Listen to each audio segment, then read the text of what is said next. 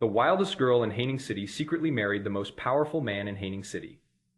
Rumor had it that no matter how capable Jiang Yanzhi was, he still couldn't keep his untamed little secret wife under control. And sure enough, he had personally come to drag her back again. Babies, let's turn up. Inside the nightclub exploding with lights and music, Gu Jiaojiao stepped onto the stage in a cheongsam that hugged her seductive figure. Dancing wildly like a spirit of the night, bold, fiery, and intoxicating, the crowd instantly went crazy. The moment she appeared, whistles and cheers erupted throughout the club. Gu Jiaojiao danced with reckless passion, her long hair flying as her movements were bold and uninhibited, wild and provocative. This woman was born to be irresistible. Fourth master. This. In a noisy corner of the club, someone stared at the stage in shock. Am I seeing things? Doesn't she look like?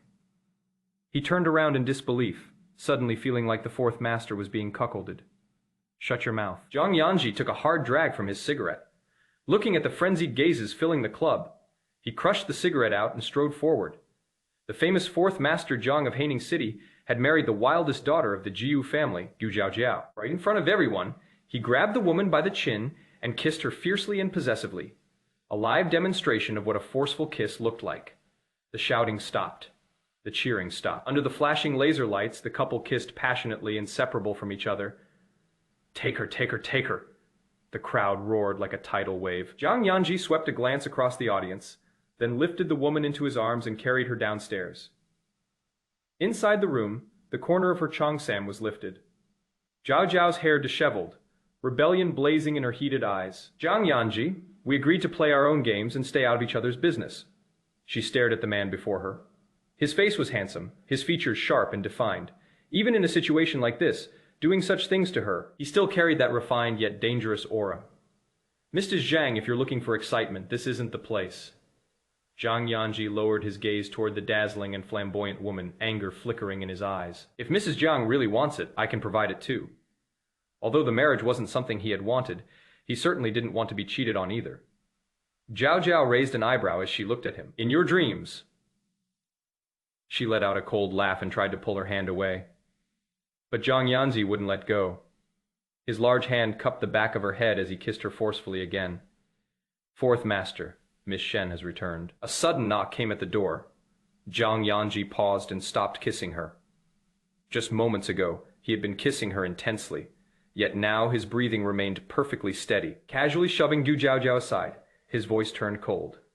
Mrs. Jiang, a woman should have some self-respect. You bastard. Gu Jiaojiao gritted her teeth, fierce defiance curling at the corner of her eyes. Jiang Yanzhi, you really are a dog. Fine. Maybe there's no love between us, but if you dare walk out today, you'll be humiliating me. Believe it or not, I'll make sure you wear 10 green hats on your head. Fourth master. The man outside the door was speechless. He didn't know whether others would dare, but the woman their fourth master married definitely would. The eldest miss of the Jiu family in Haining City was wild and unruly. If she wanted to do something, she absolutely dared to do it. Gu Jiaojiao. Dark flames rose in Jiang Yanzhi's eyes. The next second, he yanked off his tie and turned back around. Gu Jiaojiao's eyes reddened as she bit down hard on her lip. 10 minutes later, done already? 10 minutes? Just 10 minutes to finish everything in a rush. It was practically like catching a bus. Get out. Jiao Jiao yanked the blanket over herself, her wild temperament still blazing. But remember this. Once a man is tainted, I Gu Jiao Jiao would rather not have him. Jiang Yanzhi's gaze turned icy. When it came to sharp tongues, he was no worse than Gu Jiao Jiao. Looking down at her from above, he said coldly, Mrs. Jiang, your supplements worked pretty well. Chapter 2, 4th. Master sure is busy running between women's supplements, feeling the discomfort in her body. Jiao Jiao narrowed her eyes. Say me to you. Fourth Master Jiang's length isn't all that impressive either. Come on then. Who's afraid of who? If they were going to hurt each other, they might as well go all in. Gu Jiao Jiao. Jiang Yanzhi suddenly reached out and grabbed her throat. You'd better know when to stop. After he left, Gu Jiao Jiao touched the marks on her neck and coughed twice. The emotions in her eyes slowly settled into calmness before vanishing. Jiang Yanzhi, the man she had loved for 10 years, the man who had occupied her entire youth. Yet in the end, wasn't he just like a cold stone that could never be warmed? Marriage was a graveyard. Whoever took it seriously lost. The midsummer wind couldn't drive away the chill buried deep in her bones. Beep. Neon lights reflected across the speeding car. Gu Jiao looked out the window, then suddenly turned the wheel and stopped by the roadside. The black Bentley. It was his car. And the woman in white standing beside it, his beloved, his white moonlight. The two stood facing each other peacefully under the night sky, while she looked like an unnecessary intruder. Well, fourth master sure is busy tonight. Stepping on the gas, Gu Jiao swung the car around and drove over. Her entire presence radiated charm and arrogance as she smiled wildly at Jiang Yanzhi. Fourth master, since you're free, why not bring your white moonlight along and let the three of us have dinner together? Ha! What kind of nonsense was that? The wife and the mistress accompanying the same man. Shen Ruoxue looked up at the woman in the car. The instant Gu Jiao appeared, she wrapped her arms around Jiang Yanzhi's waist. Jiang Yanzhi had also heard the openly provocative challenge. Turning toward Gu Jiao, his eyes darkened coldly. You followed me? Shen Ruoxue curled her lips into a smile, withdrew her hand, and casually brushed the loose strands of hair beside her forehead aside. Gentle and graceful, she was the complete opposite of the flamboyant Gu Jiao. Am I blind? The road is so wide, yet you two lone saplings are standing here occupying the perfect time and place. Are you planning to make tomorrow's headlines? Gu Jiao glanced toward Shen Ruoxue, directing all her firepower at Jiang Yanzhi. The two women's gazes collided through the night. Shen Ruoxue, the pure and delicate white moonlight, fragile and in need of protection. Gu Jiao, a wild rose, bold, stunning, and blooming recklessly. Who's this? She's pretty cute. Gu Jiao lifted her chin and flirtatiously asked Jiang Yanzhi, pretending not to recognize her. Jiang Yanzhi remained silent, staring coldly at Gu Jiao. Shen Ruoxue smiled elegantly and introduced herself graciously. Hello, Miss Gu. I'm Brother Yanzhi's friend. My surname is Shen Ruoxue. Oh, your Miss Shen friend is quite fair and delicate. Brother Yanzhi, your taste isn't bad. It sounded like praise, yet every word dripped with sarcasm. Shen Ruoxue felt as if she had swallowed a dead fly. Miss Gu, copying the way I speak isn't very nice. A little white flower evolving into a white lotus naturally came with upgraded tactics. She wasn't acting pitiful anymore. She was confronting her directly.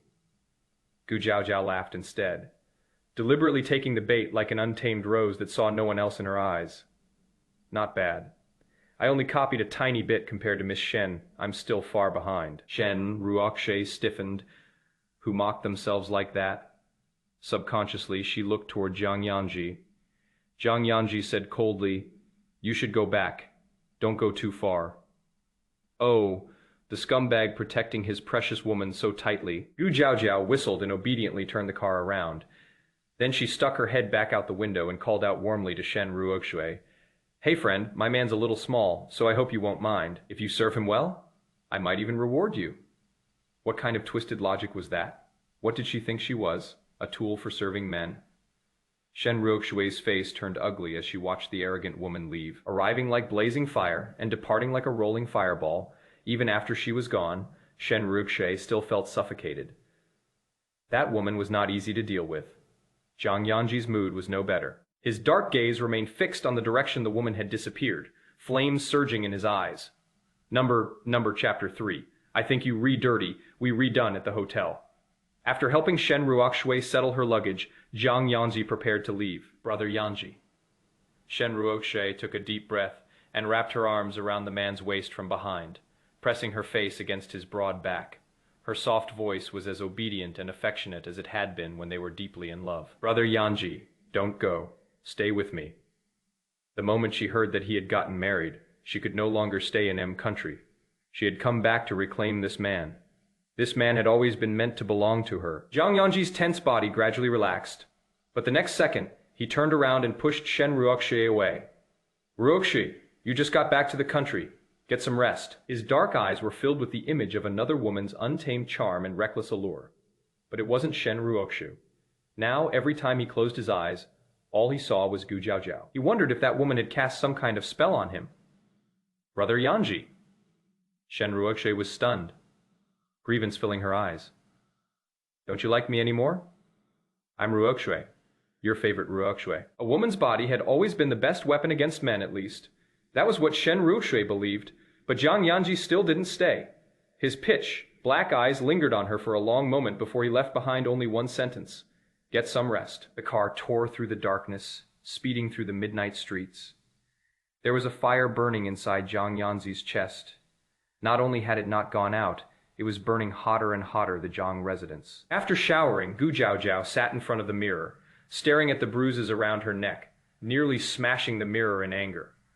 That damn dog of a man, is he trying to strangle me to death so he can make room for his precious white moonlight? Even if the man's heart wasn't with her, as long as she wanted it, the position of Mrs. Jiang could only belong to Gu Jiaojiao. Bang! The tightly shut bedroom door was suddenly kicked open, startling her. The moment she turned around, Jiang Yanzhi had already strode inside. Gu Jiaojiao hurriedly stood up, shocked. Why are you back? Weren't you off with your white moonlight? Gu Jiaojiao? You did that on purpose, didn't you? Jiang Yanzhi entered the room with hostility written all over his face. You deliberately talked about our private matters in front of Ruoxue. What exactly are you trying to do? Gu Jiaojiao ground her teeth in disbelief. Jiang Yanzhi, are you insane? Your white moonlight didn't want you, so now you come back here to vent your anger. Get the hell away from me. Jiang Yanzhi didn't move. The moment he thought about Gu Jiaojiao calling him a toothpick, he wanted to strangle her. Seriously. This woman dared to say anything and do anything. Yet over here. With a dark expression, Jiang Yanzhi grabbed Gu Jiaojiao and threw her onto the bed. Wasn't he a toothpick? Then she could experience it properly herself. Imphi! A sudden sharp pain struck him below the waist. Jiang Yanzhi's face instantly changed as he bent over and collapsed to the side. One kick clearly wasn't enough for Gu Jiaojiao. She kicked him twice more. Jiang Yanzhi, do you think I actually care about your stupid toothpick? Let me tell you something. We're done. Once you've touched another woman, don't ever think about touching me again. I think you're dirty. The more she spoke, the angrier she became. Gu Jiaojiao jumped off the bed and rushed out barefoot.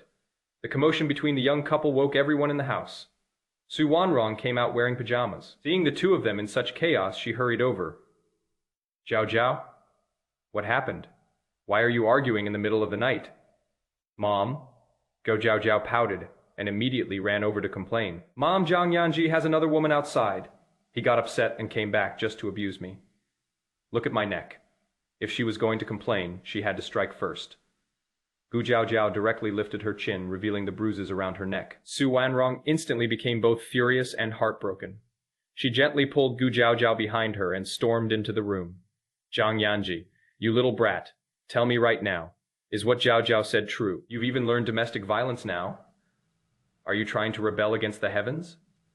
Jiang Yanzhi sat by the bed, clutching his waist, cold sweat covering his forehead, his face extremely ugly. Especially when he saw Gu Jiaojiao shamelessly accusing him first, he nearly exploded from anger. Mom, she already beat me into this state, so what do you think? The man's gaze shot toward her like a sharp blade. Gu Jiaojiao suddenly felt a little guilty. Had she kicked a little too hard? Look at the mess you made. Even if couples fight, you can't kick that hard. What if you really damage something? Are you planning to become a widow? Outside the hospital examination room, Su Wanrong sighed helplessly. Jiaojiao lowered her head obediently. Mom, I panicked. Okay, I didn't mean to. He came at me like some hooligan and started tearing at my clothes. I'm a clean freak, and I think he's dirty, so I struggled a little and accidentally kicked him. As a mother-in-law, Su Wanrong genuinely adored this daughter. In-law, but no matter what, she still had to feel sorry for her own son. Both annoyed and amused, she forced herself to keep a stern face. You really dare to say anything? How are you not embarrassed talking about this kind of husband? And wife matter, Gu Jiaojiao. What was there to be embarrassed about? She didn't want to stay married to that man anymore. So what if she had loved him for 10 years? 10 whole years. She had given him the best years of her youth, and what had she gotten in return? Men were like dirty rags. Once they were stained, they should just be thrown away. Suddenly, the title of Mrs. Jiang no longer felt that important. Mom, if I want a divorce, would you agree? Gu Jiaojiao asked softly after some hesitation. Su Wanrong froze for a moment before answering decisively. Agree my foot. Absolutely not. This marriage was arranged by both families' grandparents. Even if you want a divorce, your grandfathers would have to approve it first. It was true. This marriage represented the expectations of the older generation back then. Grandpa Jiang had practically cried, made a scene, and threatened his life before forcing Jiang Yanzhi to agree to the marriage. Even if they divorced, the old master would still need to approve it. Zhu Jiao instantly looked miserable. Mom, you don't even sound gentle anymore. How could she stay gentle? Her son was practically about to be thrown out of the house. No matter how elegant she was, she couldn't keep it together anymore. Mom, you came from a refined Jiangyan family. You're the perfect embodiment of grace and elegance. If you keep acting this rough, how am I supposed to explain it to Dad later? Yu Jiao began acting spoiled. She was fortunate enough to have a mother-in-law like this, but unfortunate enough to fall for a man like Jiang Yanzhi. She was conflicted, but she still wanted a divorce. And the dad she mentioned was Jiang Yanzhi's father, Jiang Wenhe. Enough with the sweet talk. Your father is away on a business trip and won't be back anytime soon. Even if you really want a divorce, we'll talk about it after everyone's here. Su Wanrong skillfully used the delay tactic. Jiao had nothing left to say. On Su Jiao, Yanji's condition isn't too serious, but he still needs about a month to recover. During that time, he shouldn't engage in any strenuous activity. The refined scoundrel, like Doctor, walked out of the examination room, pushing up his glasses while trying hard not to laugh. Jiao, just how ruthless were you? You almost crippled young Master Jiang. Number Chapter 4. Life really is a twisted fate. Hearing that Jiang Yanzhi was fine, Jiao had to admit she secretly felt relieved, but very quickly she snapped back. Qin Shensheng, are you itching for a beating? I already told you. It was an accident. I didn't do it on purpose. All right. You didn't do it on purpose. You accidentally did it. Qin Shensheng corrected himself smoothly before adding, take the medicine, oral medication. Qin Shensheng was Gu Jiao's childhood friend. The two had known each other since they were young and shared a true childhood friendship. Later, after meeting Jiang Yanzhi, Qin Shensheng also became acquainted with him. As Gu Jiao went to get the medicine, Jiang Yanzhi walked out of the examination room, his face still unpleasant. Mom, where is she? Su Wanrong sneered. You still have the nerve to ask, how did I give birth to such a useless son? Tell me, who's the woman outside? Jiang Yanzhi frowned. She complained to you? If they weren't in the hospital, Su Wanrong would have smacked him on the spot. Whether she complained or not, shouldn't you know exactly what you did? I'm warning you. Cut ties with that woman outside as soon as possible. The only daughter, in-law of the Jiang family, will forever be Zhu Jiao. In the blink of an eye, several days passed. Jiang Yanzhi's pain had eased considerably. Looking at the gloomy weather outside, Jiao guessed it was about to rain. She didn't want to look at Jiang Yanzhi's annoying face, and she felt stifled inside, so she wanted to go out and have some fun. Mom, I'm going shopping. Want to come? Su Wanrong put down the magazine in her hand. Yes, the mother-in-law and daughter-in-law pair looked like sisters. After changing clothes, they headed out together, completely treating Jiang Yanzhi like heir. The mall was crowded, and facts proved that spending money was the greatest respect one could show their anger. The two women shopped wildly, buying one thing after another, and their moods improved immediately. At noon, they found a place to eat. Just after ordering, Gu Jiao's phone buzzed. Miss Gu, let's talk. Oh, the white moonlight really was capable. She had gotten her contact information this quickly. Gu Jiao raised an eyebrow and looked up. What's wrong? Su Wanrong asked. Nothing. I saw an acquaintance. I'll go over for a bit. Putting away her phone, Gu Jiao headed toward the mall lounge area. Shen Ruoxue politely extended her hand. Hello, Miss Gu. Gu Jiao was a civilized person too. Though wild by nature, she still had manners. Hello to you too, Miss Shen. The two sat down. Shen Ruoxue pushed the juice on the table toward her. Try it, freshly squeezed. Sure. Gu Jiao didn't stand on ceremony, smiling. She took a sip. Shen Ruoxue looked surprised. Miss Gu, aren't you afraid I poisoned it? Are you that stupid? Gu Jiao asked in return. Shen Ruoxue laughed. When I met Miss Gu last time, I already knew you were a straightforward person. Seeing you again today only confirms it. Gu Jiao smiled as well. So this is the fate brought together by a toothpick, huh? Toothpick? Shen Ruoxue froze for a moment, not understanding at first, but she understood almost instantly afterward. A strange look appeared in her eyes. Miss Go, isn't it a bit inappropriate to describe your own husband like that? There's nothing inappropriate about it. Within 1 meter, he's a husband. Beyond 1 meter, who knows what he is? Shen Ruoxue, over the past few days, she had investigated Gu Jiao thoroughly. According to the information she found, Gu Jiaojiao was nothing more than a spoiled rich girl raised with excessive pampering. She played wildly and didn't seem very smart. Shen Ruche hadn't taken her seriously. But after talking to her now, she suddenly felt this woman was rather troublesome.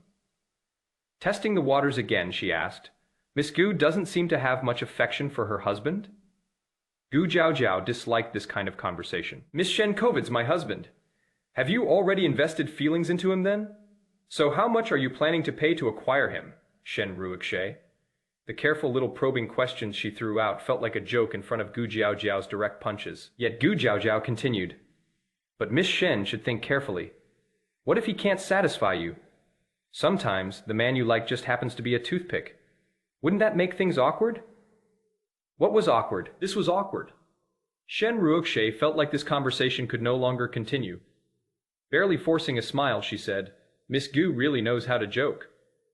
"I'm not joking, I'm serious. Not only that, but the duration is short too. Probably only a few seconds if Miss Shen still likes that kind of man so much and insists on taking him, then name your price. I'll sell him off cheap."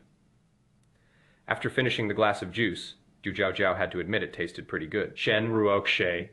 She stared at Gu Jiaojiao as if she had seen a ghost, then practically fled in panic inside her head. Only one word remained echoing endlessly. Toothpick. Toothpick. It was like demonic chanting driving her crazy, Gu Jiaojiao. Didn't care what had been implanted into her mind, watching Shen Ruokshe's hurried retreating figure, the corners of her lips curled upward. "Mom, let's go home." The moment they arrived home, heavy rain poured down from the sky. Coincidentally, Jiang Yanzhi was preparing to head out at that exact moment. A servant handed him an umbrella while Gu Jiaojiao changed her shoes by the door and casually asked, "Where are you going?" Jiang Yanzhi looked at this woman, clearly not someone easy to deal with, yet she deliberately acted obedient in front of his mother. "None of your business." Gu Jiaojiao immediately turned around to complain. "Mom, Jiang Yanzhi is going to see some wild woman." What was a mouth for with her mother-in-law spoiling her like this? She absolutely had to complain whenever possible. Su Wanrong, who had just gone upstairs, immediately leaned over the railing upon hearing that accusation. "Jiang Yanzhi, if you dare leave this house, I'll break your legs." Jiang Yanzhi hadn't expected Gu Jiaojiao to be this shameless. "Gu Jiaojiao, you already got the title of Mrs. Jiang. What more do you want?" Facing the wind and rain, he drove away. Gu Jiaojiao let out a breath and cursed. Scumbag. Marriage was bullshit. Whoever fell in love first died first. Taking a deep breath, Gu Jiaojiao flashed a bright smile towards Su Wanrong upstairs, who was still furious. "Mom, I don't even want him anymore. Anyway, don't be angry. Go to sleep early." Then she headed upstairs to unpack all the shopping bags she had brought home. She had spent a lot today. As long as she liked something, whether useful or not, she bought it all. Just then, Qin Shensheng called her. "Jiao Jiao, come out and have some fun." Gu Jiaojiao glanced at the rain outside. It didn't look like it would stop anytime soon, and she sounded uninterested. "It's raining. Where are we supposed to go?" "This kind of storm won't last long. It'll stop soon." "How about Nanshan Racetrack?" "Sure. We'll meet at the racetrack after the rain stops." After arranging it with Qin Shensheng, Gu Jiaojiao checked the weather forecast on her phone. Sure enough, the rain would stop shortly. At 3 in the afternoon, the storm finally ended, and the sky turned awash. Clean blue. Jiao Jiao immediately drove out. By the time she arrived at Nanshan Racetrack, Qin Shensheng and several friends were already waiting for her. Since they were all friends, Gu Jiaojiao hugged each of them before a wild spark appeared in her eyes. "So want to race?" "Of course." Qin Shensheng laughed loudly. There was also a girl standing beside him. The girl smiled sweetly and looked cheerful. It was Gu Jiaojiao's first time meeting her. Still, she somehow felt that the girl was hostile toward her. "This is Yuan Yuan. You two should get to know each other first." Qin Shensheng nudged Yuan Yuan forward, and she greeted Gu Jiaojiao politely. Gu Jiaojiao's wild personality immediately surfaced, and she whistled. "What a beauty, Dr. Qin. Is this your sweetheart?" "No, Qin." Shensheng denied it. Looking at Gu Jiaojiao, he laughed again. "My sweetheart is someone else." "Fine," Gu Jiaojiao responded casually. "If no one's working this afternoon, we'll go sing karaoke tonight. Whoever loses the horse race treats everyone." Qin Shensheng had no objections. "I'm off this afternoon. I'll risk my life to accompany the queen." The queen was naturally Gu Jiaojiao. Gu Jiaojiao laughed again. Who was afraid of who? The group headed toward the racetrack to change clothes. But unfortunately, life really was such a twisted fate. Brother Yanzhi, this is my first time horseback riding. I'm a little scared. Shenru Okshe had changed into riding attire, making her already delicate little face look even more fragile and pitiful, perfectly matching her claim of being afraid. Chapter 5. Your taste keeps getting worse, Jiang Yanzhi responded with a simple, then changed into riding clothes as well. From the stable, he picked out a gentle little mare for Shen Ruoksha. Take it slow later. Don't rush. Just follow my instructions. Okay. Shen Ruoksha answered softly, her gaze toward Jiang Yanzhi filled with admiration. Bai Shushu had sharp eyes. Unable to resist, she nudged Gu Jiao with her elbow. Jiao, can you be a little more alert? Look at yourself, alone and miserable. Then look at them, all sweet and lovey. Dovey, handsome man, and beautiful woman together. Seriously, how did you fail to even keep your own man? Bai Shushu was Gu Jiao's best friend. She had always spoken bluntly, and also knew about the couple's secret marriage. This was pure frustration at someone failing to live up to expectations. Gu Jiao turned to look just in time to catch that affectionate scene between the two of them. The corner of her lips twitched. Every pot has a couple of maggots stirring the crap inside. Come on, let's change first. Bai Shushu nearly gagged. Watch your metaphors. How are we supposed to eat after hearing that? We still can. Gu Jiao answered decisively. Go change clothes already. Don't look at them. It kills the mood. She sneered inwardly. So he really had come out to meet his wild woman. She was definitely going home later to complain again. Both Gu Jiao and Bai Shushu were regulars at the racetrack. The place even had dedicated changing rooms and riding outfits for them. Bai Shushu wore a white riding outfit that made her look like a heroic swordswoman from ancient times, elegant and cool. Gu Jiao wore red, bright clothes, fierce horse, bold and dazzling. The moment the two women walked out after changing, everyone around them was stunned. Whistles instantly erupted. Qin Shensheng circled around the two beauties and laughed. Not bad at all. With this level of wild energy, if you still can't win today, I'll look down on you. Gu Jiao lazily tapped the riding crop against her palm and narrowed her eyes. And who exactly am I racing against? Who else against? Before Qin Shensheng could finish speaking, Jiang Yanzhi walked out together with Shen Ruokshe. Qin Shensheng shut his mouth. His expression darkened slightly before he turned back toward Jiao. You can really swallow this anger, Bai Shushu clicked her tongue. You should just fight. Both of them clearly loved stirring up trouble. And coincidentally, Shen Ruokshe was also wearing a red riding outfit. The difference became obvious immediately. One was stunning and glamorous, bright and flamboyant. The other looked delicate and timid, like an awkward imitation. Gu Jiao's pride practically soared to the heavens. She never cared about timing when mocking people. A fake copy still dares to show itself off. Jiang Yanzhi, since when did your taste become this bad? Shen Ruokshe's face instantly turned pale. Subconsciously, she looked toward Jiang Yanzhi. Jiang Yanzhi didn't speak. His gaze swept once over Gu Jiao before he said, You really dare to try anything. This version of Gu Jiao, wild and breathtakingly beautiful, would have been perfect if only she had spoken a little less. But she was simply too beautiful. A trace of amazement appeared in Jiang Yanzhi's eyes. Bai Shushu's eyes rolled mischievously.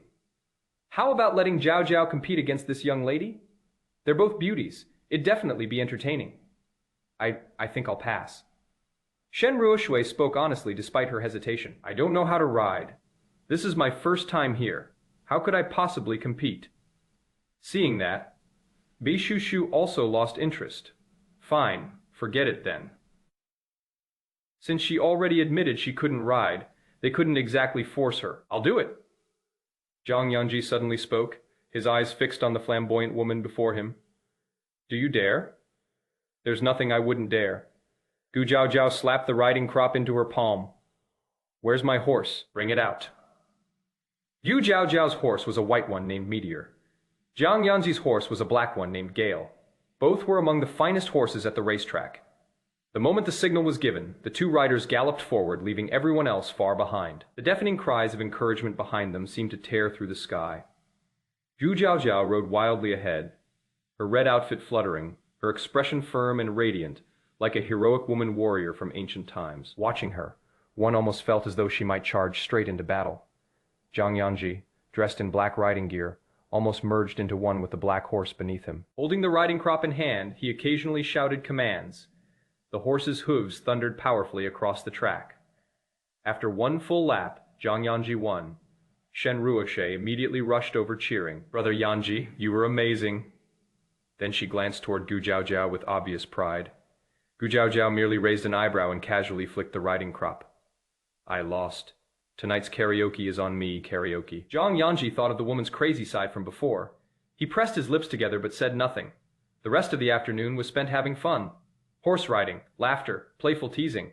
The group enjoyed themselves immensely. Everyone except Jiang Yanzhi and Shen Ruoxie. It was as though the two of them had been isolated from the entire world, completely ignored. "Brother Yanzhi, I dragged you into this. I know Miss Gu doesn't like me." Shen Ruoxie sighed softly and climbed down from her horse. "I'm tired. I'll head back first." Even she found the atmosphere awkward. Jiang Yanzhi pursed his lips and glanced once toward the woman in the distance, radiant like blazing fire. "All right, go back first."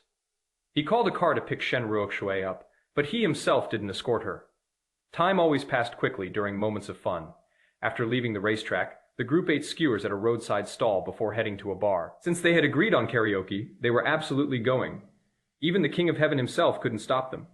Of course, Jiang Yanzhi had not been included among the people Gu Jiaojiao intended to invite, but for some reason he still came. "Since you're already here, fine. I won't chase you out because I don't hit smiling faces, but don't ruin my fun." Gu Jiaojiao warned him. Jiang Yanzhi immediately became irritated. "Are you planning to go wild like last time, Gu Jiaojiao? You're already a married woman."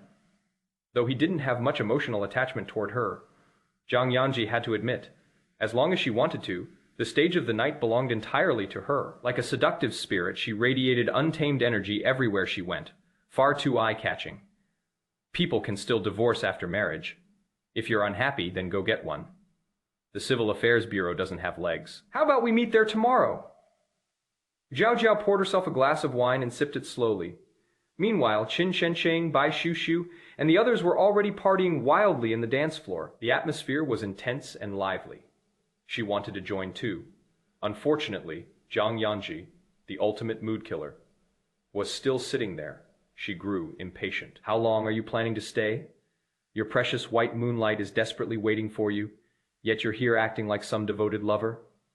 Jiang Yanzhi was angered by her words, but still kept a cold face. "I'll sit here until you come home with me." "Are you sick? I want karaoke. I want to have fun. Then I'll watch you have fun." Jiang Yanzhi. Gu Jiaojiao finally exploded. "What exactly do you want?" What exactly did he want? At the moment, Jiang Yanzhi himself hadn't figured it out. But one thing was certain. Tonight, he didn't want to be cheated on. Without question, the night ended in total frustration. Jiang Yanzhi clung to her like an impossible piece of gum stuck to her shoe. No matter what, she couldn't shake him off. Unable to enjoy herself properly, Zhao Zhao simply paid the bill and drove home. Not to the Jiang residence, to her own apartment. The apartment was tiny, only one bedroom and one living room. After getting out of the car, Jiang Yanzhi still insisted on following her upstairs. Finally losing patience, she kicked him. "Stop following me." Jiang Yanzhi didn't dodge. He squeezed into the elevator after her anyway. "My wife wants to cuckold me. Of course I need to keep an eye on things." Jiao Jiao exploded with anger. "Shut that filthy dog mouth of yours. No matter how much nonsense you bark, flowers still won't grow out of it.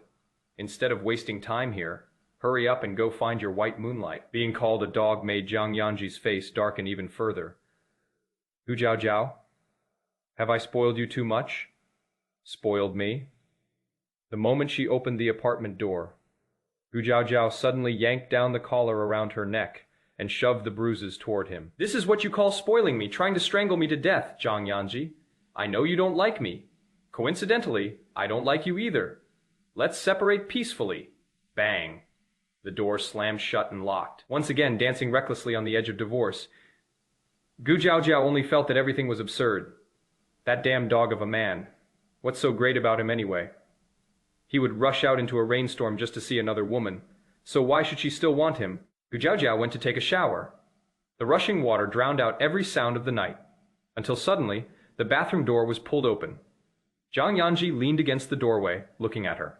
The fragmented light in his eyes spread slowly across her body as he asked, Are you jealous? Is that why you're trying to get back at me? Gu Jiao instantly grabbed a towel and wrapped herself tightly, furious. Who let you in? How did you get in here? She had clearly locked the door. Number chapter 6. Going on a date with another man, the man leaned lazily against the doorway and lit himself a cigarette. Blue smoke curled through the air as Jiang Yanzhi narrowed his eyes and slowly looked her up and down. I walked in. Gu Jiao nearly exploded. Was that even the question she was asking? Get out of my way? Wrapping the towel tightly around herself, she shoved past him and stormed outside. She checked the lock over and over again. It was a password lock. No key required. But why did he know the password? She was changing it tomorrow. Jiang Yanzhi, before I really lose my temper, get out. Jiao stood by the door, leaving it slightly open. Warm summer wind poured in from the hallway, sticky and humid. This damned midsummer weather was unbearable. You're in such a hurry to chase me out. Did you hide a man in here? By the time Jiang Yanzhi finished one cigarette, he had already scanned every corner of the apartment. Even the kitchen hadn't escaped inspection. The one-bedroom apartment was undeniably small. But strangely, it felt safe. Whenever Jiao was in a bad mood, she liked coming here alone, locking herself inside this tiny little world. This was her final refuge. What nonsense are you talking about? Gu Jiao stared at him in disbelief and replied rudely, since when did the mighty fourth master Jiang become such a gossip? If I hide someone here, do I need to report it to you? So you really did hide someone? Fine. You're handsome. So whatever you say must be right. Yes, I hit a man. Happy now. Can you leave already? Too lazy to keep arguing with him, Gu Jiao pulled out a hairdryer and began roughly drying her wet hair. Jiang Yanzhi still didn't leave. After finishing one cigarette, he lit another, and simply sat there watching her dry her hair. This woman seemed born covered in thorns, beautiful, but impossible to handle.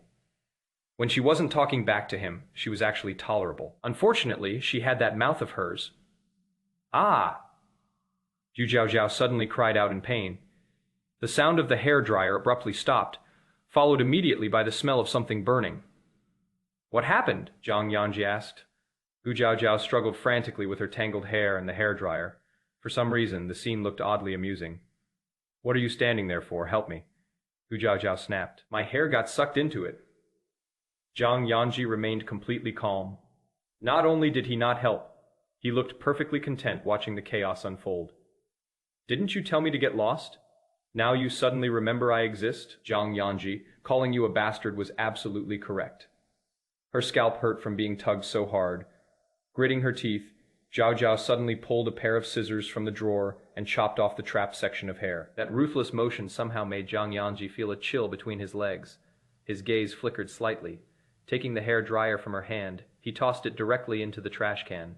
If you have something to say it properly. Don't keep acting like you want to become a widow. A widow? Gu Jiao ground her teeth again. Then she looked at the trash can and became even angrier. Sure, she had wanted to throw the hairdryer away too, but it definitely wasn't Jiang Yanzhi's place to do it. Yes, absolutely. You really are the tapeworm living inside my stomach. Since I'm dying to become a widow, why don't you cooperate a little, fourth master? Her hair still wasn't dry, and now the dryer was gone too. Annoyed, she grabbed a towel and started rubbing her hair instead. The loose-cut hairs still stuck to her neck, making her itch terribly. This shower had been completely pointless. My dear fourth master, just leave already. Stop staying here and irritating her. After throwing out that sentence, Gu Jiao went to take a shower for the second time. 10 minutes later, she walked out of the bathroom again, only to discover that the person who was supposed to leave still hadn't left. The apartment wasn't big, but it was exquisitely decorated. Everything Gu Jiao bought for the place followed a warm, cozy aesthetic. Even the throw pillows had cartoon designs on them. And there sat Jiang Yanzhi, all long limbs and broad shoulders, occupying her sofa while holding one of her cartoon pillows. When he glanced back at her, he even looked at her like she was an idiot, though he said nothing. The meaning was obvious. He thought she was childish. Jiao instantly became irritated. Why are you still here? This apartment belongs to me personally. It's premarital property and has absolutely nothing to do with you. If you don't leave now, I'm calling the police. She showed him absolutely no courtesy and insisted on throwing him out. Jiang Yanzhi looked up at her. Despite technically being in the weaker position, he still radiated overwhelming dominance. The buttons at his collar had already been loosened, revealing part of his collarbone, strangely seductive. Gu Jiaojiao immediately looked away, her heartbeat speeding up slightly. She had to admit, even if this man was a scumbag, his appearance was undeniably exceptional. Mrs. Jiang just said she wanted a tapeworm. In that case, I'll stay here and reluctantly satisfy your request. Zhu Jiaojiao had just come out of the bathroom wrapped in a towel. The steam had left her small face flushed and alluring. Very tempting. Oh, that was earlier. I don't want one anymore. Zhu Jiaojiao replied calmly before turning toward the bedroom to change clothes. Jiang Yanzhi raised an eyebrow and followed her inside. Zhu Jiaojiao immediately froze. Get out. I'm changing clothes. You change. I won't interfere. Gu Jiaojiao, has your brain been possessed by some monster? Aren't you supposed to be the mighty, cold, ruthless fourth master Jiang? Since when did you turn into human glue? Human glue was already putting it politely. Piece of dog shit was more accurate. The kind that sticks to you and can't be shaken off. Oh, then which does Mrs. Jiang prefer? The mighty and domineering version, or the clingy version? Jiang Yanzhi walked toward her, using his height advantage to suppress her completely. His gaze boldly swept across her red lips, then lower, as though he could see through everything. Zhao Zhao instinctively stepped back and turned her head aside, thinking about that night at the bar. Well, he had been fast, though admittedly the duration had also been quite short. Fourth Master should leave. Honestly, I'm not particularly interested in certain abilities of yours. Zhao Zhao paused. Her eyes flicked downward for a split second before she reached out to push him away. Jiang Yanzhi caught every tiny movement. His expression darkened instantly. With one hand, he pinned both her wrists behind her back. Then he pulled her tightly into his arms, his voice low and cold. So because you weren't satisfied, you started telling everyone I'm incapable, Now Gu Jiaojiao was angry too. She glared at him. Do I even need to tell people? Anyone can tell you're incapable without me saying a word. The next second, Jiang Yanzhi dragged her down with him onto the bed. Then let's do it again. I'll show you whether I'm capable or not. Jiang Yanzhi, Gu Jiaojiao shouted. But suddenly the phone rang. Jiang Yanzhi paused briefly before walking into the living room. What's wrong? His voice was unusually gentle. Shen Ruoxie had gotten drunk. The call came from someone at the bar. Mr. Jiang, your friend is drunk. Could you come pick her up? The speakerphone was on. Every word could be heard clearly. Damn it, dog of a man. Gu Jiaojiao cursed. Quickly taking advantage of the opportunity, she hurried to change clothes. Just then, her own phone rang too. Right in front of Jiang Yanzhi, Gu Jiaojiao answered the call. Qin Shenxing's voice came through first. You lost the horse race like we agreed. Then you ditched karaoke too, Jiao Jiao. That's not very fair, is it? Then Bai Shushu's loud voice cut in. Jiao Jiao, we're getting late. Night snacks come too. Dr. Qin said if you don't come, he's not paying the bill. Hurry up. Hearing the noisy laughter on the other end of the phone, Gu Jiaojiao's mood instantly brightened. Okay, wait for me. I'll be there soon. She failed to notice Jiang Yanzhi's eyes darkening. You re that happy about going on a date with another man? Number chapter 7, The Ultimate Sucker. A fight breaks out. Gu Jiaojiao didn't he even need to change clothes again. She efficiently put on her wildest makeup and slipped into the highest heels she owned. Even though her hair wasn't perfect, it couldn't stop her desire to go out and have fun. Oh my! Since when has Fourth Master become so petty? We already agreed. You do your thing. I do mine. Don't be such a hypocritical double-standard dog. Why are you getting so worked up? Come on, Fourth Master. Hurry up and leave. I'm leaving too. Let's go together.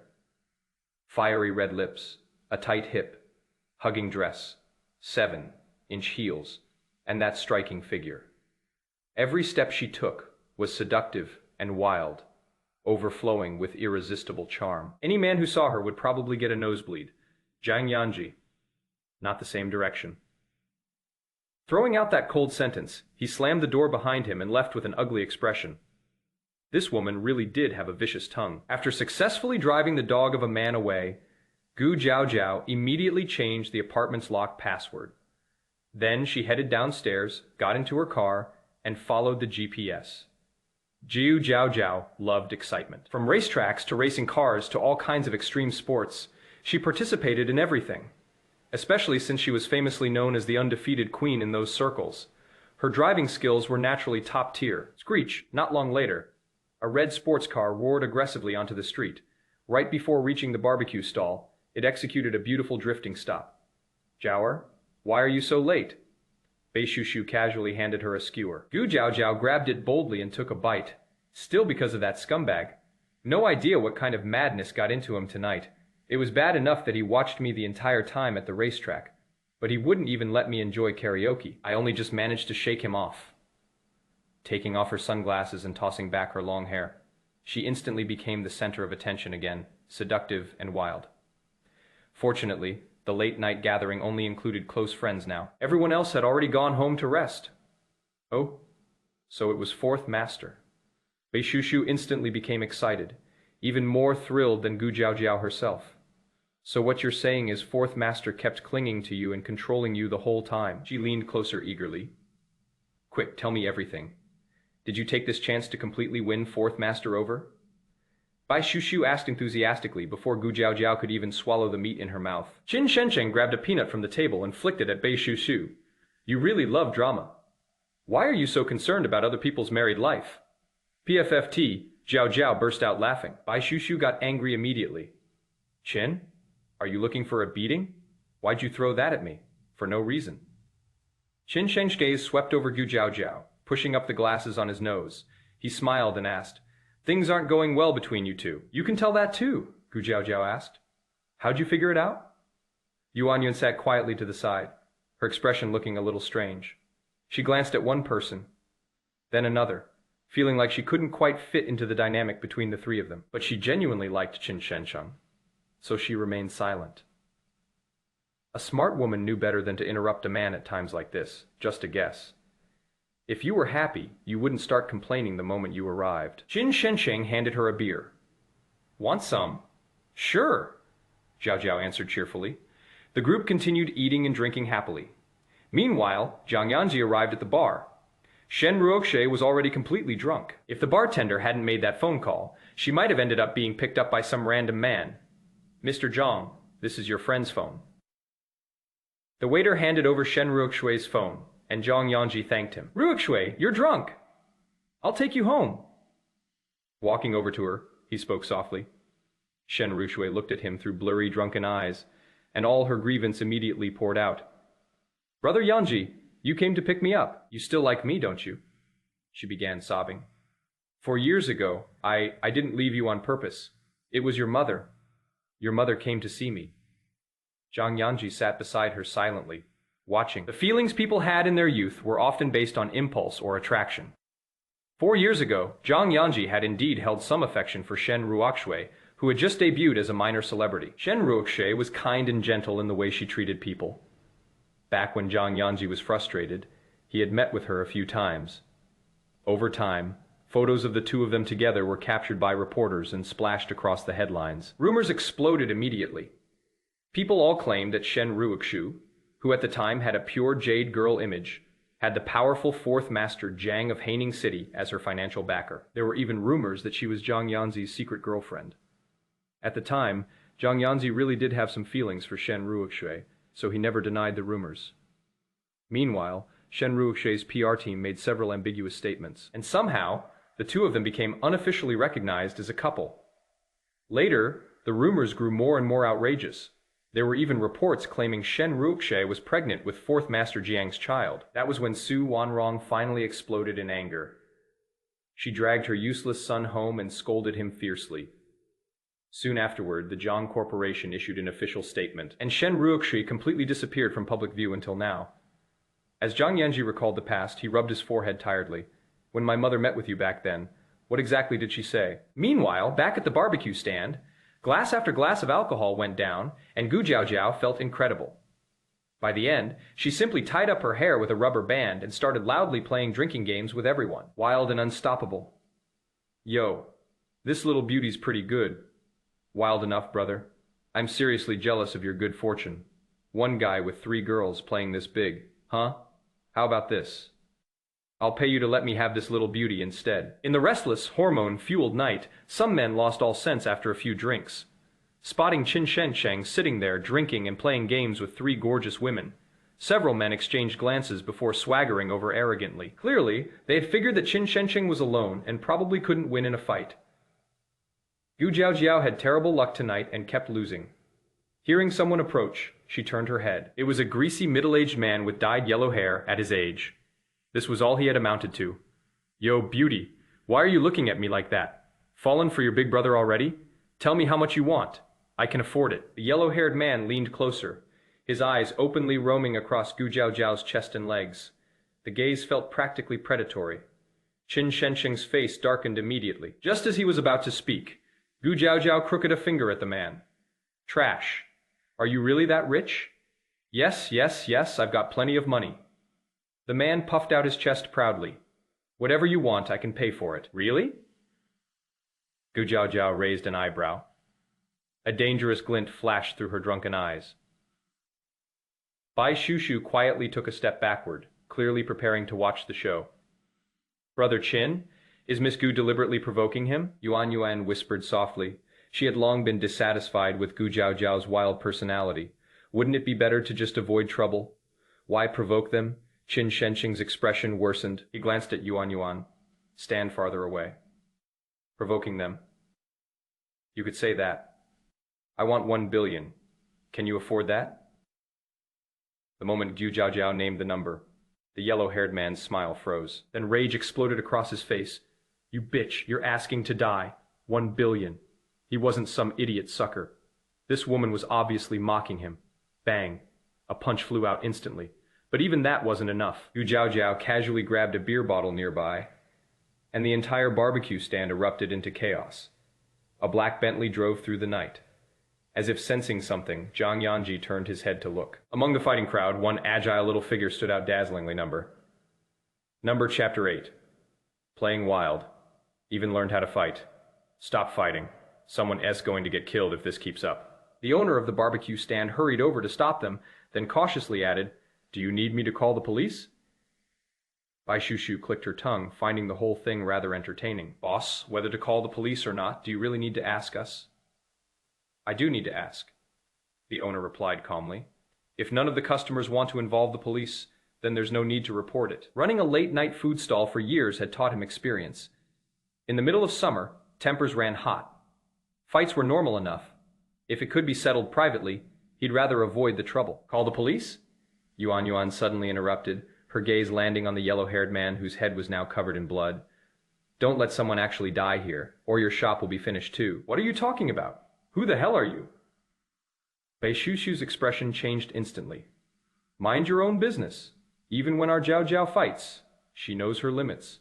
It's not your place to interfere. Yuan opened her mouth, clearly unhappy too. But things have already gotten this big. How are we supposed to keep eating?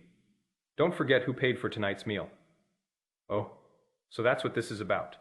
Bai Shushu sneered. You're relying on Dr. Qin's money and worried Jiao's going to drag you into this, huh? She finally saw Yuan clearly now. Fine then, stop worrying about the money. I'll pay for tonight's meal myself. Save certain people from feeling so distressed. At that point, she already looked down on this woman. With such a narrow mindset, she wasn't worthy of Dr. Qin. Yuan's sore spot had been hit. Her face changed. That's not what I meant. I was just... Bai Shushu couldn't be bothered listening anymore. Turning to the owner, she said, Listen to me. No need to call the police. The owner was sharp enough to immediately understand who was really in charge here. All right then, just remember to compensate me for the damages afterward. He pointed toward the surrounding empty tables. All those customers ran off. You'll have to cover their bills too. The moment the fight started, everyone had fled. Somebody had to pay for the losses. Fine. Bai Shushu agreed. Qin Shensheng hadn't heard the argument between the two women. At the moment, he'd been staying beside Gu Jiaojiao the entire time. She could focus on fighting. He'd handle her back. Someone tried to sneak an attack on Gu Jiaojiao during the chaos, only to get kicked away by Qin Shensheng immediately. Gu Jiaojiao tossed aside half a broken beer bottle and turned back with a grin. Thanks. Old Qin. No problem, Qin Shensheng replied. Then check the time. That's enough. Don't actually kill someone. Got it, Gu Jiaojiao answered lazily. then lifted her foot and kicked the yellow-haired man again. With a cold laugh, she said, "Look carefully at this face and remember it. Well, my surname's Gu Jiao Yao, the wildest young lady in all of Haining City, not only fiercely protective of her own people, but also incredibly vengeful. So what kind of death wish did you have to provoke her?" The yellow-haired man clutched his bleeding head and nearly pissed himself in fear. "Sorry, I'm leaving right now. Right now." He immediately called his lackeys and prepared to run. "Wait a second!" Bai Shushu rushed over, face dark. "You overturned all these tables and chairs, and several customers left without paying. Someone has to cover the losses." Zhu Jiaojiao said nothing. She merely lifted her chin toward the yellow-haired man. The man instantly scanned the payment code and transferred money without hesitation. More than enough. Only then did Gu Jiaojiao let him leave. "Jiaoer, even though you're amazing at fighting, don't do it again next time." Bai Shushu looked worried. What if something goes wrong someday? Then her eyes suddenly locked onto Gu Jiaojiao's hair. "Wait, why is part of your hair shorter? What happened to it?" "Oh, nothing. I cut it myself." Gu Jiaojiao casually fixed her hair into a high ponytail again, then waved at Qin Shensheng and Yuan Yuan. "Come on, let's keep eating. Someone else paid for this meal. Wouldn't eating more be a waste otherwise?" She really did look wild beyond control. "I'm done eating. Let's go home." Bai Shushu glanced at Yuan Yuan, clearly displeased. Just moments ago she'd wanted to call the police, and now she was happily sitting down to continue eating. Her little schemes and calculations were painfully obvious. "Shushu, we've only eaten half the food. You're full already?" Qin Shensheng asked. He picked up the fresh barbecue skewers that had just arrived and placed some onto both Bai Shushu's and Gu Jiaojiao's plates. Yuan Yuan's face darkened further, but she endured it silently. Bai Shushu shook her head. "I'm full. Not eating any more." She grabbed Zhu Jiaojiao and left. Qin Shensheng called after them twice, but they ignored him. Just as he was about to chase after them, Yuan Yuan grabbed him. "Brother Cheng, don't go. With Sister Shushu there, nothing will happen." Qin Shensheng pressed his lips together, staring at her face for a moment before removing her hand. "Tell me, what exactly happened just now?" Halfway down the road, Bai Shushu finally couldn't hold it in anymore. "Jiao Jiao, stay away from that Yuan Yuan girl in the future. I think she's got something against you." "What happened?" Bai Shushu explained everything, then concluded, "She's calculating and scheming, and she's petty too. I seriously don't know how Dr. Qin ended up with a girlfriend like that." Gu Jiaojiao understood immediately. Patting her shoulder, she said, "All right, I get it. Everyone has their own preferences. It's normal. Besides, Qin Shensheng only treats the two of us especially. Well, as his girlfriend, it's normal for her to feel jealous too. Consider it a little romantic spice." "Is that really all?" Bai Shushu felt like it wasn't that simple. The two women walked outside and were just about to get into the car when a pair of headlights suddenly blasted toward them. Gu Jiaojiao immediately raised a hand to shield her eyes, cursing under her breath. "Who the hell is that psycho?" The lights were too bright to see anything clearly. A few seconds later, she finally made out someone stepping out of the car opposite them through the gaps between her fingers. Black dress pants wrapped around a pair of absurdly long legs. Ridiculously handsome. "Jiao Jiao, it's Fourth Master." Bai Shushu recognized him first and quickly tugged at Gu Jiaojiao's sleeve. Gu Jiaojiao finally saw Jiang Yanzhi's face clearly and immediately scoffed, "Handsome, my ass." "Not handsome at all anymore. Fourth Master, where'd you just come from? What a coincidence." Zhu Jiaojiao asked lazily, her wild aura refusing to place anyone in her eyes. Jiang Yanzhi's face darkened as his gaze swept over her. After the fight, she'd tied her hair back up again. Her dress was wrinkled. Her shoes were still on, though now clearly dirty. Something in his chest tightened uncomfortably. "Gu Jiaojiao, you've really opened my eyes tonight. You even learned how to fight now." That scene earlier had been quite spectacular. If he hadn't seen it himself, he would have thought he was hallucinating. "Fourth Master, you must have seen wrong. We were only eating." "Who was fighting?" Gu Jiaojiao lied with a perfectly straight face. Then she grabbed Bai Shushu. "Come on, I'll drive you home." Bang. The car door she'd opened was suddenly pressed shut by Jiang Yanzhi's hand. "You drank alcohol, and you still want to drive. Do you know any rules at all?" Gu Jiaojiao let out a breath, irritation instantly surging up. "Jiang Yanzhi, are you done yet? Whether I drink or drive is none of your business. Are you actually worried about me or something? Her bright red lips carried the scent of alcohol as she stepped closer toward him. But the moment she got close, instead of smelling him, she nearly choked on the alcohol reeking from herself. Jiao Jiao suddenly wanted to throw up. She slapped his hand away immediately. Get lost. A good dog doesn't block the road. She only meant to push him aside so she could go vomit by the roadside. But Jiang Yanzhi didn't move. A burst of anger exploded inside him. He grabbed her slender arm tightly and said coldly, Dog. Then what are you? Did you marry a dog? PFFT standing nearby, Bishushu finally couldn't hold back her laughter anymore. She instantly covered her mouth afterward. Sorry. I didn't see anything. Didn't hear anything. Please continue. Continue. Continue what exactly? Jiang Yanzhi took a deep breath and called someone over to handle the car. Then he grabbed Gu Jiao Jiao directly and tossed her into the red sports car. His dark eyes looked terrifyingly cold, almost like he wanted to devour someone. I'll take her home. Do whatever you want. Number chapter 9, A Drunken Mess. Kicked off the bed, Gu Jiao Jiao was completely drunk in this condition. There was no way she could return to the Jiang family residence. After thinking for a moment, Jiang Yanzhi took her back to the apartment instead. At the door, no matter how many times he entered the password, it kept showing incorrect. Suppressing his anger, Jiang Yanzhi repeatedly reminded himself to stay calm. Then, while supporting the drunken woman, he patiently asked, Gu Jiao Jiao, did you change the password? What is it? Gu Jiao Jiao had drunk a lot tonight, and on the way back, the sports car had been speeding through the night wind, making the alcohol hit even harder. At this point, she was truly wasted.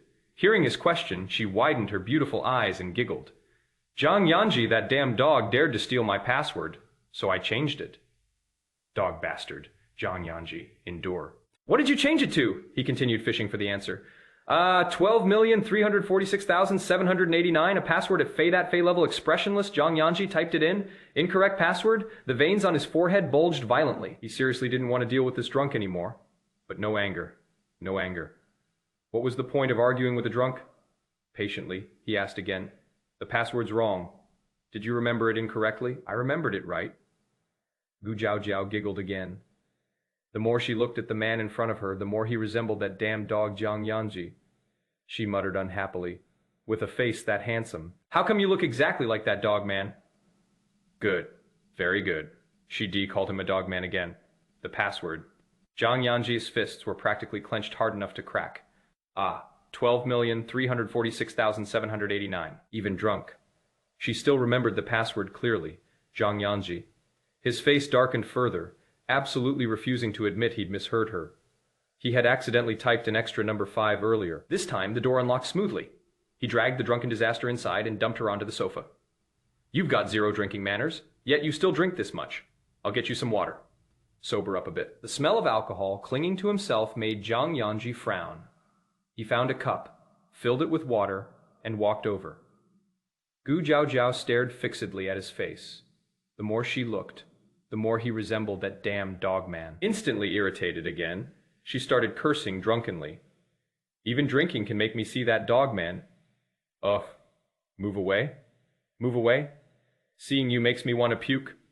Unable to push him away with one hand, blockar, she directly threw up all over the man who had just crouched down beside her. Jiang Yanzhi froze, slowly lowering his head. He stared at the disgusting mess splattered across his shirt. The smell was absolutely lethal. You Jiao Jiao! A furious roar exploded from his throat. Jiang Yanzhi staggered into the bathroom, then stormed straight into the shower, feeling like strangling that damned woman to death. Meanwhile, Gu Jiao Jiao had no idea what kind of disaster she'd caused after vomiting. Her stomach finally felt much better. So Jiang Yanzhi's face really was an excellent vomiting trigger.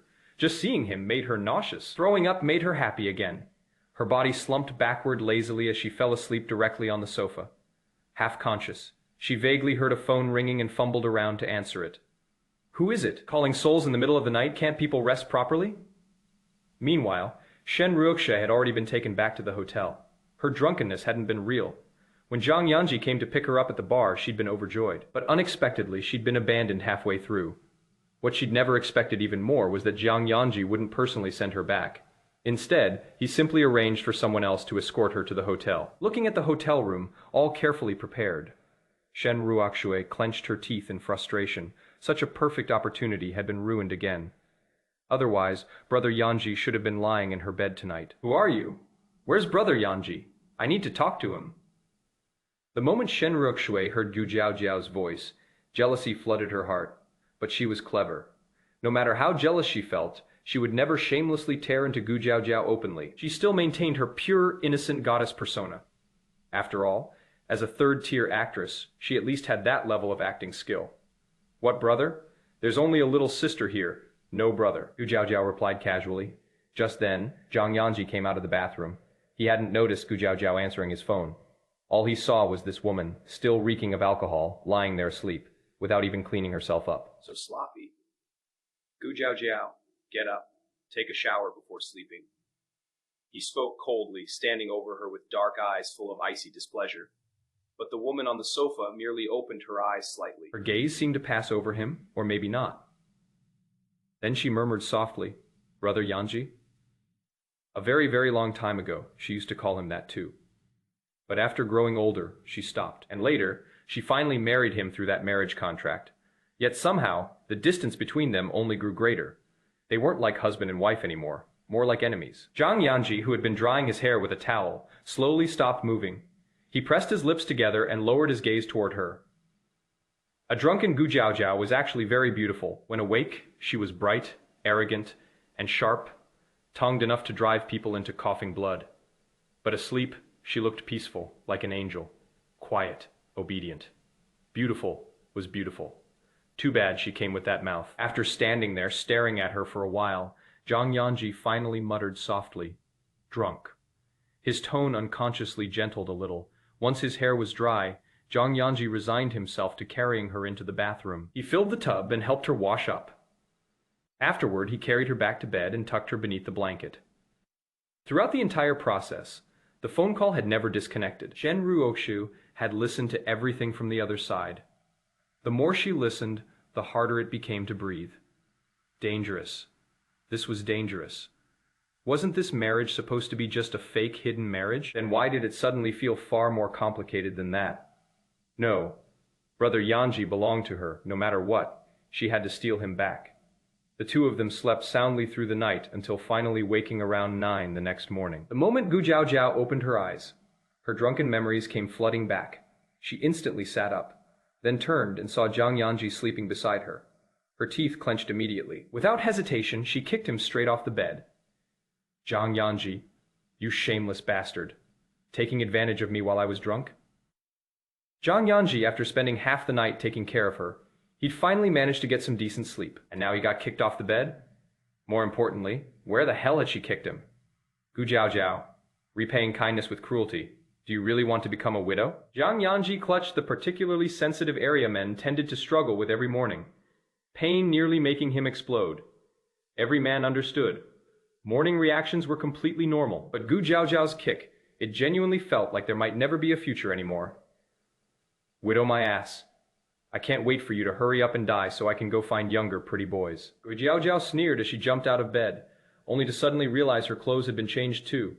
Instantly furious again. You undressed me. Wasn't that normal? You were drunk out of your mind. If I didn't undress you, who did you expect to do it? It's not like I haven't seen it before. Holding his aching waist, Jiang Yanzhi slowly stood up, planning to call someone to bring him a fresh set of clothes. But after searching for a while, he finally found his phone wedged inside the sofa cushions. The call had remained connected all night. On the other end, Shen Ruoxue had been waiting the entire time. Jiang Yanzhi's gaze darkened. Turning toward the bedroom, he narrowed his eyes. Good one, Gu Jiaojiao. Was this intentional? Brother Yanzhi, is that you? A hoarse voice came from the other end. Shen Ruoxue sounded like she was crying. Brother Yanzhi, I fell down.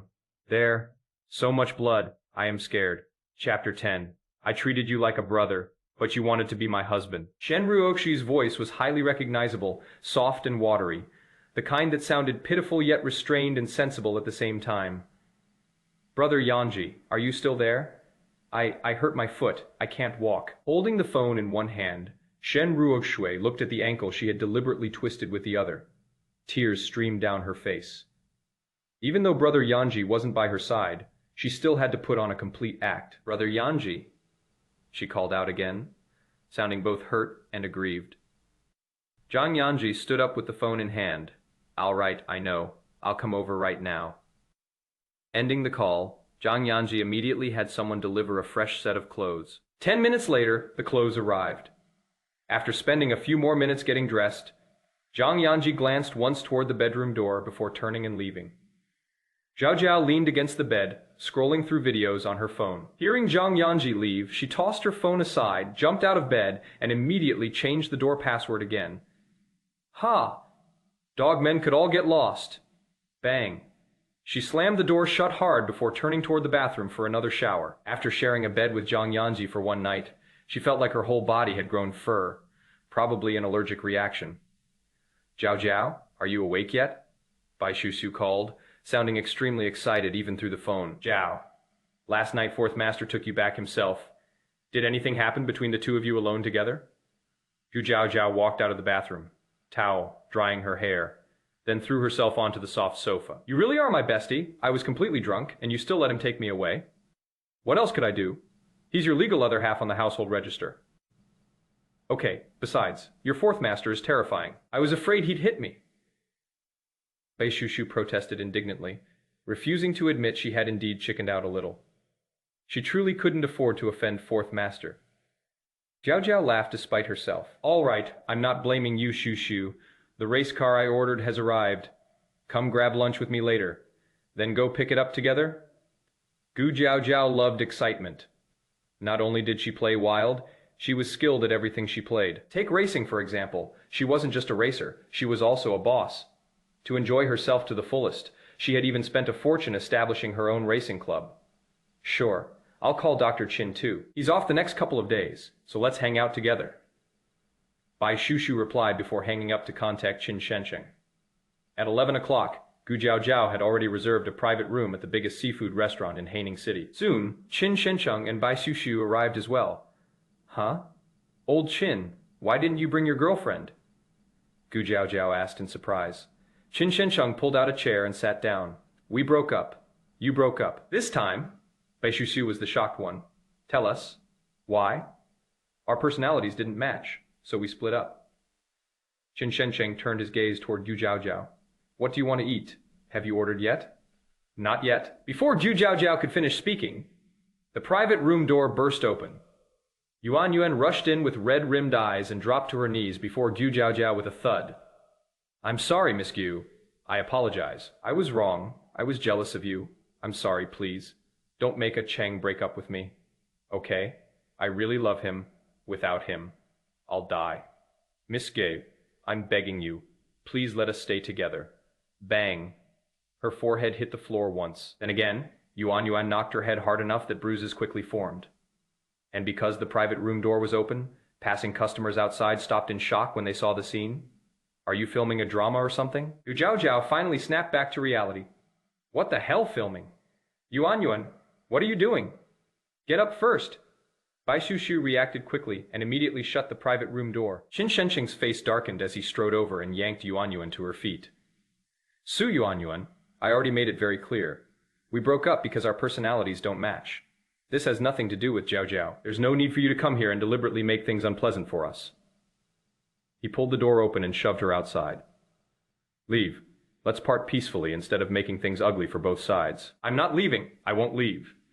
Su Yuan Yuan clung desperately to the doorframe, crying hysterically. A Cheng.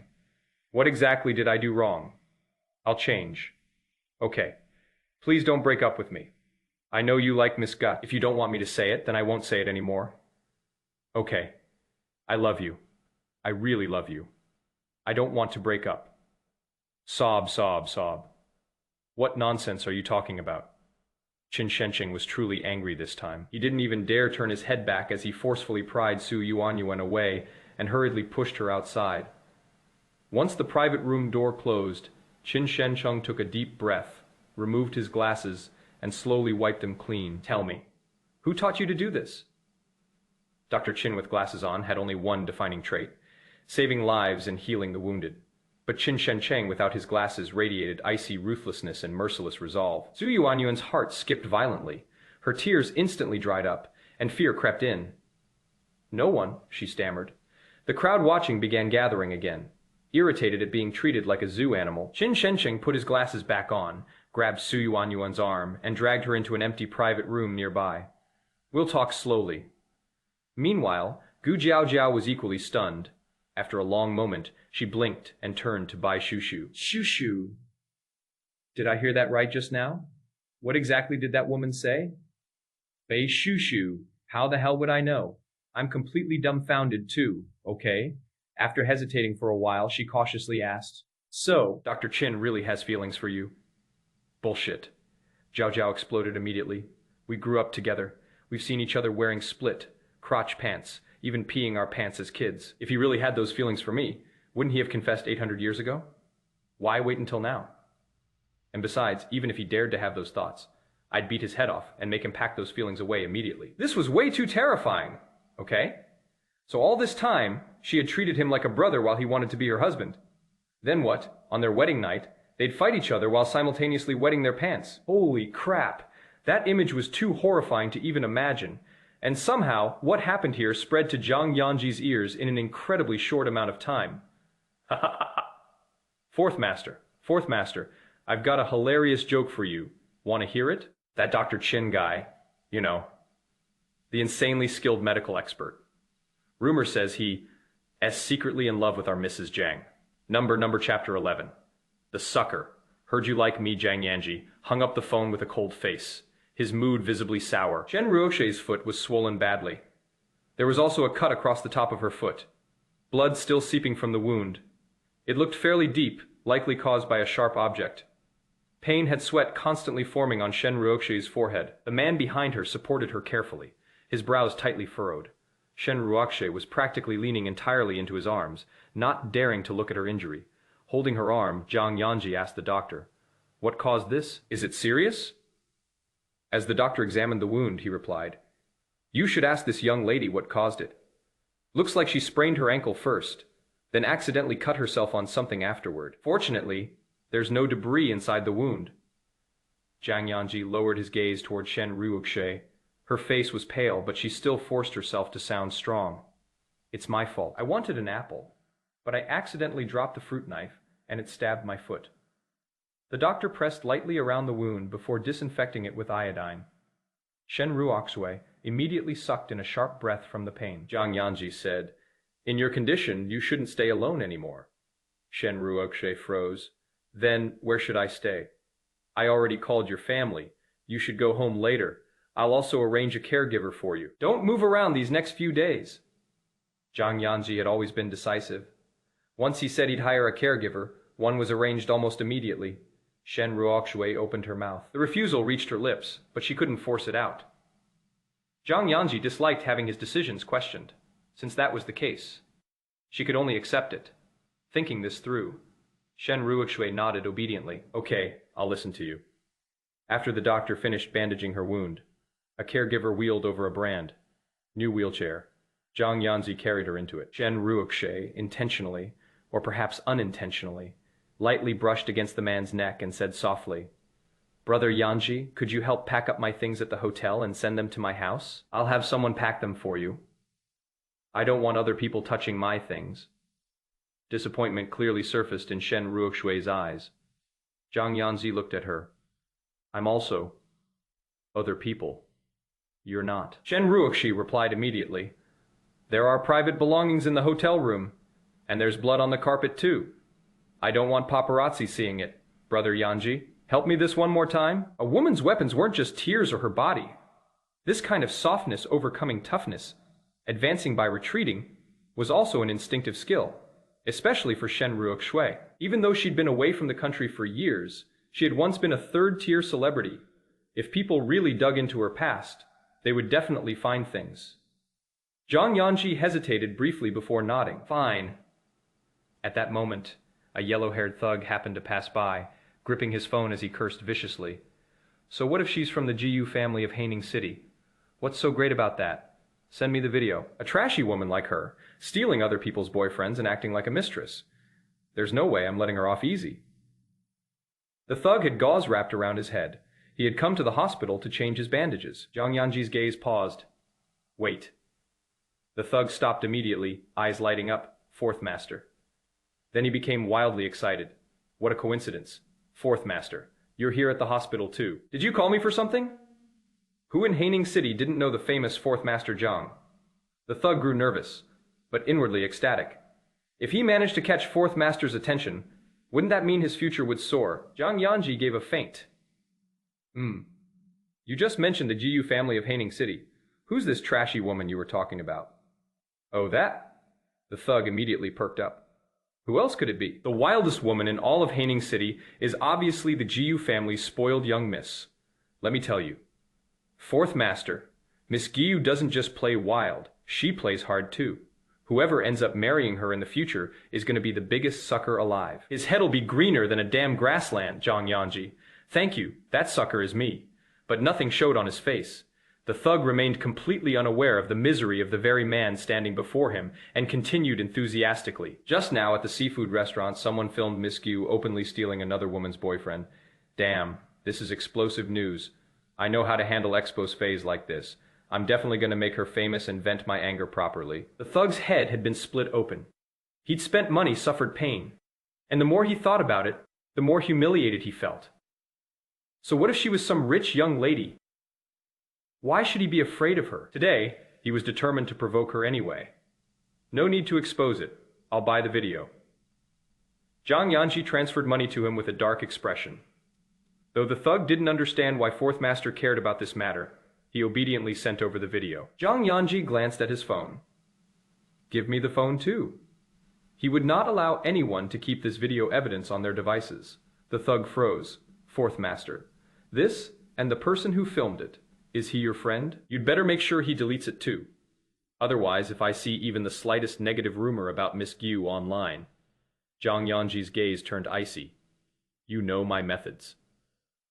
He removed the SIM card and smashed the phone. The entire process was ruthless and efficient, yellow-haired thug. That was his phone. Fourth Master, let's go. In front of outsiders, Shen Ruoxia had always been sensible. She no longer called him Brother Yanzhi. Once the group left, the thug's legs nearly gave out beneath him. He was finished. It felt like he'd just uncovered some earth-shattering secret. He immediately needed to contact the other person and trick him into handing over the phone too, then destroy it. At the seafood restaurant, when Qin Shencheng stepped out of the private room, the icy coldness on his face had already returned to his usual warm and gentle expression. His gaze swept across the crowd watching the drama unfold. My apologies for the spectacle, he said politely. Also, I hope everyone here can delete the videos on your phones. Otherwise, the Qin family may have to personally ask each of you to do so. The Qin family of Haining City, though they couldn't compare to the Jiangs or the Gus, they were still untouchable. First Jiang, second Gu, third Qin. Famously impossible to offend. My God, he's from the Qin family, someone gasped, instantly nervous. Others didn't even bother asking questions. They hurriedly deleted the videos on their phones and repeatedly apologized to Qin Shencheng. Qin Shencheng nodded politely. Thank you, everyone. When you leave later, each person here will receive a seafood gift package downstairs. After speaking, he turned and returned to another private room. Gu Jiaojiao asked, Done dealing with your girlfriend? Qin Shencheng pinched the bridge of his nose. Stop messing around. We already broke up. She's not my girlfriend anymore. Oh, so you really broke up. Gu Jiaojiao suddenly felt the situation had become troublesome. Apparently you like me, PFFT. Number chapter 12, thinking about another wild man again? Qin Shencheng Gu Jiaojiao, gritted her teeth furiously. Your aim is pretty accurate, huh?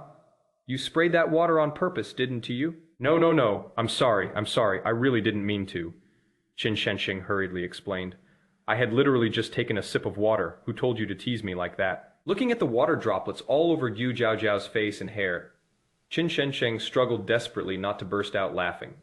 He quickly grabbed tissues and started wiping her face messily. Gu Jiaojiao was about to explode. How was I teasing you? I was telling the truth. PFFT, cough cough, but it really isn't true. Qin Shencheng desperately tried to save his dignity. Beside them, Bai Shushu also burst out laughing. Ha ha ha! You two really are something else. I totally believe Zhao Jiao now. If you two actually got together, your house would be chaos every single day. No need to hire an acrobatic troupe. It'd already be lively enough. Can you shut up already? Gu Jiaojiao snapped darkly. I still have to pick up my car later. How am I supposed to go looking like this? Just go like that, Qin Shensheng replied, still trying not to laugh. Finally, unable to hold it anymore, he surrendered with raised hands. Fine, fine, to show my apology. I'll buy your car for you. Consider it compensation. Okay? Compensation, my ass. Do I look like I'm short on money? Gu Jiao Jiao shot him a glare, went out to wash her face, then came back with no appetite left. Let's go. It's about time to pick up the car.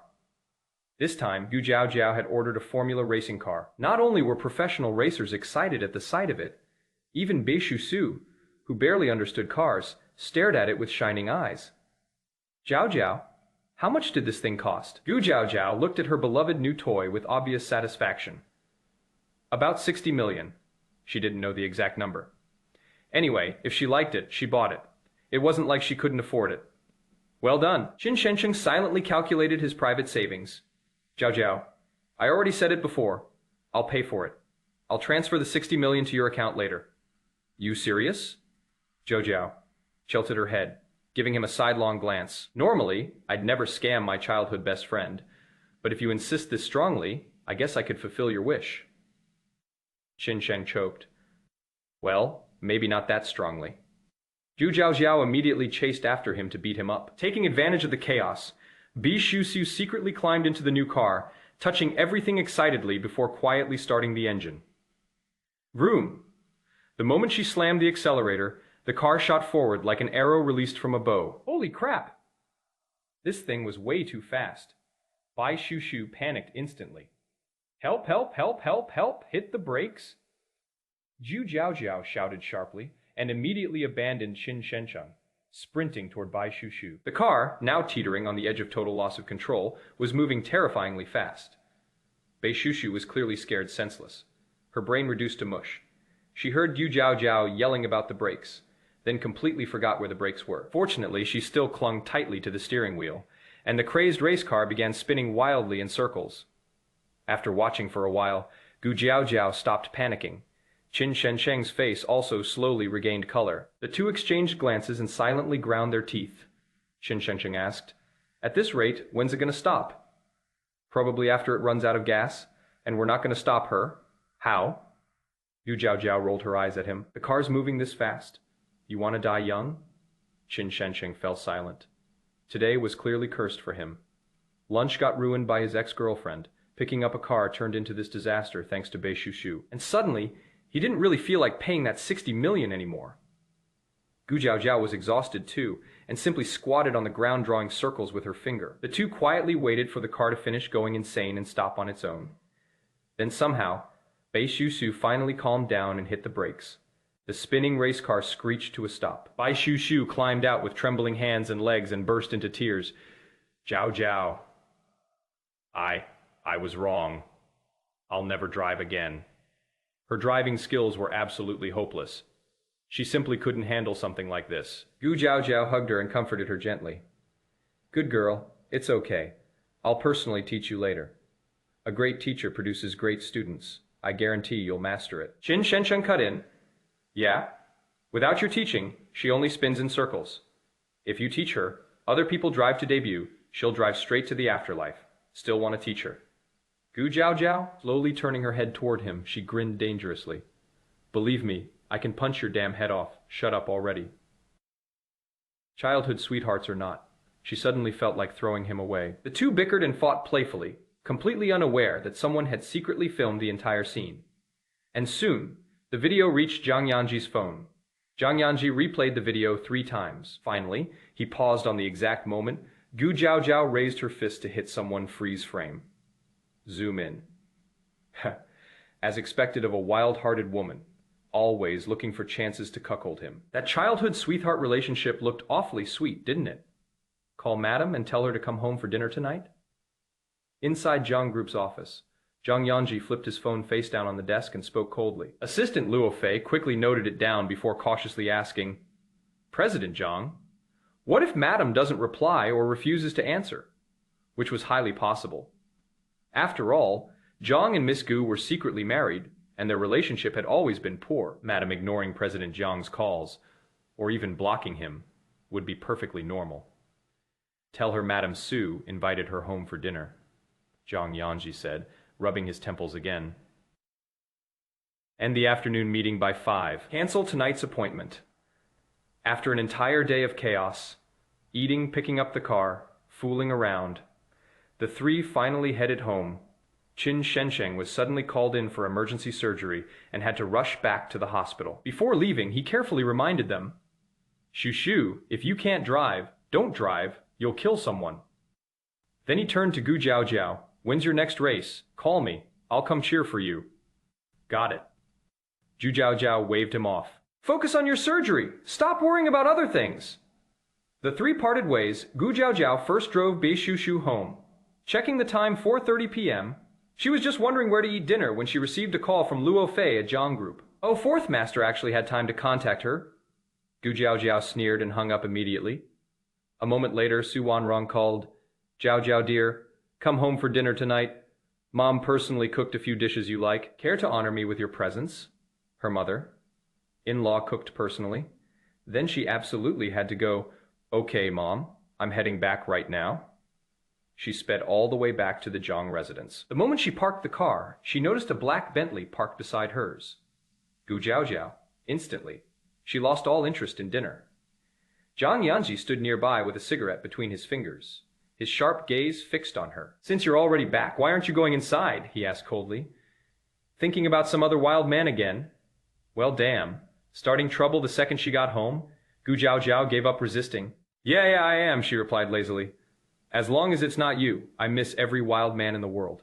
Number chapter 13. He looks impressive, but he's actually an idiot Jiang Yanzhi all this time. He had always believed he had excellent control over his emotions. Even when negotiating contracts worth hundreds of millions at the conference table, he could remain calm and composed, handling everything with ease. But whenever he faced this woman, he simply couldn't suppress his temper. "So Mrs. Jiang is dissatisfied with life and indirectly asking to be satisfied?" Jiang Yanzhi shot back. The meaning behind those words was instantly obvious. Unable to hold back, Zhao Jiaojiao kicked him. "Good dogs don't block the road, move!" The kick landed squarely on his shin. The pain exploded instantly. Jiang Yanzhi broke out in cold sweat. "Gu Jiaojiao, you're insane!" "Thanks for the compliment." Gu Jiaojiao walked past him, entered the house, changed her shoes, and headed for the kitchen. Su Wanrong was busy cooking inside. The moment she saw Gu Jiaojiao return, she immediately greeted her warmly. "Jiaojiao's back. Come, try this crispy little fish dish Mom just learned to make." Gu Jiaojiao obediently opened her mouth and took a bite. "Mom, this is delicious. My mom is beautiful and kind, just like a little fairy. I seriously love you more and more." Su Wanrong was delighted by the praise and couldn't stop smiling. Even the servants nearby looked amused and happily chimed in. If outsiders didn't know better, they'd think Madam and young Madam were actual mother and daughter. "Aren't we basically mother and daughter already?" Su Wanrong said proudly. "My Jiaojiao is perfect in every way. It's my stupid son who doesn't deserve her." Praising one while insulting the other, Su Wanrong happily pulled Gu Jiaojiao outside. "All right, let's wash our hands and wait for dinner." Truthfully, Su Wanrong wasn't particularly skilled at cooking. She had specifically gone into the kitchen today just to make this one dish. Thankfully, her daughter-in-law appreciated it and gave her face, which made her genuinely happy. "Mom, I bought you some gifts and a few things you like." Jiang Yanzhi walked over carrying several bags. Inside was the latest luxury skincare set newly released on the market, 2 boxes of health supplements, and a jade go chess set. Zhu Jiaojiao glanced over, her gaze lingering briefly on the skincare products and supplements. The corners of her lips lifted faintly. Su Wanrong had zero interest in Go and immediately picked up the skincare products instead. "Is this the new skincare line from U Group? I heard it was just released overseas and costs a fortune. You even have access to this?" There was no woman in the world who didn't love beauty. Su Wanrong was no exception. She held the skincare set lovingly in her hands, clearly liking it the most. Jiang Yanzhi was satisfied too. As long as his mother liked it, everything else didn't matter. Subconsciously, his eyes drifted toward Gu Jiaojiao. Seeing her staring rather intently at the Go set, he asked without thinking, "You know how to play?" "Nope," Jiaojiao answered honestly. "I just think it looks nice. It's probably worth a lot of money." "Then I really overestimated you." Jiang Yanzhi sneered. "I thought the mighty Miss Gu was supposedly amazing at everything and wild enough to play any game. Turns out you can't even play Go. He was obviously picking a fight. Gu Jiaojiao heard it. Su Wanrong heard it too, but instead of snapping back directly, Gu Jiaojiao immediately turned towards Su Wanrong, pouted pitifully, and her eyes instantly reddened. Mom, look at him. Whenever you're not around, Yanzhi bullies me non-stop. Su Wanrong immediately got angry. Such a wonderful wife, how could her son not cherish her? She slammed the skincare products onto the table and glared darkly at her son. Jiang Yanzhi, you're all grown up now, huh? Your skin's gotten thick enough that I can't discipline you anymore. You dare bully Jiao Jiao right in front of me. What are you doing behind my back? Exactly, Mom. Gu Jiaojiao immediately added fuel to the fire. He even went to see another woman before. He brought that woman to the racetrack on purpose just to make me angry. If she didn't seize the chance to complain now, when would she? Su Wanrong grabbed a nearby throw pillow and hurled it at him. Jiang Yanzhi, believe it or not, I'll break your legs. A clothes drying pole suddenly slid over from the balcony with a whoosh. Mom, use this one. It works better. Jiang Yanzhi, Gu Jiaojiao, enough already. Stop causing trouble. Who is causing trouble? Who? Gu Jiaojiao handed over the pole, then grabbed a handful of sunflower seeds from the table and started cracking them leisurely. Mom, teach him a lesson. He keeps running off to see other women and bullying me every day, at this rate. At this rate, what? Before Gu Jiaojiao could finish, Jiang Yanzhi suddenly shot her a sharp look powerful enough to kill. Su Wanrong's heart instantly tightened. She suddenly remembered Gu Jiaojiao once mentioning divorce. The moment that thought appeared, Su Wanrong completely lost it. Gripping the drying pole tightly, she started beating Jiang Yanzhi without mercy. You little bastard. Do you really think I won't break your legs? You still dare make me angry, tell me. Who exactly is that other woman? Gu Jiaojiao spat out 10 sunflower seed shells in a row before casually adding, a washed-up little celebrity. What? Su Wanrong froze. Why did the phrase little celebrity sound so familiar? Gu Jiaojiao continued sweetly. His white moonlight, the unforgettable woman he longed for but couldn't have all these years, Mom, that washed-up little celebrity is named Shen Rushui. She's soft and delicate and super pretty. Buzz. Su Wanrong's mind exploded instantly. Her face turned genuinely ugly. If she had merely been cooperating with Gu Jiaojiao earlier for show, now she was truly furious enough that her chest hurt. The drying pole slipped from her hand. Her face turned deathly pale as she collapsed onto the sofa, breathing heavily. Quick, my medicine. Medicine. Gu Jiaojiao frowned. Mom, are you serious or pretending? Her mother-in-law's acting skills were incredible. But the moment Gu Jiaojiao grabbed Su Wanrong's trembling hand, she immediately realized. This time it was real. Mom, stop making a fuss already. She says whatever she wants and you just believe it. Is Gu Jiaojiao your biological daughter or am I? Jiang Yanzhi had taken several hits already, and his body still burned painfully. Standing in front of the sofa with a dark face, he stared at his dramatic mother.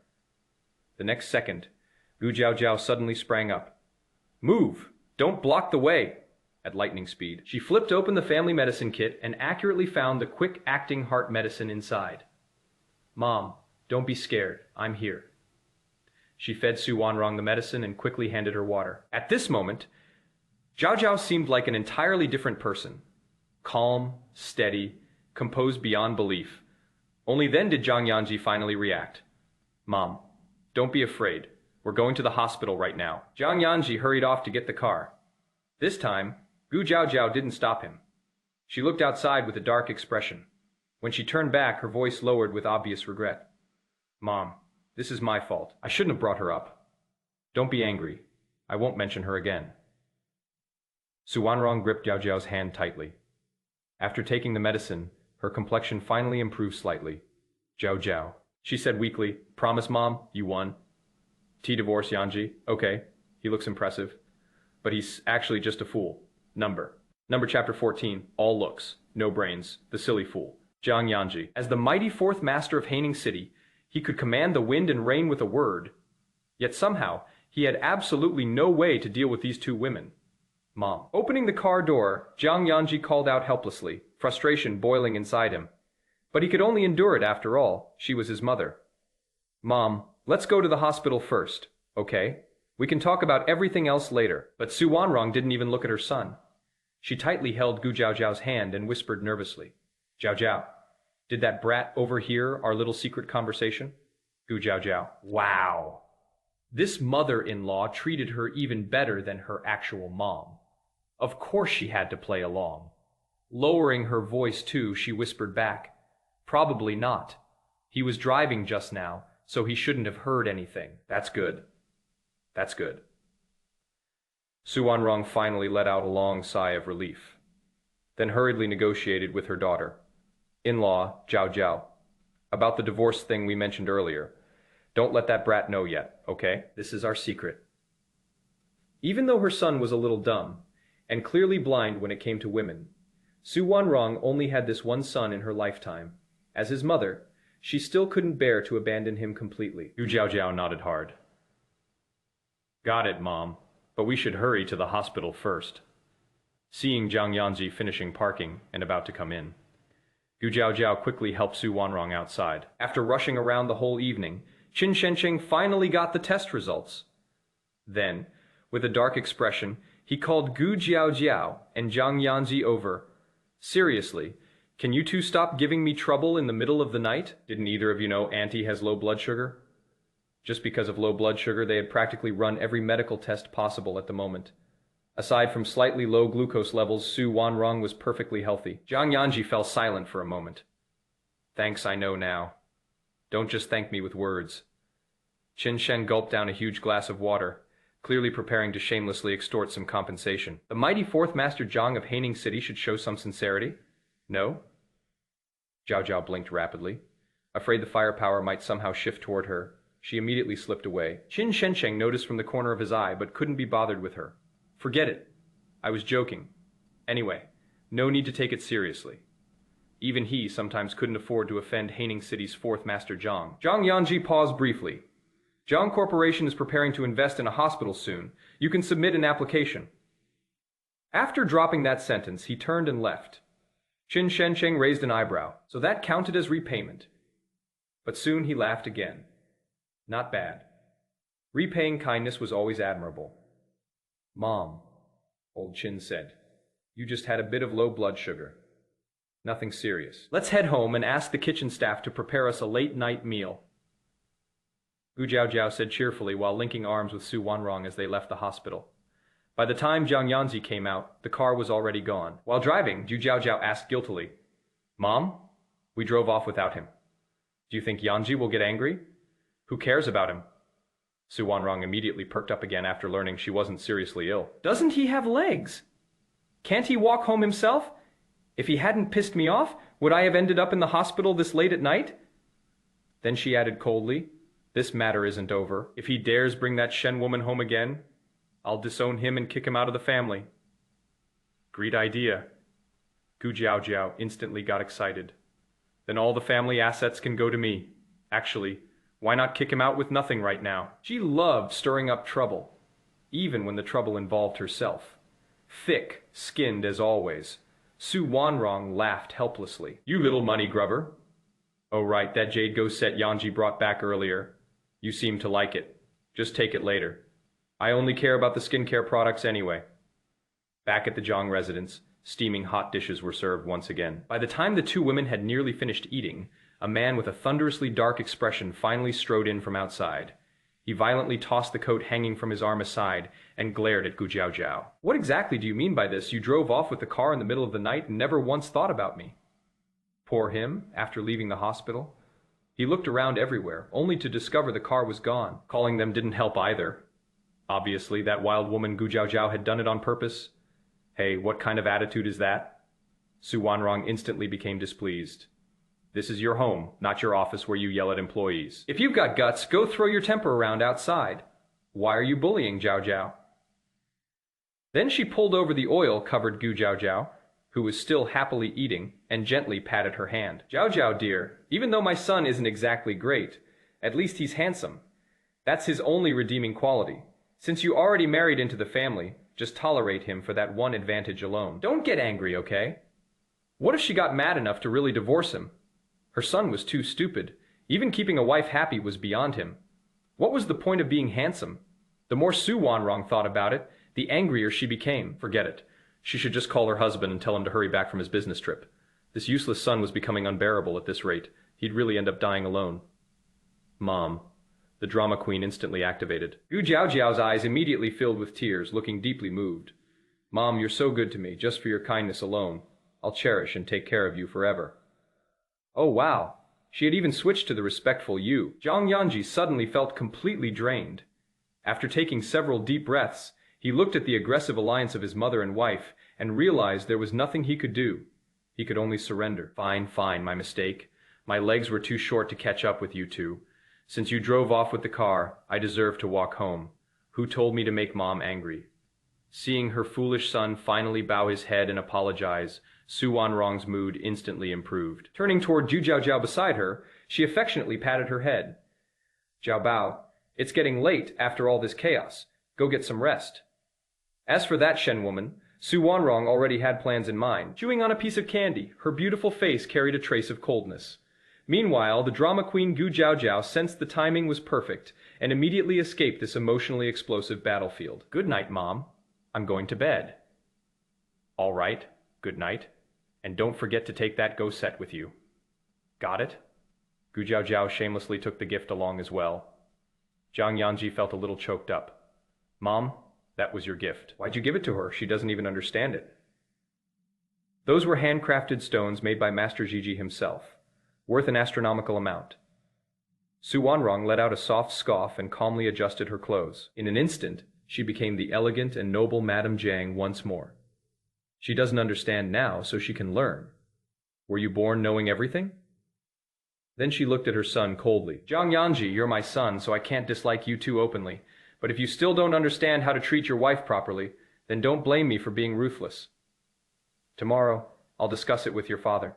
10% of Jiang Corporation S shares will be transferred into Jiao Jiao's name. Number. Chapter 15. Such a wild angel. And what a precise kick, 10% of the shares in the Jiang Group. That was an enormous amount of money. 10% Jiang Yanzhi rubbed his temples. Mom, can you stop making trouble? Even if you dare to give her those shares, she might not dare accept them. Why wouldn't she dare? She's my daughter. In-law. Isn't it only right for me to treat her well? Better than some people who keep getting lured away by some wild woman every single day. Su Wanrong snapped while admiring the skincare products in her hands. Her son really did seem a little dumb. But at least the gifts he bought were decent. She liked them quite a lot. Mom, can't you stop believing everything you hear? Gu Jiaojiao says one thing, and you trust it completely. Am I even your biological son?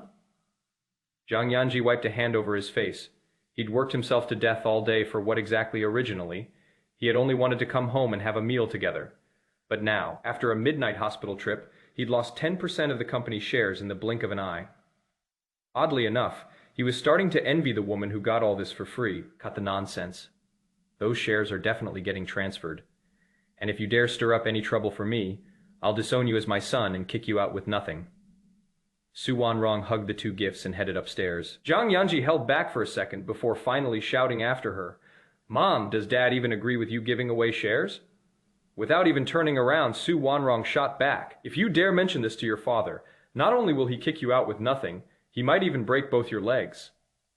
TSK, old Master Jiang had practically begged and cried to bring this granddaughter, in-law, into the family. The entire family adored her, yet this idiot son didn't know how to cherish her. Just wait and see who'd end up suffering in the end. Jiang Yanzhi, right? There was also his grandfather. That old man truly loved him. So much that he practically wanted to kick him to death. Forget it. Anyway, he already knew his status in this family was the lowest. He had long since given up resisting. Upstairs, Zhu Jiaojiao ignored the noise between mother and son. She closed the door and took a shower. Beside her sat the jade Gamoku set. She dialed a number. Yao? How did it end up in Jiang Yanzhi's hands? Yao was the name of the set. Pretty domineering. The person on the other end blinked in surprise. How did you know? Yao was sold at an auction. The buyer was a man surnamed Jiang. Guess that matches up. Gu Jiaojiao. How much did he pay? 380 million. Chen Ning grinned. What's wrong? You saw Haiyao? Gu Jiaojiao suddenly found herself at a loss for words. Not only had she seen it, it now belonged to her. In other words, she had just effortlessly earned Jiang Yanzhi 380 million yuan, and honestly, that felt pretty damn good. Yeah, I saw it. Her gaze drifted away from Heiyao. Forget it. Since it somehow came back to me after all these twists and turns, then I guess it's really meant to be mine. I won't sell it for now. Anyway, she wasn't short of money. All right then, my master Gigi. You're amazing, you're gorgeous, whatever you say goes. Chen Ning shamelessly buttered her up. But Gu Jiaojiao had already hung up. Master Gigi, it had only been a casual hobby she fooled around with. After all, she liked trying everything, and whatever she tried, she became good at it. Gu Jiaojiao, what exactly did you feed my mother to make her protect you this much? Jiang Yanzhi got annoyed the moment he saw her. The masterpiece by Master Gigi that he spent 380 million yuan on to please his mother had ended up in Gu Jiaojiao's hands in less than a day. For some reason, he felt aggrieved. If he'd known it would end like this, why bother in the first place? Isn't that a stupid question? Mom has always adored me. Why would I need to drug her? Already now? Yao shot the Yinkin glance and started chasing him out. Hey, do you have anything else to say? If not, get lost already. Sure, we're legally married, but we both know this marriage doesn't count. Stop wandering around my room all the time, and I won't interfere with yours either. We stay out of each other's business. Got it? Fresh out of the shower, Gu Jiaojiao was wrapped in a bath towel. Her smooth shoulders were exposed above it, and her long, slender legs below it. Her pale legs practically glowed. Jiang Yanzhi suddenly felt dizzy. Her damp hair spilled over her shoulders, creating a sharp contrast against her snowy skin. Somehow, the dizziness only got worse. Gu Jiaojiao was wild, but she was also beautiful. That much, Jiang Yanzhi admitted, and suddenly he didn't want to leave anymore. Crossing his arms, he said, "How does this marriage not count? Hidden marriage or not, the marriage certificate isn't fake. Gu Jiaojiao, we're adults. Stop playing hard to get. Tell me, aren't you deliberately dressed like this because you want me to stay?" When this refined scumbag of a man got ruthless, his methods were bloody enough to terrify anyone, and when he became shameless, he was absolutely impossible. Even his bottom line disappeared. Gu Jiaojiao ground her teeth. "Are you sick? Since when do you get to control what I wear after taking a shower?" Her wet hair swished behind her as she grabbed a hairdryer. After making sure it wouldn't suck in her hair again, she decisively switched it on. The loud buzzing instantly filled the room. Jiang Yanzi's gaze darkened for a moment. He snorted, then dug out his own clothes and went to shower as well.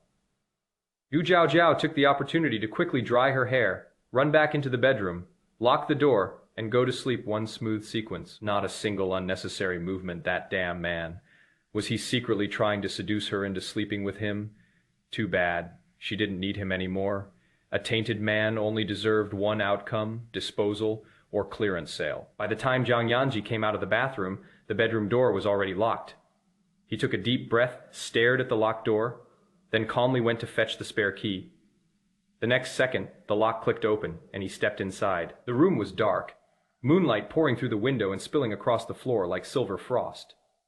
Jiang Yanzhi lifted his gaze. The little woman on the bed was sleeping soundly, like a little pig, freshly showered.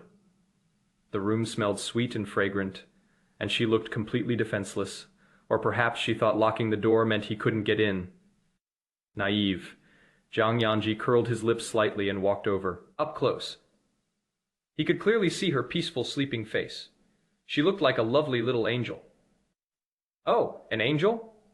Jiang Yanzhi suddenly snapped back to reality, startled by his own thought. Seriously, who the hell had ever seen such a wild angel? Taking another deep breath, he lay down beside her. Sleep. For once, the two of them were unusually peaceful together, and in that moment Jiang Yanzhi strangely felt a sense of quiet domestic happiness. Jiang Yanzhi, I clearly locked the door. How the hell did you get in? When sunlight streamed into the room the next morning, Jiang Yanzhi was awakened by a vicious kick, followed by Gu Jiaojiao's furious voice. Is something wrong with you? I changed the password and you still got in. I locked the door and you still got in. Are you a thief in your previous life? Imagine waking up and finding a man in your bed. Gu Jiaojiao only had one feeling. Damn it, I've been contaminated. Like getting smeared with a pile of crap. Impossible to shake off, impossible to throw away. Impossible to wash clean. Yes, I was a thief in my past life. A flower-stealing bandit, actually. Jiang Yanzhi clutched the spot between his legs where she'd kicked him, his face dark enough to kill. Gu Jiaojiao, you kicked way too accurately. Are you trying to murder me? Number, number, number. Chapter 16.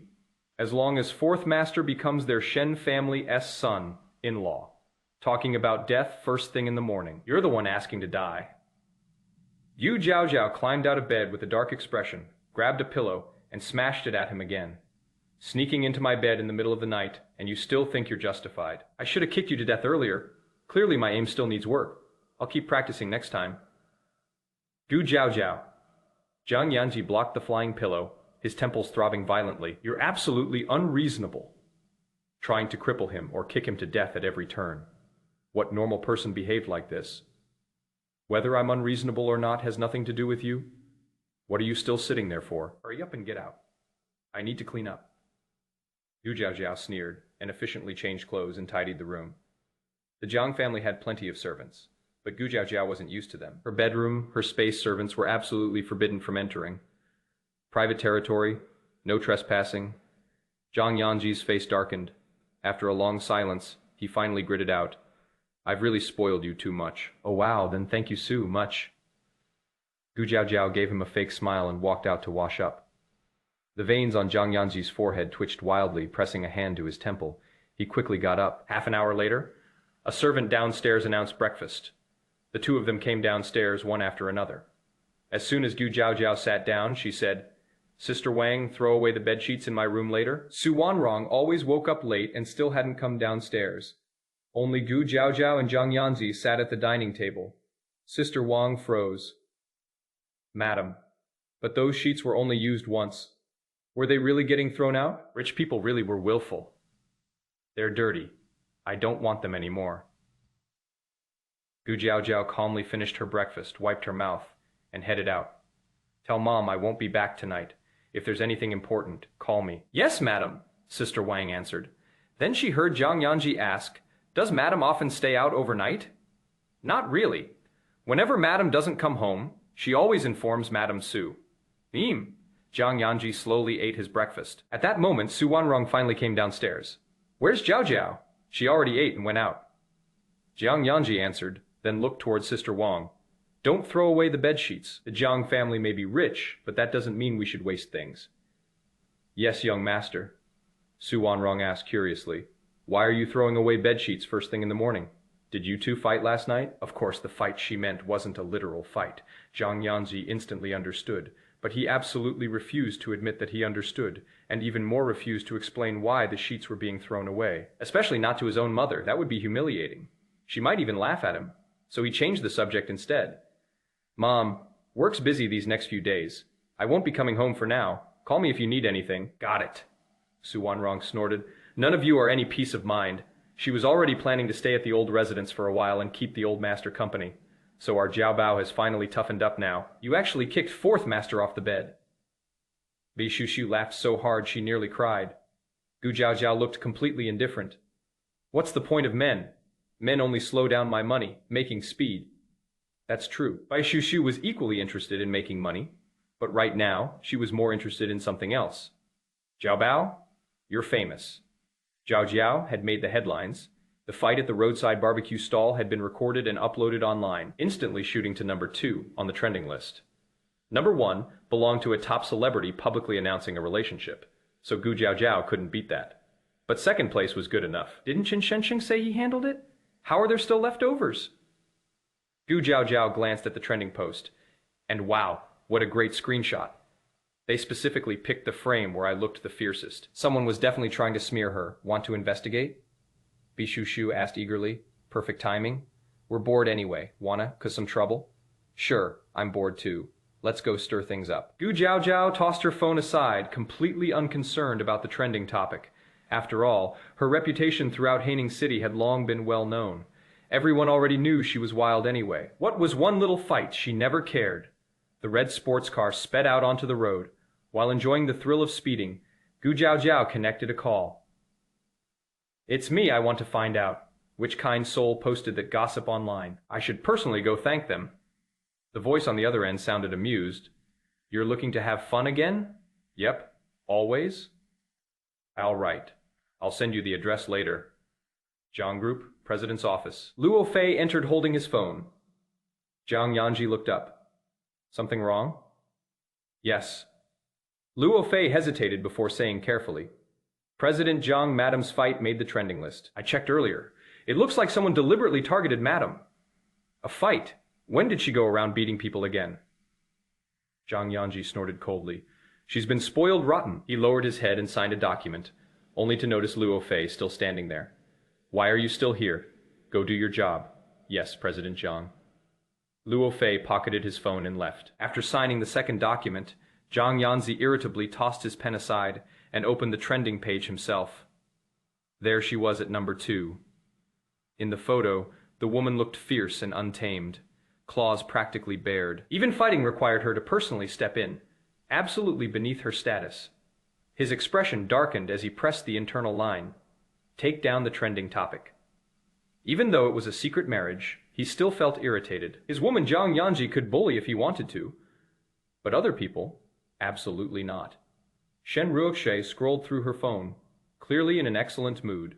Ruoxue, Jay, your foot looks much better today. The swelling's going down already in a few more days. It should recover completely.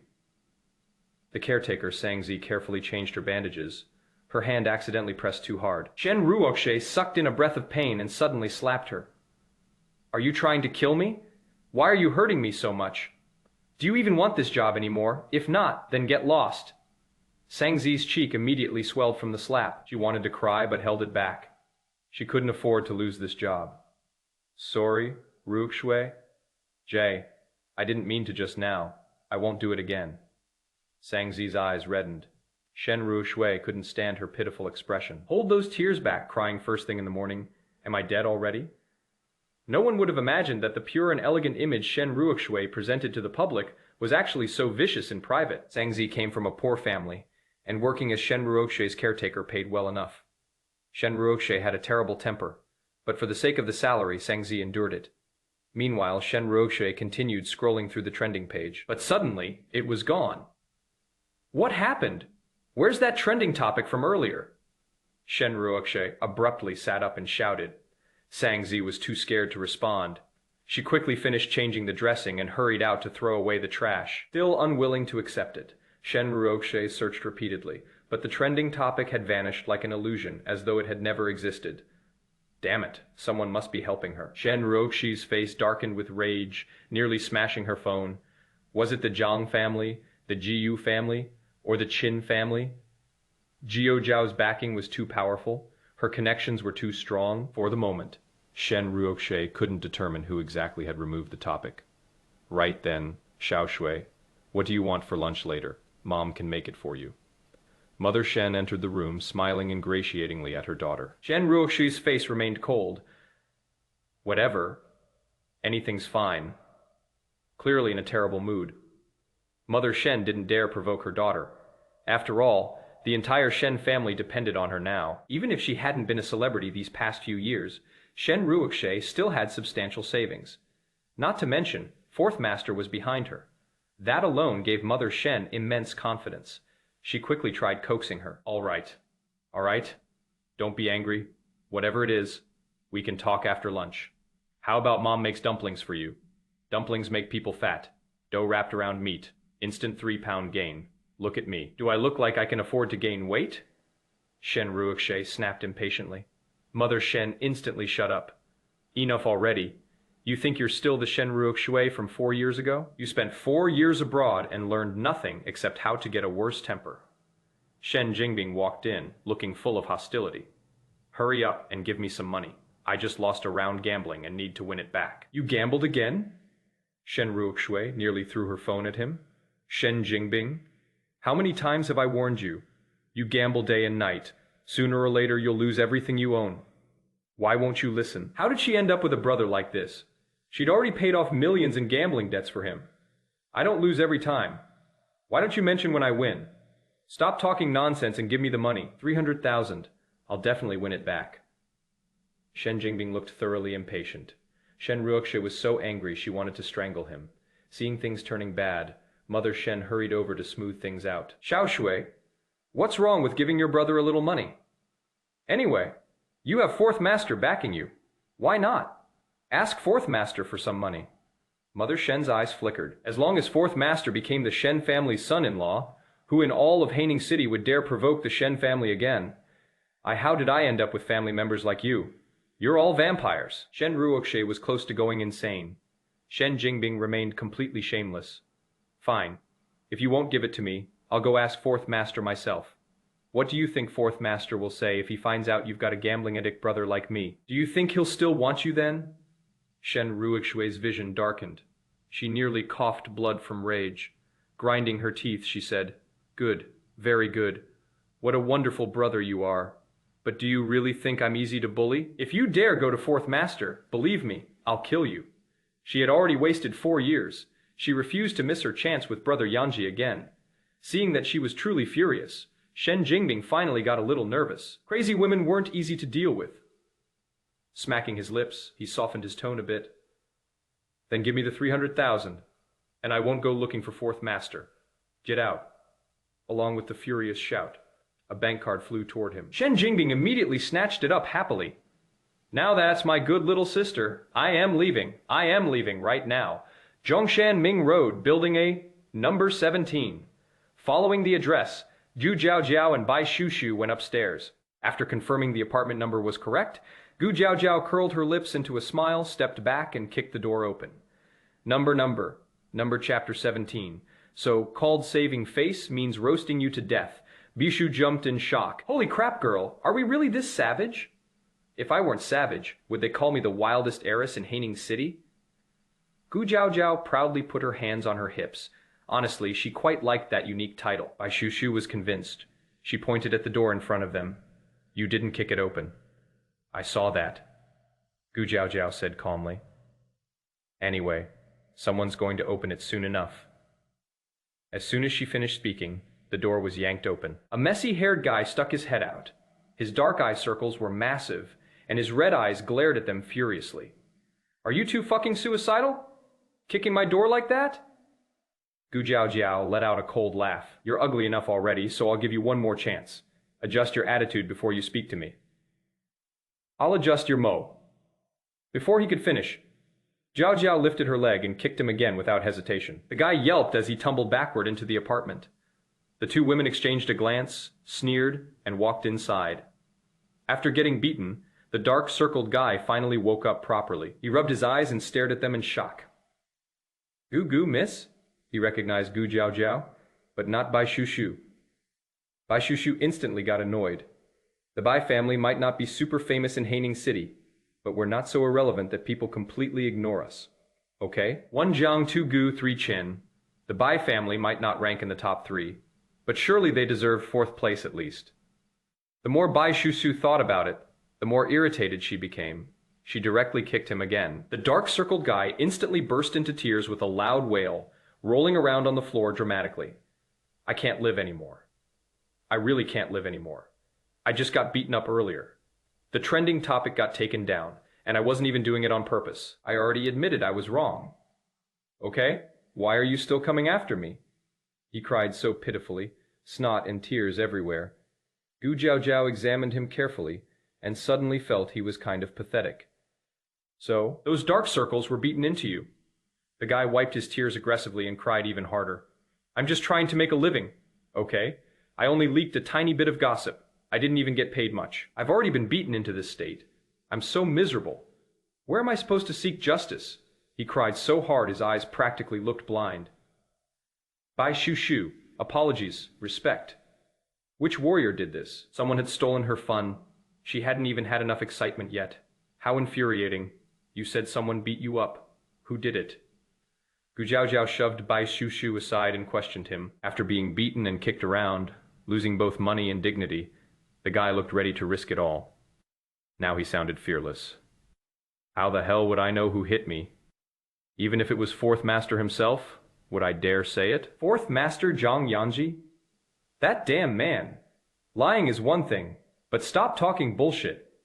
Okay, with Jiang Fourth Master's status, you think he'd personally beat up some nobody like you just to vent anger for me?" Gu Jiao sneered, not believing a single word. That damn dog of a man probably wished he could strangle her to death already. Become a happy widower. and run off to his white moonlight. The kind of filthy stain that couldn't even be washed clean with sulfuric acid. I was just making an analogy. An analogy? Don't you understand human language? Dark Circles shouted angrily. At least he'd stopped crying. Wasn't she just some rich young miss? He already admitted he was wrong. Miss Gu, please stop hitting me already. Sob, sob, sob. I really can't take it anymore. I'm already this miserable. I know I was wrong. I never should have tried to make a little money. Now I almost lost my life over it. He looked utterly tragic. Listeners would grieve. Spectators would weep. Zhao Zhao's teeth hurt from second-hand embarrassment. Bai Shu Shu kicked him lightly. Hey, you're a grown man. Stop crying like a baby, okay? Stand up and talk.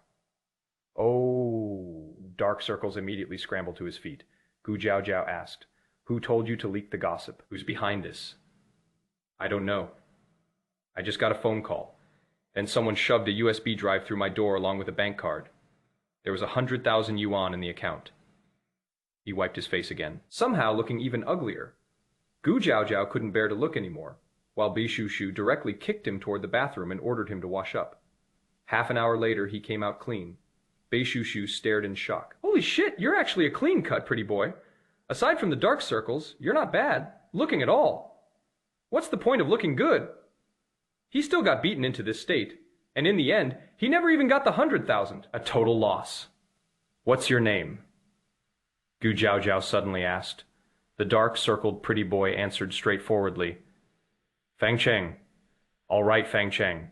Give me the number of whoever contacted you and hand over the USB drive too. As for today's matter, I won't hold it against you.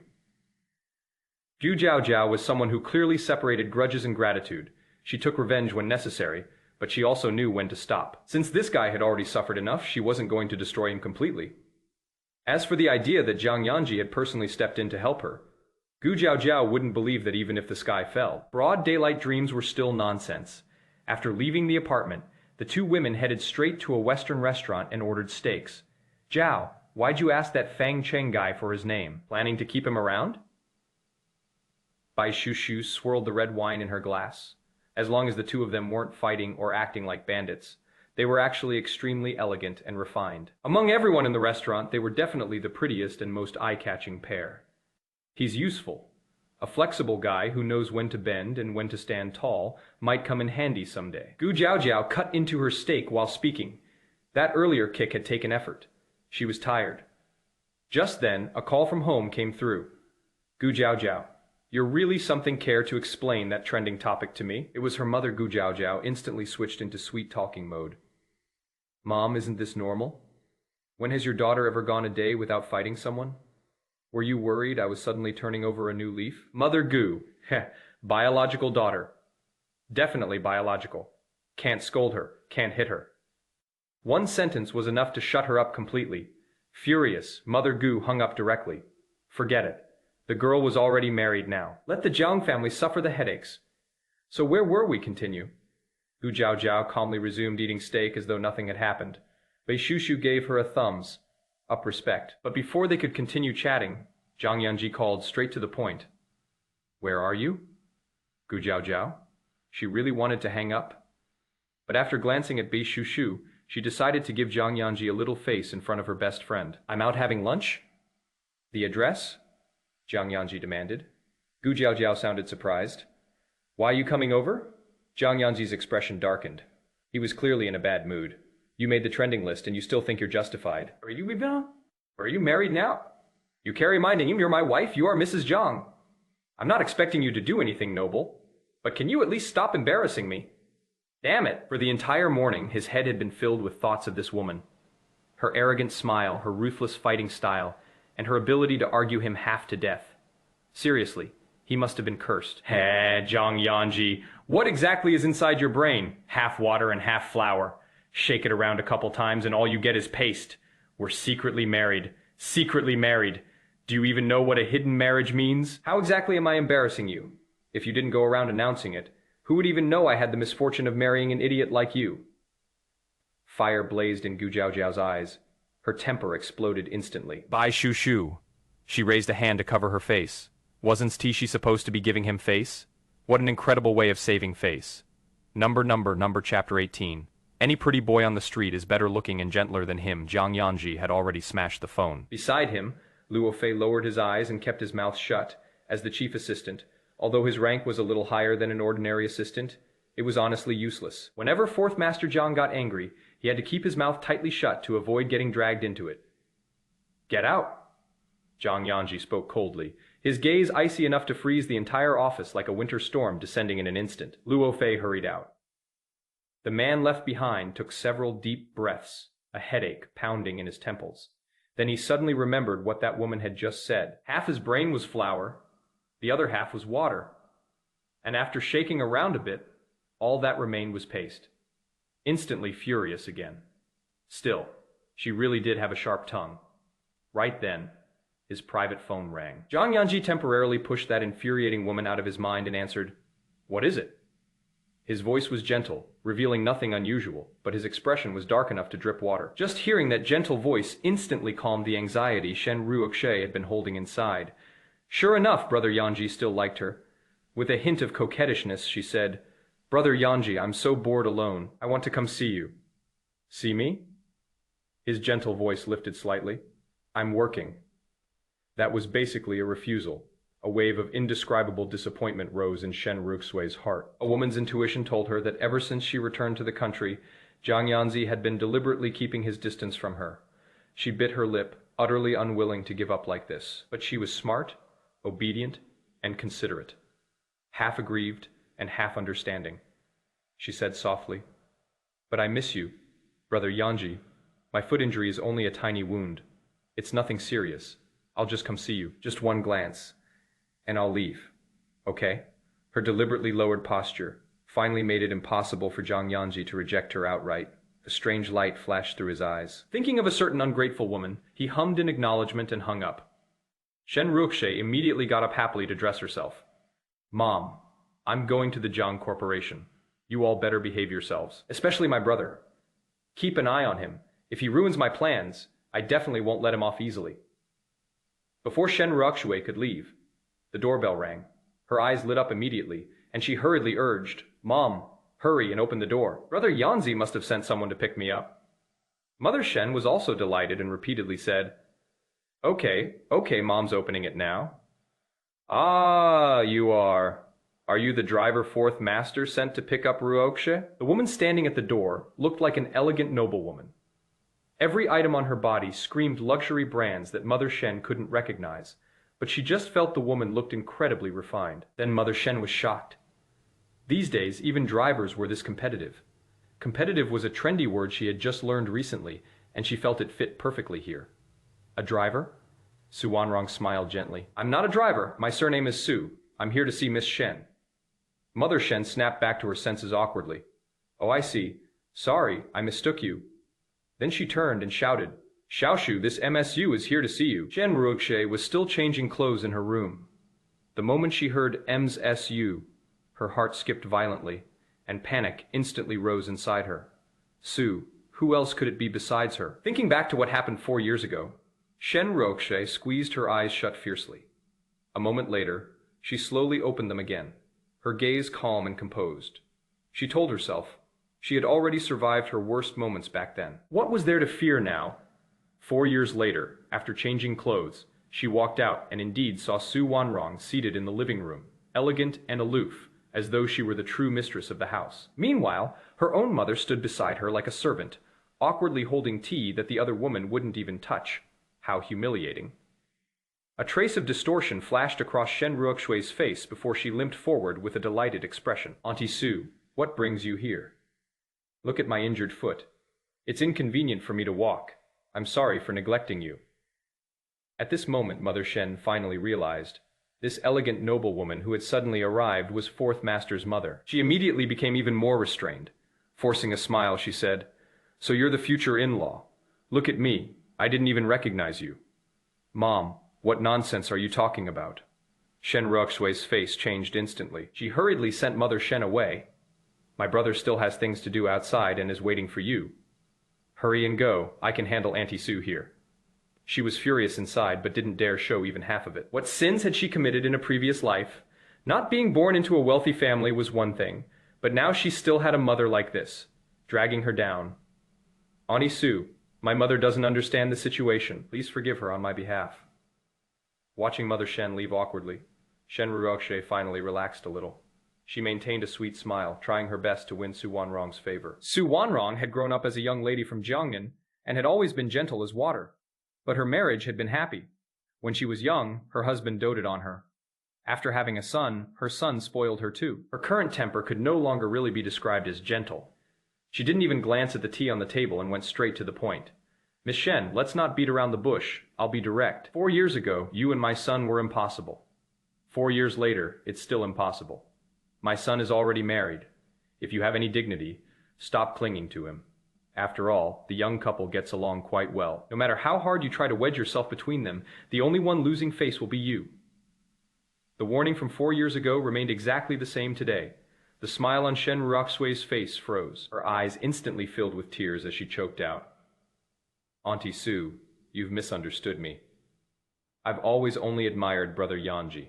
I never dared to harbor any improper thoughts. Besides, after Brother Yanzhi got married, I heard he and his wife treated each other with mutual respect. Even if someone wanted to interfere, there'd be no room to do so. Damn. Now it was Su Wanrong's turn to be shocked. What an upgraded White Lotus indeed. She really had some skill.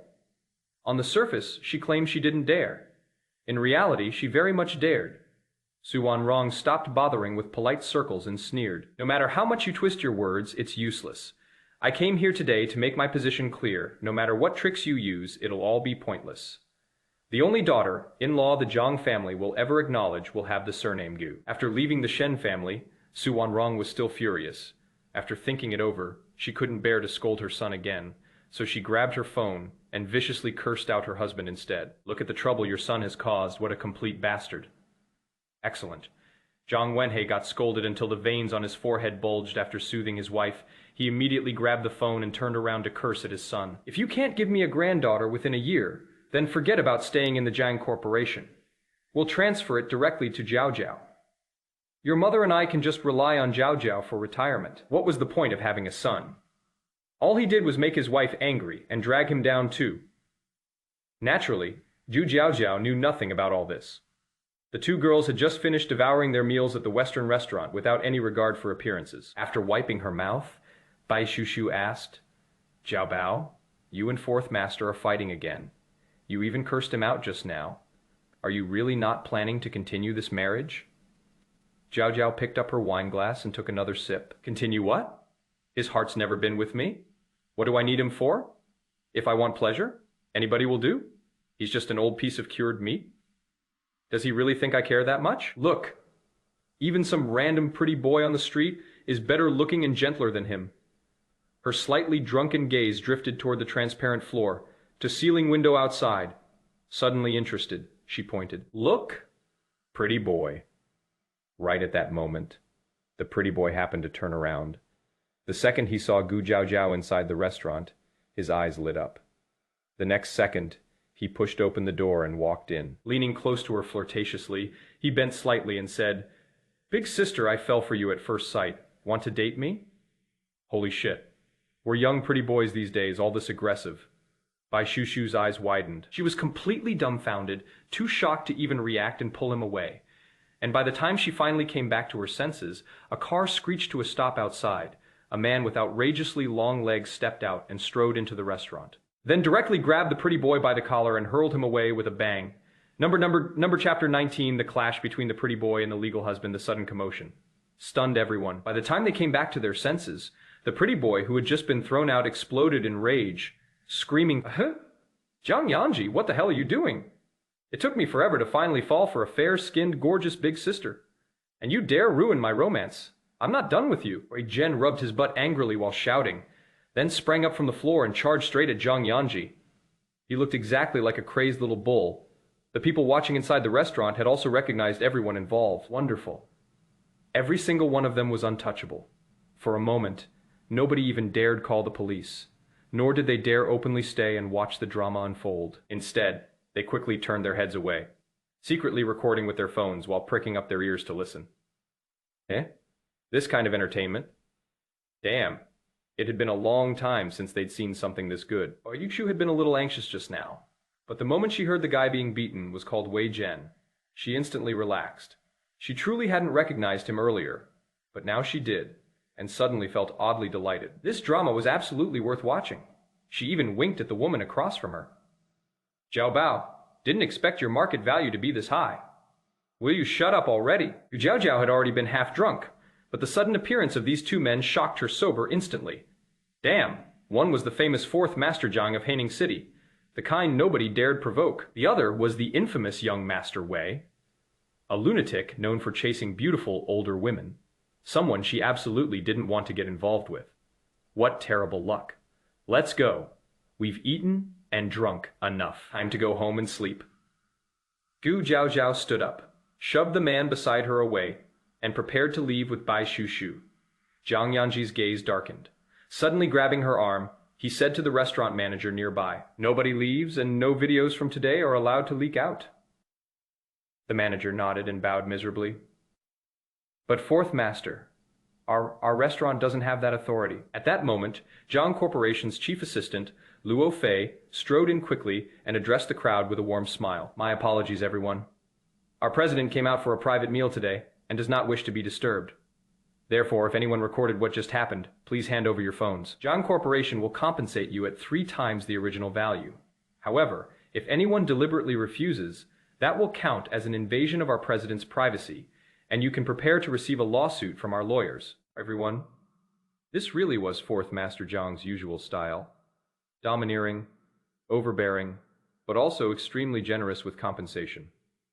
There wasn't much to think about. Everyone immediately handed over their phones, and Luo Fei distributed triple compensation on the spot. Very quickly, the restaurant emptied out. Bai Shu also prepared to flee. Jiao. Suddenly my stomach hurts a little. I'm gonna go find old Qin for treatment. Okay. Oh dear. She absolutely did not dare stay for this live-action hellscape. Running away was the wisest move. Bai Shu, I'm your best friend. Get back here. Jiao Jiao shouted furiously, but Bai Shu had already bolted. On the way out, she even handed over her own phone and shamelessly claimed 5 times the compensation. Luo Fei, seriously, what was the point of having friends like this? Hey, that's enough already. Look how anxious you've made my beautiful big sister. You should let go now. Okay? Wei Zhen rubbed his butt while baring his teeth in pain, then casually dragged over a chair and sat down. Gu Jiao Jiao nearly blacked out from anger. Will you shut up already? If you hadn't caused trouble, would fourth master have gone crazy like this? Fine. In front of outsiders, she still had to give the man some face. Calling him fourth master wasn't a loss. As for Wei Zhen, this disaster of a man, absence really did make the heart grow unfamiliar. She hadn't recognized him immediately earlier, but now she had, and suddenly really wanted to beat him up. Wei Zhen blinked innocently, looking aggrieved instead. How can this be my fault? When love arrives, it ignores everything. Sister Jiao, you're even prettier than before. Just say yes already. Be my girlfriend. Okay, I promise that whatever you want, even if it's the stars in the sky, I'll get them for you. As long as you're happy, I'll do anything. The pretty boy was really going all out. Damn, he truly knew how to chase girls. Honestly, impressive. For a brief moment, Gu Jiao Jiao felt a little shamefully tempted. Jiang Yanzhi yanked her behind him, inhaled sharply, and stared coldly at the reckless Wei Zhen with pitch-black eyes. If you want to die, I can help you with that. Wei Zhen froze, nearly jumping again. But this monster Jiang Little Fourth was someone he couldn't afford to offend. He instantly chickened out and muttered, "Guess it's my fault for being too beautiful. My fault for falling in love with Sister Jiao at first sight." That sarcastic tone only made Jiang Yanzhi's face darken further. Love at first sight, my ass. Luo Fei rubbed his forehead and hurried over. Young Master Wei, for the sake of your own life, you should leave now. In Haining City, everyone knew the saying. First Jiang, second Gu, third Qin. The Bai family didn't quite make the top ranks yet, but the true fourth-ranked family was the Wei family. The Wei family this generation of the Weiss had only produced one single heir, Wei Zhen. But unfortunately, this only son destined to carry on the family line never followed ordinary paths. He played recklessly among both men and women. As long as someone was attractive, as long as he liked them, he dared chase them. Utterly disgraceful. The Wei family had practically gone gray trying to manage him. Eventually, they simply shipped him overseas to fool around, out of sight, out of mind. But who could have imagined that the moment this troublemaker returned home, he'd set his sights on Gu Jiao? Honestly, he really had a talent for courting death. Oh, why leave? It's been years since I last saw little Jiao, and now she's grown into such a gorgeous big sister. She's exactly my type. Pretty boy Wei still looked excited. Drool practically sparkled from his eyes. The word desire itself seemed visible in his gaze. Luo Fei twitched violently at the corner of his mouth. Forget it. Die then, destroy the world. The next second, Jiang Yanzhi finally snapped and kicked, Wei Zhen flying again. Wei freak, get lost. Chase whoever you want, but her absolutely not. A hidden wife was still his wife. Flirting with his wife right in front of him as her husband, looking for death. Damn it, Jiang Littleforth. You're serious.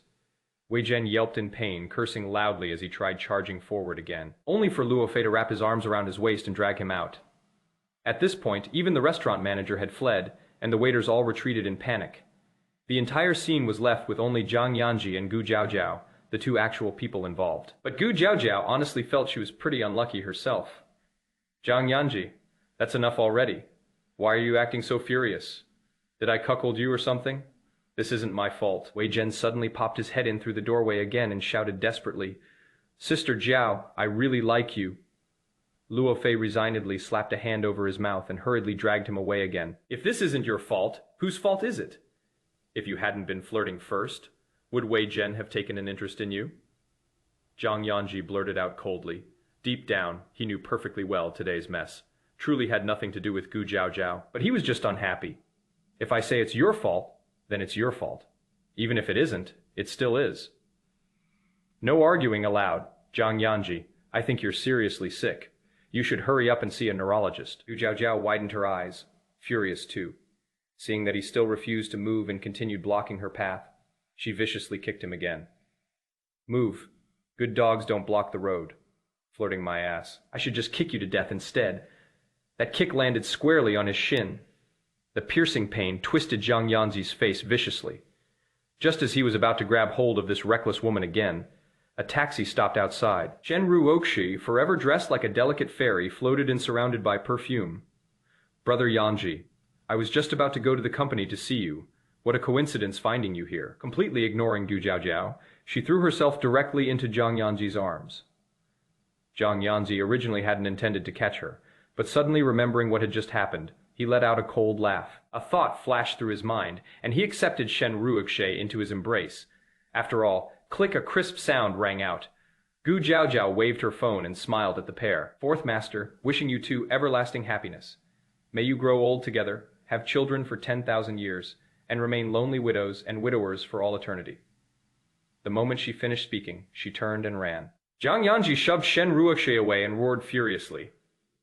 Gu Jiao. Stop right there. Number chapter 20. Taking couple pics with a young hunk stand still my ass. Only an idiot would stand still. I am not stopping. What are you going to do about it? I already wished you two 1,000 years of happiness. Why are you still acting so difficult? Jiao rushed out the door, grabbed Wei Zhen, and the two of them dove into the car almost at the same time, moving in perfect sync, like they'd practiced it 1,000 times. Luo Fei stood there dumbfounded, not even daring to stop them. Mainly because he really didn't have the ability to hold Wei Zhen back, and in that single moment of hesitation, the two were already inside the car. The engine roared to life, sounding like a beast ready to burst forward at any second. By the time Jiang Yanzhi chased after them, clutching his aching chest in rage, Gu Jiao rolled down the window and threw him a huge eye roll. Then the car kicked up a cloud of dust right into his face before vanishing in the blink of an eye. Wei Zhen even flashed Jiang Yanzhi a middle finger and laughed loudly. Jiang Littleforth, I'm off to have fun with Sister Jiao. Bye. Bye, Jiang Yanzhi. His vision went black. Jiao. That was his car she'd taken. How was he supposed to get back now? Beside him, Special Assistant Luo Fei trembled silently. When giants fight, please don't drag me into it. Yanzhi, wait for me. Shen Ruoshui limped out of the restaurant. When Jiang Yanzhi shoved her away earlier, she twisted her ankle again. Her already pale little face was even whiter now. But because she was naturally beautiful, the fragile look only made her seem more pitiful and delicate. Jiang Yanzhi turned around, The irritation in his furious eyes flashed for an instant before he concealed it perfectly. How did you get here? As long as the woman in front of him wasn't Gu Jiao. Jiang Yanzhi could always control his emotions. Well, otherwise he'd want to strangle Jiao to death. Shen Ruishui froze. Hadn't they agreed on this earlier? But she was smart enough not to ask. She could already tell the man's mood was genuinely terrible. And a sensible woman never added pressure at times like this.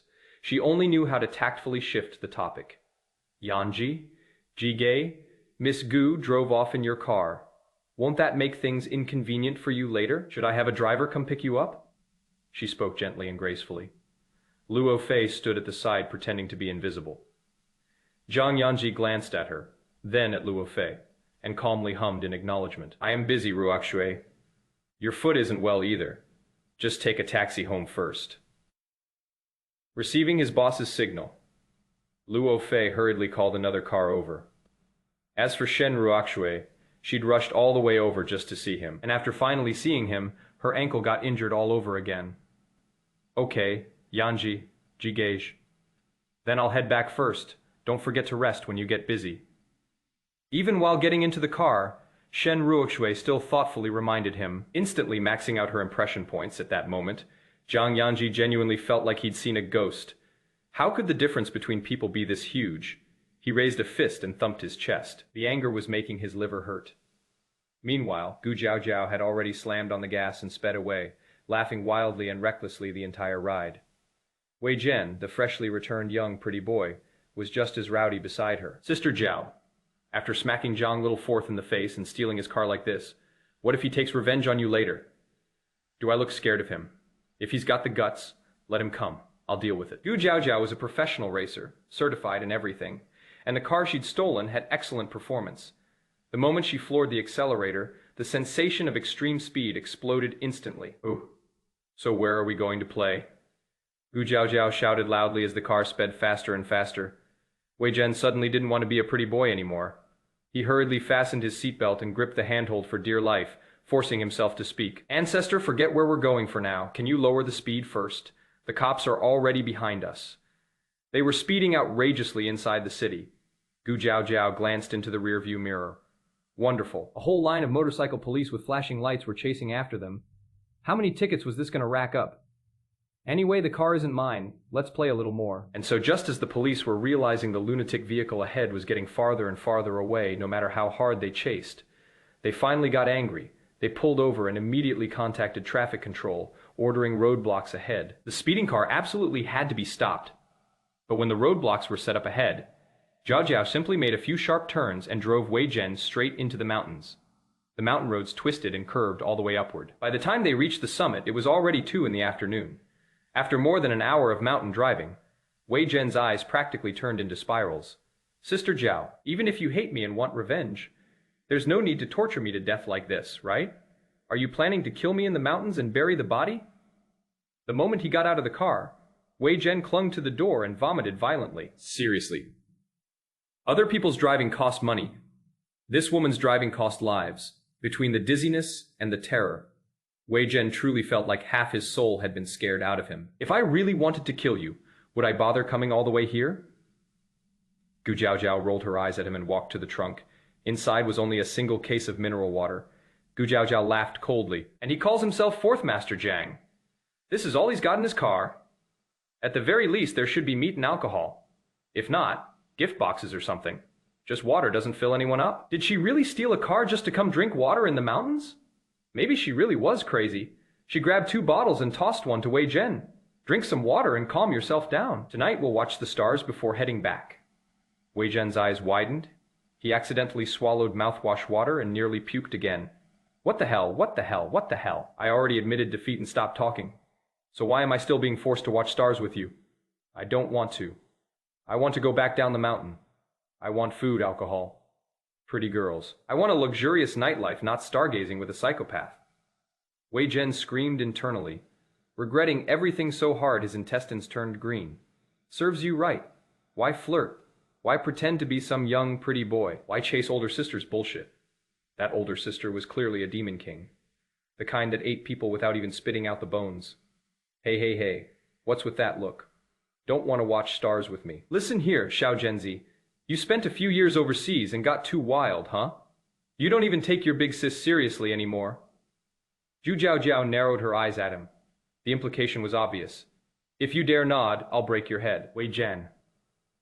He was wrong. He never should have provoked this ancestor. He truly wouldn't dare again. But the next second, Gu Jiao hooked an arm around his shoulders, pulled out her phone, and snapped a selfie. Then she posted it with the caption, "Nightlife with a young hunk. Pretty exciting, huh?" Behind them was a barren mountain. Beside her was a handsome guy. The atmosphere really did look exciting. The moment Jiang Yanzhi saw the post, he immediately started tracking the location. Gu Jiao had no idea. This mountain had only recently begun development. The road up was entirely dirt paths. Standing on the summit and looking around, there wasn't even a ghost in sight. So why exactly had she dragged Wei Zhen all the way up this damn mountain just to go crazy, just to post on social media? You have your white moonlight, I have my young hunk too. Isn't that fair? Seriously. She suddenly felt incredibly childish. Forget it. Let's head back. By the time she finished her third bottle of water, her stomach was growling uncontrollably. She looked at Wei Zhen. What's so fun about stars anyway? Let's go back down and eat something delicious. Wei Zhen agreed. So why the hell did you insist on driving up the mountain in the first place? The two of them instantly and amicably reached an agreement to head back down. Then, Zhu Jiao glanced at the fuel gauge and froze. Wei Zhen, do you think there's a possibility we might have to abandon the car here and hike down the mountain using pure willpower, Chapter 21, listening to your sophistry, then holding your neck up to look at the stars? Wei Zhen didn't react at first. By the time I realized what was happening, I was completely devastated. Not only was it cracked, but it also flew into a rage, yelling at the top of its lungs. Gu Jiao, what did I say? I told you to slow down, don't lose your temper for no reason. But you insisted on going up this damn mountain. Fine, you went up. But you even ran out of gas, tell me. What are we going to do now? This barren mountain is so high. How are you going to walk back with your two stinky feet? Seriously, that is insane. When you try to hail a ride, hailing car, the car hailing service doesn't dare to accept your order. He was truly convinced. I hadn't seen her for several years, and I thought she would become more mature and composed as she got older. As a result, he was anything but steady. I wish I could just beat her to death. Ha, you've gotten bold, daring to yell at me now, haven't you? Wei Zhen. Don't forget the time you wet your pants when you were little. I had to lend you my little skirt. Otherwise, you would have gone home naked. Gu Jiao squinted her eyes angrily. Besides, I didn't do it on purpose. I just acted impulsively. I was being chased by the police and had nowhere to run, so I just rushed in here.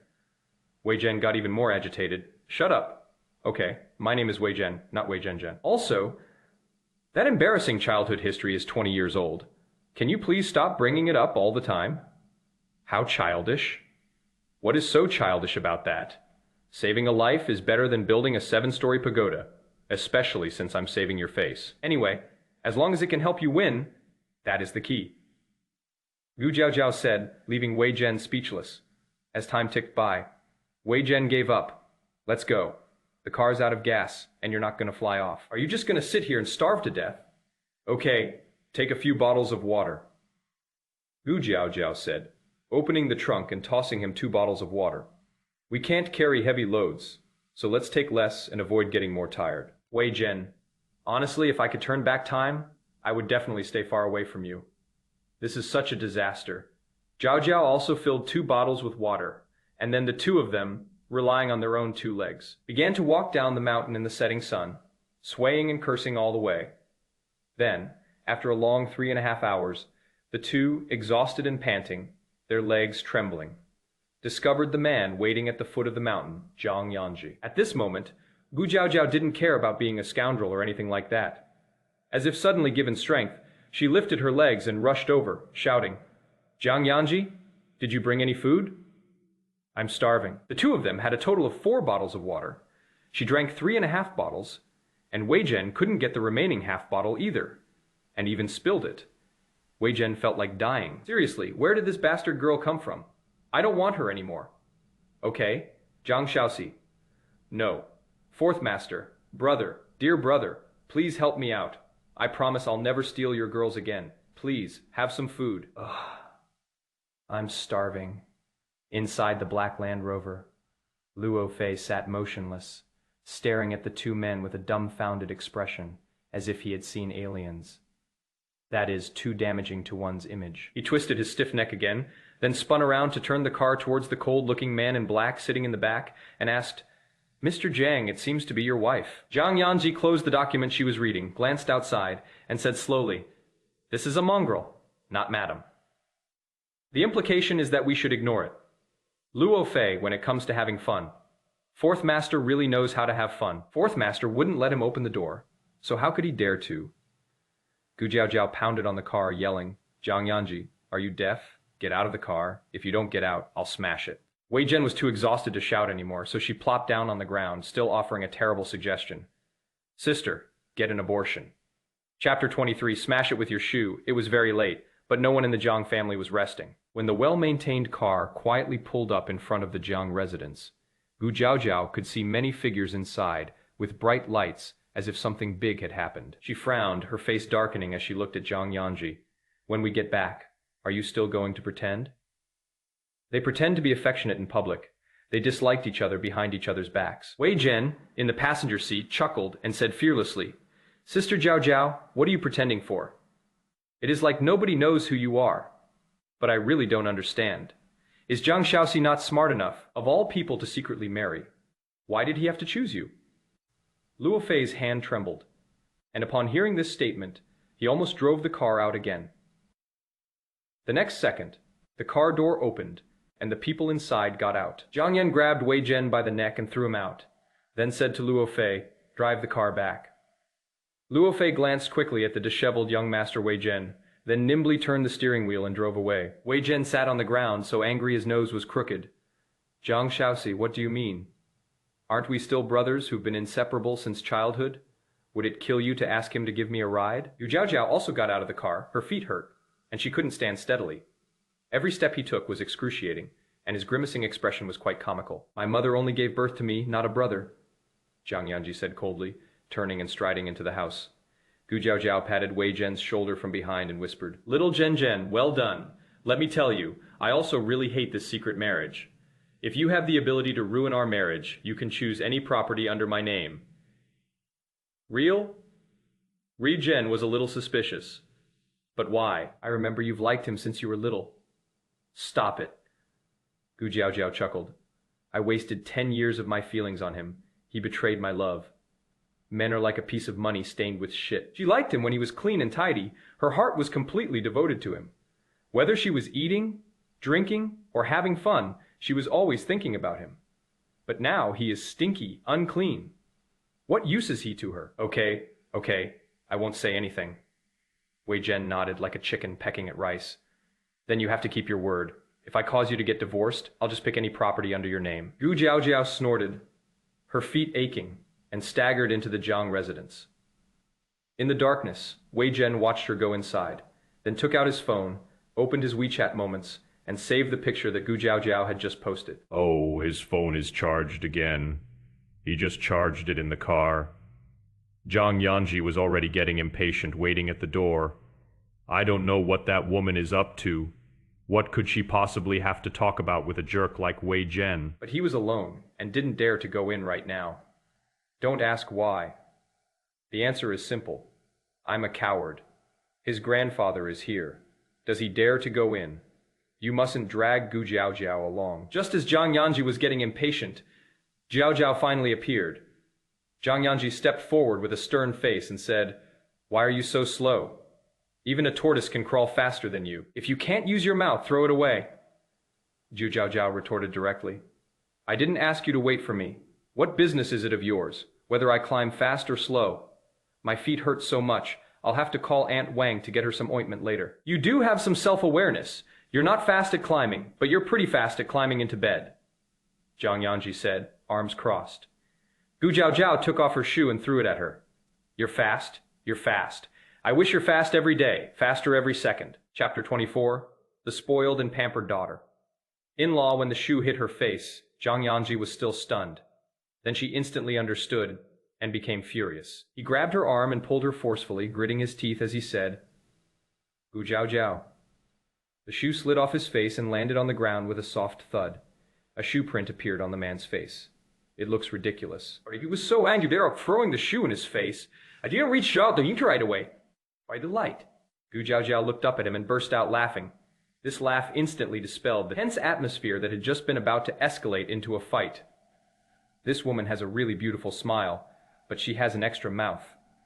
The man loosened his grip on her arm slightly, a hint of inexplicable annoyance flashing in his eyes. Forget it. Why bother arguing with a woman? The elders at home are still waiting. Gu Jiao, you must explain what happened today properly.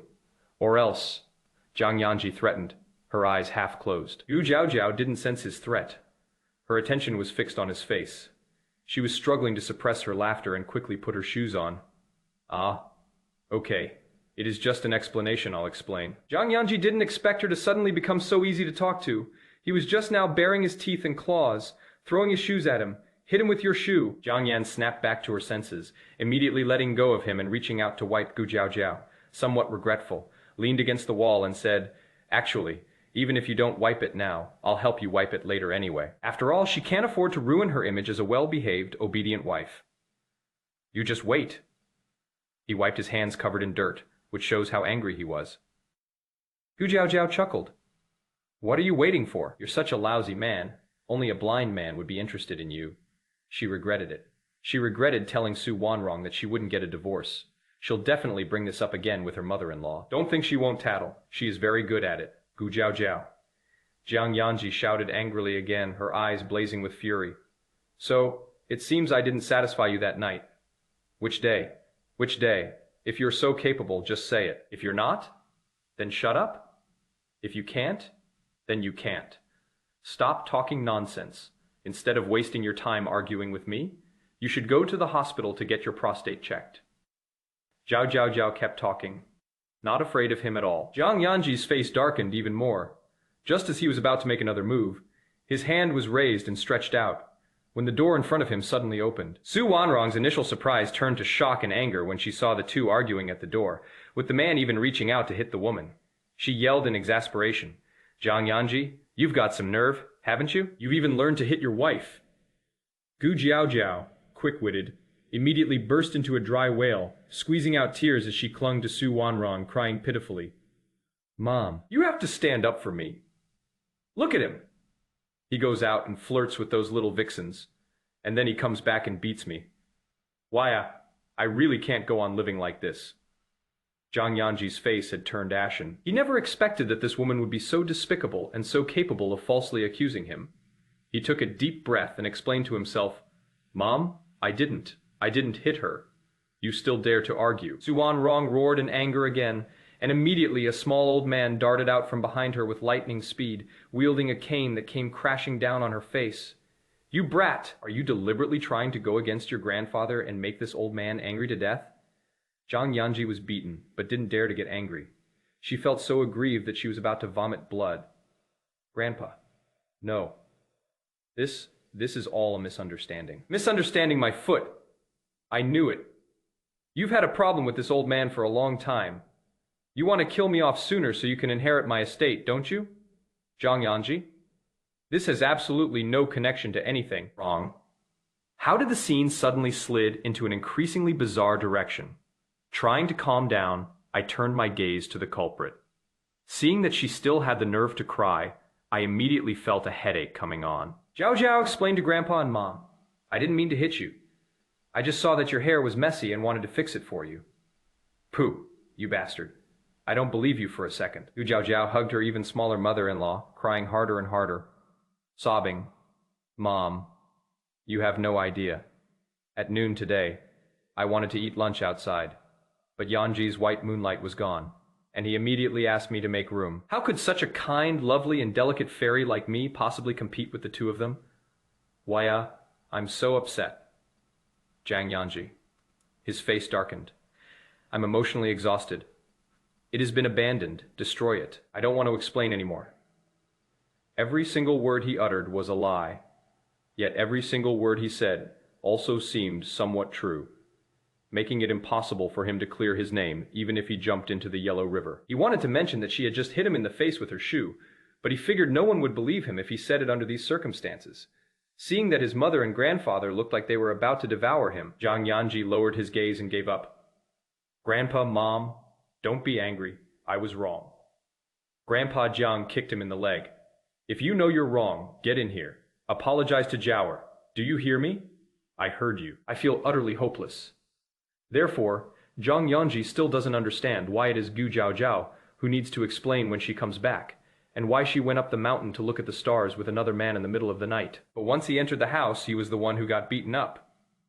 Aunt Wang prepared a sumptuous late night snack and set out a large table in a lively atmosphere. Then, old Master Jiang, Su Wanrong, and Gu Jiaojiao, the wrong daughter-in-law, even the housekeeper and Aunt Wang sat down to eat, but they left his only grandson aside. He was made to stand the whole time and serve Gu Jiaojiao, feeding and drinking her. She wants to eat shrimp, so he has to peel them for her. She wanted to eat ribs, so he had to shred the meat by hand. She wanted soup, so he had to serve it in a bowl. Gu Jiaojiao, however, was not polite, and took advantage of his favor to boss him around. Wang Sao and the housekeeper, who were standing nearby, did not dare to linger. They quickly finished their meals and hurriedly left the table to get away from this hellish scene. Then this late-night snack lasted for several hours until Zhang Wenhei rushed back at around 2 a.m., and it was still not over. Naturally, under her father's violence, Jiang Yanzhi had become completely numb. Destroy it. This is unbearable. At 4 o'clock in the morning, the family finally washed up and went to bed. Yu Jiaojiao took the ointment, and in Jiang Yanzhi's expressionless arms, the two went upstairs together. As soon as she entered the bedroom, Gu Jiaojiao jumped out of Jiang Yanzhi's arms, quickly tiptoed onto the bed, pulled the covers up and said, "I'm going to sleep. You can leave now." Jiang Yan glanced at her blankly, said nothing, and went into the bathroom to take a shower. Taking this opportunity, Gu Jiaojiao quickly applied ointment to her feet, then stretched out her toes to air them out before lying down to sleep again. In a daze, the bed next to her sank in, and someone was saying something in her ear. Gu Jiaojiao was very sleepy, but she still quickly opened her eyes. Chapter 25. He is determined to reach for the moon. The man had already pulled her close, and Gu Jiaojiao was forced to climb on top of him, instantly waking up. She blinked, looking at the man who was so close to her. It is really beautiful. Eyebrows are eyebrows, eyes are eyes, lips are thin but heartless. At the very least, it was ruthless towards her. As for the rest, she inexplicably thought of that night at the bar. When he finished in just a few minutes to get it over with TSK, that is what you call fast. Fourth Master, are you trying to please me or flatter me by hugging me like this?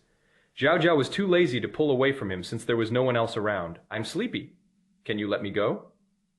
Gu Jiao Jiao said again, pretending not to see the burning anger in the man's eyes. In short, as long as he was unhappy, she was happy. Her happiness is so simple, it is wonderful. Jiang Yanzhi. He was originally unable to sleep and was seething with anger, wanting to have a good talk with her. But unexpectedly, this woman was really capable, instantly provoking him. Gu Jiaojiao, I suddenly realize that I've spoiled you too much, as Mrs. Jiang. You have everything. You should be well behaved, but you always manage to cause trouble. Can't you just settle down? Gu Jiaojiao yawned. It is the same old story, I'm sick of hearing it. Hey, Fourth Master, are you going to sleep or not? I'm sleepy even though you're not. She pretended to roll off him and continue sleeping, but before she knew it, the man pulled her even tighter. I'm talking to you, and you want to sleep. I'm your husband. Where do you put me? I know. Gu Jiaojiao was so sleepy that she could only try to comfort him. You are my husband, that is legally recognized. I cherish you the most in my heart. I offer you 3 sticks of incense every day. Jiang Yanzhi, he had a belly full of anger that he couldn't vent, but her coaxing tone, which sounded like she was coaxing a child, made him even angrier. It is so frustrating. So why is he bothering her so late at night instead of sleeping? He took a deep breath, abruptly sat up, and said with a stern face, You go to sleep. I'm not sleepy. With a bang, he slammed the door and left. Gu Jiaojiao. It is 4 a.m. What is wrong with you? His eyelids closed in an instant, and he fell into a deep sleep. Jiang Yanzhi didn't hear anyone behind him trying to stop him. He originally wanted to leave angrily, but then he thought, this is his home. Why should he leave? He took off his clothes and went back to the bedroom, only to find the woman fast asleep. His anger, which had been building up, gradually subsided. Gu Jiaojiao is the eldest daughter of the Gu Yu family in Haining City. She was pampered from a young age. And which young lady from a wealthy family wasn't spoiled rotten? Gu Jiaojiao is even more wild from childhood to adulthood. Whatever she wants, she will definitely get. But her values are also very sound. Aside from being a little arrogant, she never bullied others, and was also good looking. She has a bright rose-like appearance, is unrestrained and free-spirited, and has a touch of wildness. She is very beautiful, but also has a fiery temper. The closer you are, the more likely you are to get hurt. But when she is asleep, she is really quiet. The moment that little mouth that could almost drive him crazy shut up, the whole world became peaceful, as if he had become a different person. Thinking of this, Jiang Yanzhi's inexplicable anger flared up again. Why is he the only one sulking, while this woman is sleeping so soundly? Reaching out to pinch her soft cheek, Zhao Zhao raised her hand and slapped it away. Stop it, I'm sleepy. Her tone was soft and coquettish, very sweet and gentle. Jiang Yanzhi frowned. How could a woman who is always so sharp-tongued be so soft-hearted? He didn't believe her and kept pinching her. Gu Jiaojiao got annoyed and suddenly opened her eyes. Jiang Yanzhi, stop messing around. Okay, you're driving me crazy. Annoyed with me.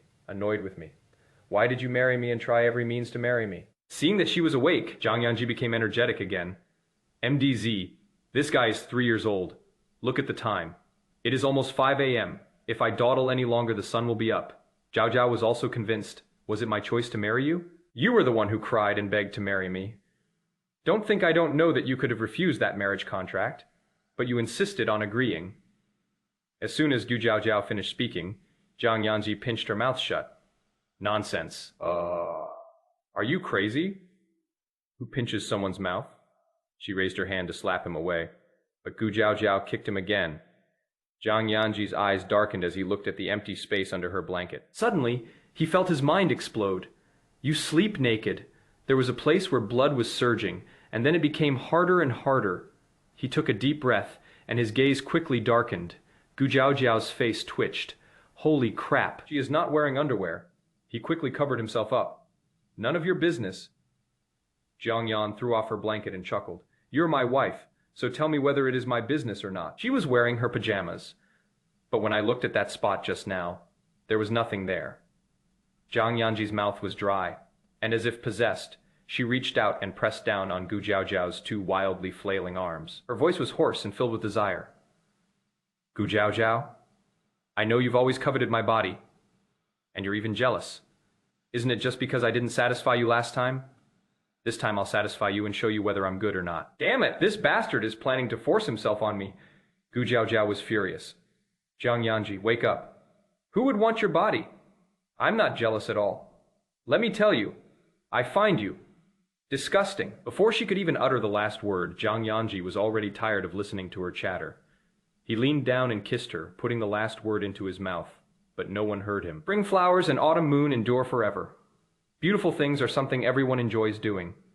When Gu Jiaojiao was being held down and kissed until her legs were almost weak, she gritted her teeth and shouted, Can you fucking let me go? I find you disgusting.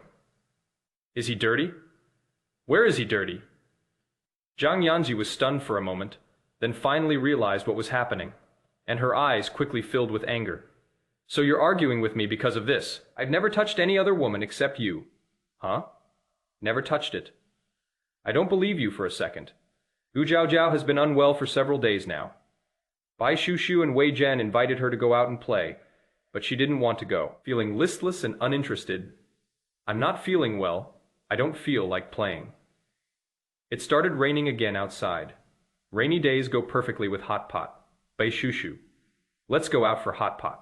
My treat, Wei Zhen will pay. Hey, should we invite Lao Qin too? I don't know if he'll be free. Gu Jiaojiao, however, was thinking about something else. Last time at the bar, during their first time, did she take her medication? My head is throbbing, and I can't remember anything. Also, he said he has never been with another woman. Is that true? But regardless of whether it is true or not, damn it. That night, he still got his way. Leaving her with a sore back and weak legs, and she dares not say he can do it anymore. He is really capable. The punishment is so severe it is almost heavenly. Chapter 27, Waiting for Me to Become Mrs. Jiang Ruoxie watched Jiang Yanzhi come out and was about to happily go forward when she suddenly realized that the man did not see that she had arrived at the door of the conference room. Her face instantly turned ugly, but she was always good at acting and maintaining her fairy-like image. She quickly followed and obediently called out, "Brother Yanzhi." Jiang Yanzhi stopped when she heard someone call her name and turned around to look at her. "When did you get here? So I really didn't see her just now." Luo Fei turned his face away, struggling to suppress his laughter. Jiang Yanzhi had already said, "The meeting is postponed. I'll go out right away." Luo Fei responded, and immediately went to the conference room to explain. Shen Ruoxie had already walked up quickly, holding up the white porridge she had personally cooked. "Brother Yanzhi, my foot is all better now. I was thinking that I haven't been able to visit you for a while, so I cooked some porridge for you. Have you had breakfast yet? The porridge is still warm." "Why don't you eat some porridge before you get back to work?" Jiang Yanzhi raised her hand to check the time. "It is 10 o'clock in the morning. I'll just have lunch in a bit." He was in a hurry to leave. The next second, Shen Ruoxie's eyes seemed to instantly fill with tears, about to fall but unable to. She said, with remarkable restraint and composure, "No, it is nothing. Since Brother Yanzhi has something to do, then go ahead and do it. It was my fault for bothering Brother Yanzhi at this time." She made it sound like she was being wronged. The meeting had ended, and the senior managers who came out one after another looked at this scene with great surprise, and then whispered among themselves, "So President Jiang is such a warm man. He is so fierce to us, but he is so gentle when he answers the phone with his girlfriend. Who says otherwise? Every man has a weakness. I think this Miss Shen is probably going to be Mrs. Jiang. I heard that Miss Shen and President Jiang were a couple 4 years ago. I thought it was a rumor before, but now it seems to be true. All right. We should know our limits when it comes to gossiping. If President Jiang finds fault with us, we can't afford to suffer the consequences." The group whispered among themselves, then quickly dispersed. Hearing this voice, Shen Ruoxie felt particularly pleased. Her slightly aggrieved expression instantly turned into one of great joy, and her mood improved significantly. Oh, right. She needs this kind of public opinion. She is the woman Yanzhi loves the most. As for Gu Jiaojiao, even if she gets married, so what? It was a secret marriage. She has plenty of ways to get Jiang Yanzhi to divorce his wife and then marry her. It is no trouble. We just arrived at an inopportune time. Jiang Yanzhi glanced over and then reassured Shen Ruoxie. "Don't take what they just said to heart." Shen Ruoxie's joy froze. "What do you mean by don't take it to heart?" Jiang Yanzhi did not explain but called Luo Fei out again. "Miss Shen's foot injury has just healed. Arrange a place for Miss Shen to rest." He turned and walked away, his steps appearing hurried. Shen Ruoxie instinctively wanted to follow, but Luo Fei stopped her. "Miss Shen, our CEO Jiang really has urgent business to attend to. If you have time, please wait in the reception room here." "No need." Shen Ruoxie took a deep breath and said directly, "I want to go to Brother Yanzhi's office." Luo Fei declined, saying, "I'm afraid it is inconvenient." "It's not inconvenient at all. I'm the person Yanzhi likes the most. I even brought him some porridge that I cooked myself." Shen Ruoxie held up the thermos in her hand and shook it. There was a SpongeBob sticker on it. It looks very childlike. But some things can't be achieved simply by being childlike. Luo Fei didn't take it seriously. "Miss Shen, President Jiang's office contains many confidential matters. You should go to the reception room. With so many confidential documents, what would he do if something went wrong?" Shen Ruoxie's face darkened. "Assistant Luo, I've already said that I'm Yanzhi's favorite person, and I'm going to be Mrs. Jiang in the future. Then let's wait until you do it before we talk about it." "You?" Shen Ruoxie took a deep breath and forced a smile. "All right. Then I'll wait until I become Mrs. Jiang before I come into this office." As Shen Ruoxie turned to leave, Luo Fei chuckled and said, "Don't worry, you'll never be Mrs. Jiang." Their Mrs. Jiang, from beginning to end, was only that one person. Jiang Yan drove the car at almost supersonic speeds, running countless red lights along the way. Bai Shushu called out into the phone, "Where are you?" "Hurry up, Zhao Zhao is injured, and she refuses to go to the hospital." Zhao Zhao's face darkened. "Can you not exaggerate? I only have a minor scratch." "That is called a scratch? That is like a leg being ruined." Wei Jian was furious and slammed the racer's helmet to the ground. "You're going to the hospital right now. The injury is too serious. You've lost too much blood. Do you want to die?" "I don't want to die." Yu Zhao took a deep breath and said helplessly, "But look at my legs." "What are you looking at?" I'm not looking. Wei Zhen's face was tense. He had been acting like a little puppy, but now he had a rare fierceness in his eyes. Are you going or not? If you're not going, I'll carry you, Gu Jiao. Is it really that serious? She really only got a tiny scratch.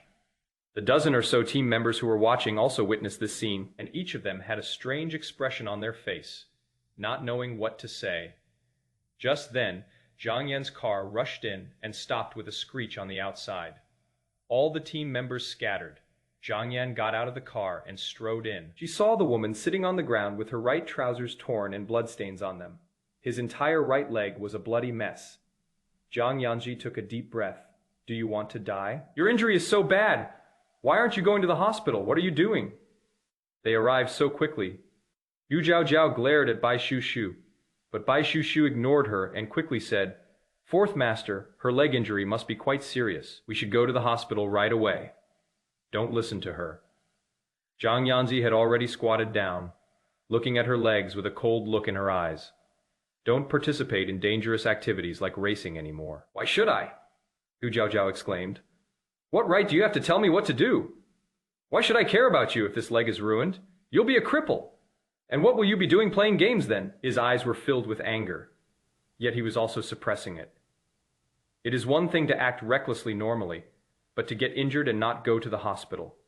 What are you trying to do? Okay, I'll go to the hospital. Yu Jiao took a breath. But I really only have a scratch. I don't think it is that serious. I know what I'm doing. You have no self-awareness. Wei Zhen couldn't hold back any longer. In short, you lost this match. Don't think that just because you're injured, I'll go easy on you and let you off the hook. You just wait for the auction. Oh, you're still the dog. Bai Shu silently stepped back, giving the stage to the two of them. Yu Jiao eventually went to the hospital. After the doctor cut her pants and cleaned her wound, she said, Luckily you came early. Jiang Yanzhi exuded a chilling aura. Are you badly injured? With so much blood, the injury must be very serious. The doctor shook his head. If you had come any later, the wound would have healed. Chapter 28. Sour, inferior, and redundant Jiang Yanzhi. Its expression changed, and she looked at Gu Jiao strangely. Gu Jiao spread her hands and said speechlessly, I just said it was just a scratch, but none of you believe me. Jiang Yanzhi, his face was dark and he was extremely angry. But with a doctor in front of him, he couldn't let it out. He had to endure it, the doctor continued. But abrasions also have the issue of size. Your abrasion is quite large. Almost the entire outer thigh was rubbed raw and bleeding, while it is true that the wound would heal if it were delayed. That is a bit of an exaggeration. This wound really wouldn't heal. After cleaning the wound, let it air dry and apply some ointment. Don't let it get wet for 3 days. And it will be fine soon. Because of the emergency, Jiang Yanzhi brought her to the hospital closest to the club. But she was not familiar with the doctors there. After receiving the doctor's orders and the prescription, Jiang Yanzhi maintained a cold expression throughout as she paid the bill and got the medicine. Oh no! That young lady doesn't appreciate it at all. She glanced at him sideways and said, All right, you don't need to worry about what happens next. I can go back by myself. Where are you going? Jiang Yan asked, her eyes blazing with anger, on the verge of exploding. Gu Jiao, I'm busy every day. Can't you just stop causing trouble? I just had someone bring down the car you left on the mountaintop a few days ago. Can't you behave yourself? Since marrying this woman, Jiang Yanzhi has spent almost every day cleaning up her messes. Previously, it was about karaoke, and they would hire young, handsome men. It is a high-speed chase now, and people are getting injured. Otherwise, he'll complain. Speaking of complaining, he has to admit he has done it. Not a single person in the family is on his side. Who is the biological child? I didn't say it is your business. I already told you not to come to the hospital, but you insisted on making me come, Gu Jiao muttered, hopping out on one leg. Jiang Yanzhi, unable to bear it any longer, bent down and picked her up. Gu Jiao, if this happens again, see if I'll take care of you. The sudden weightlessness made Gu Jiao instinctively hug his neck, afraid he would drop her, holding him tightly. Okay, if it happens again, stay far away from me, and I won't look for you. The young couple looked really happy together, but they just couldn't stand looking at each other. The truth about Gu Jiao's injury couldn't be kept secret any longer. Bai Shu immediately told Su Wanrong what had happened, and Su Wanrong turned pale with fright. My poor Jiao, no. I have to go see her. If she needs to be hospitalized, she must have the best ward and the best doctor. Also, is the injury very serious? Does she need to be in the ICU? Bai Shu Shu. I was completely dumbfounded. So actually, my sister-in-law is quite well liked by her mother. In-law after marrying into the Jiang family, isn't she? Upon hearing Yi Su, Tu quickly snapped back to reality. Oh, no need for that, Aunt Su. Zhao Zhao injured her leg, and young Master Jiang has already taken her to the hospital. Upon hearing that Jiang Yanzhi was there, Su Wanrong was finally relieved and said repeatedly, "That is good. That is good." But Zhao Zhao's injury is a serious matter. Su Wanrong immediately called Jiang Wenhe again, and then old Master Jiang, who had just returned to the old house, rushed over immediately, his face so dark it could squeeze water out of it. "What is going on?" she said irritably. "Zhao Zhao is usually so well behaved. Why is she always getting into trouble lately? Did that brat bully her again? Who knows?" Su Wanrong was also extremely troubled. Was it really a mistake to let them get married in the first place? Otherwise, why is everything always going so badly? It's impossible to be wrong. However, couples need to work things out, said Grandpa Jiang. Yan is a wild man if he really didn't agree back then. No one could force him to marry. But since he agreed and nodded, then this marriage must be maintained. As they were talking, the two returned, with Jiang Yanzhi still carrying Gu Zhao Zhao as they entered the room. The two of them put on quite a good show in front of their elders. The loving young couple looked very harmonious and happy. "Grandpa, Mom, what are you doing here?" "It is just a minor injury. I'm fine," Gu Zhao Zhao said obediently, patting Jiang Yanzhi to let her down.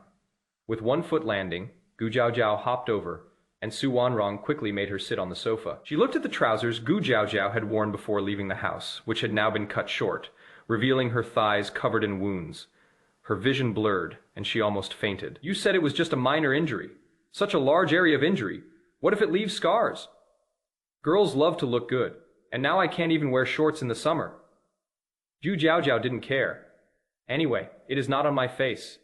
That won't do either," said Grandpa Jiang. "This injury looks very serious, Yanzhi. You know a lot of people, so go find the best doctor and get medicine for Zhao Zhao.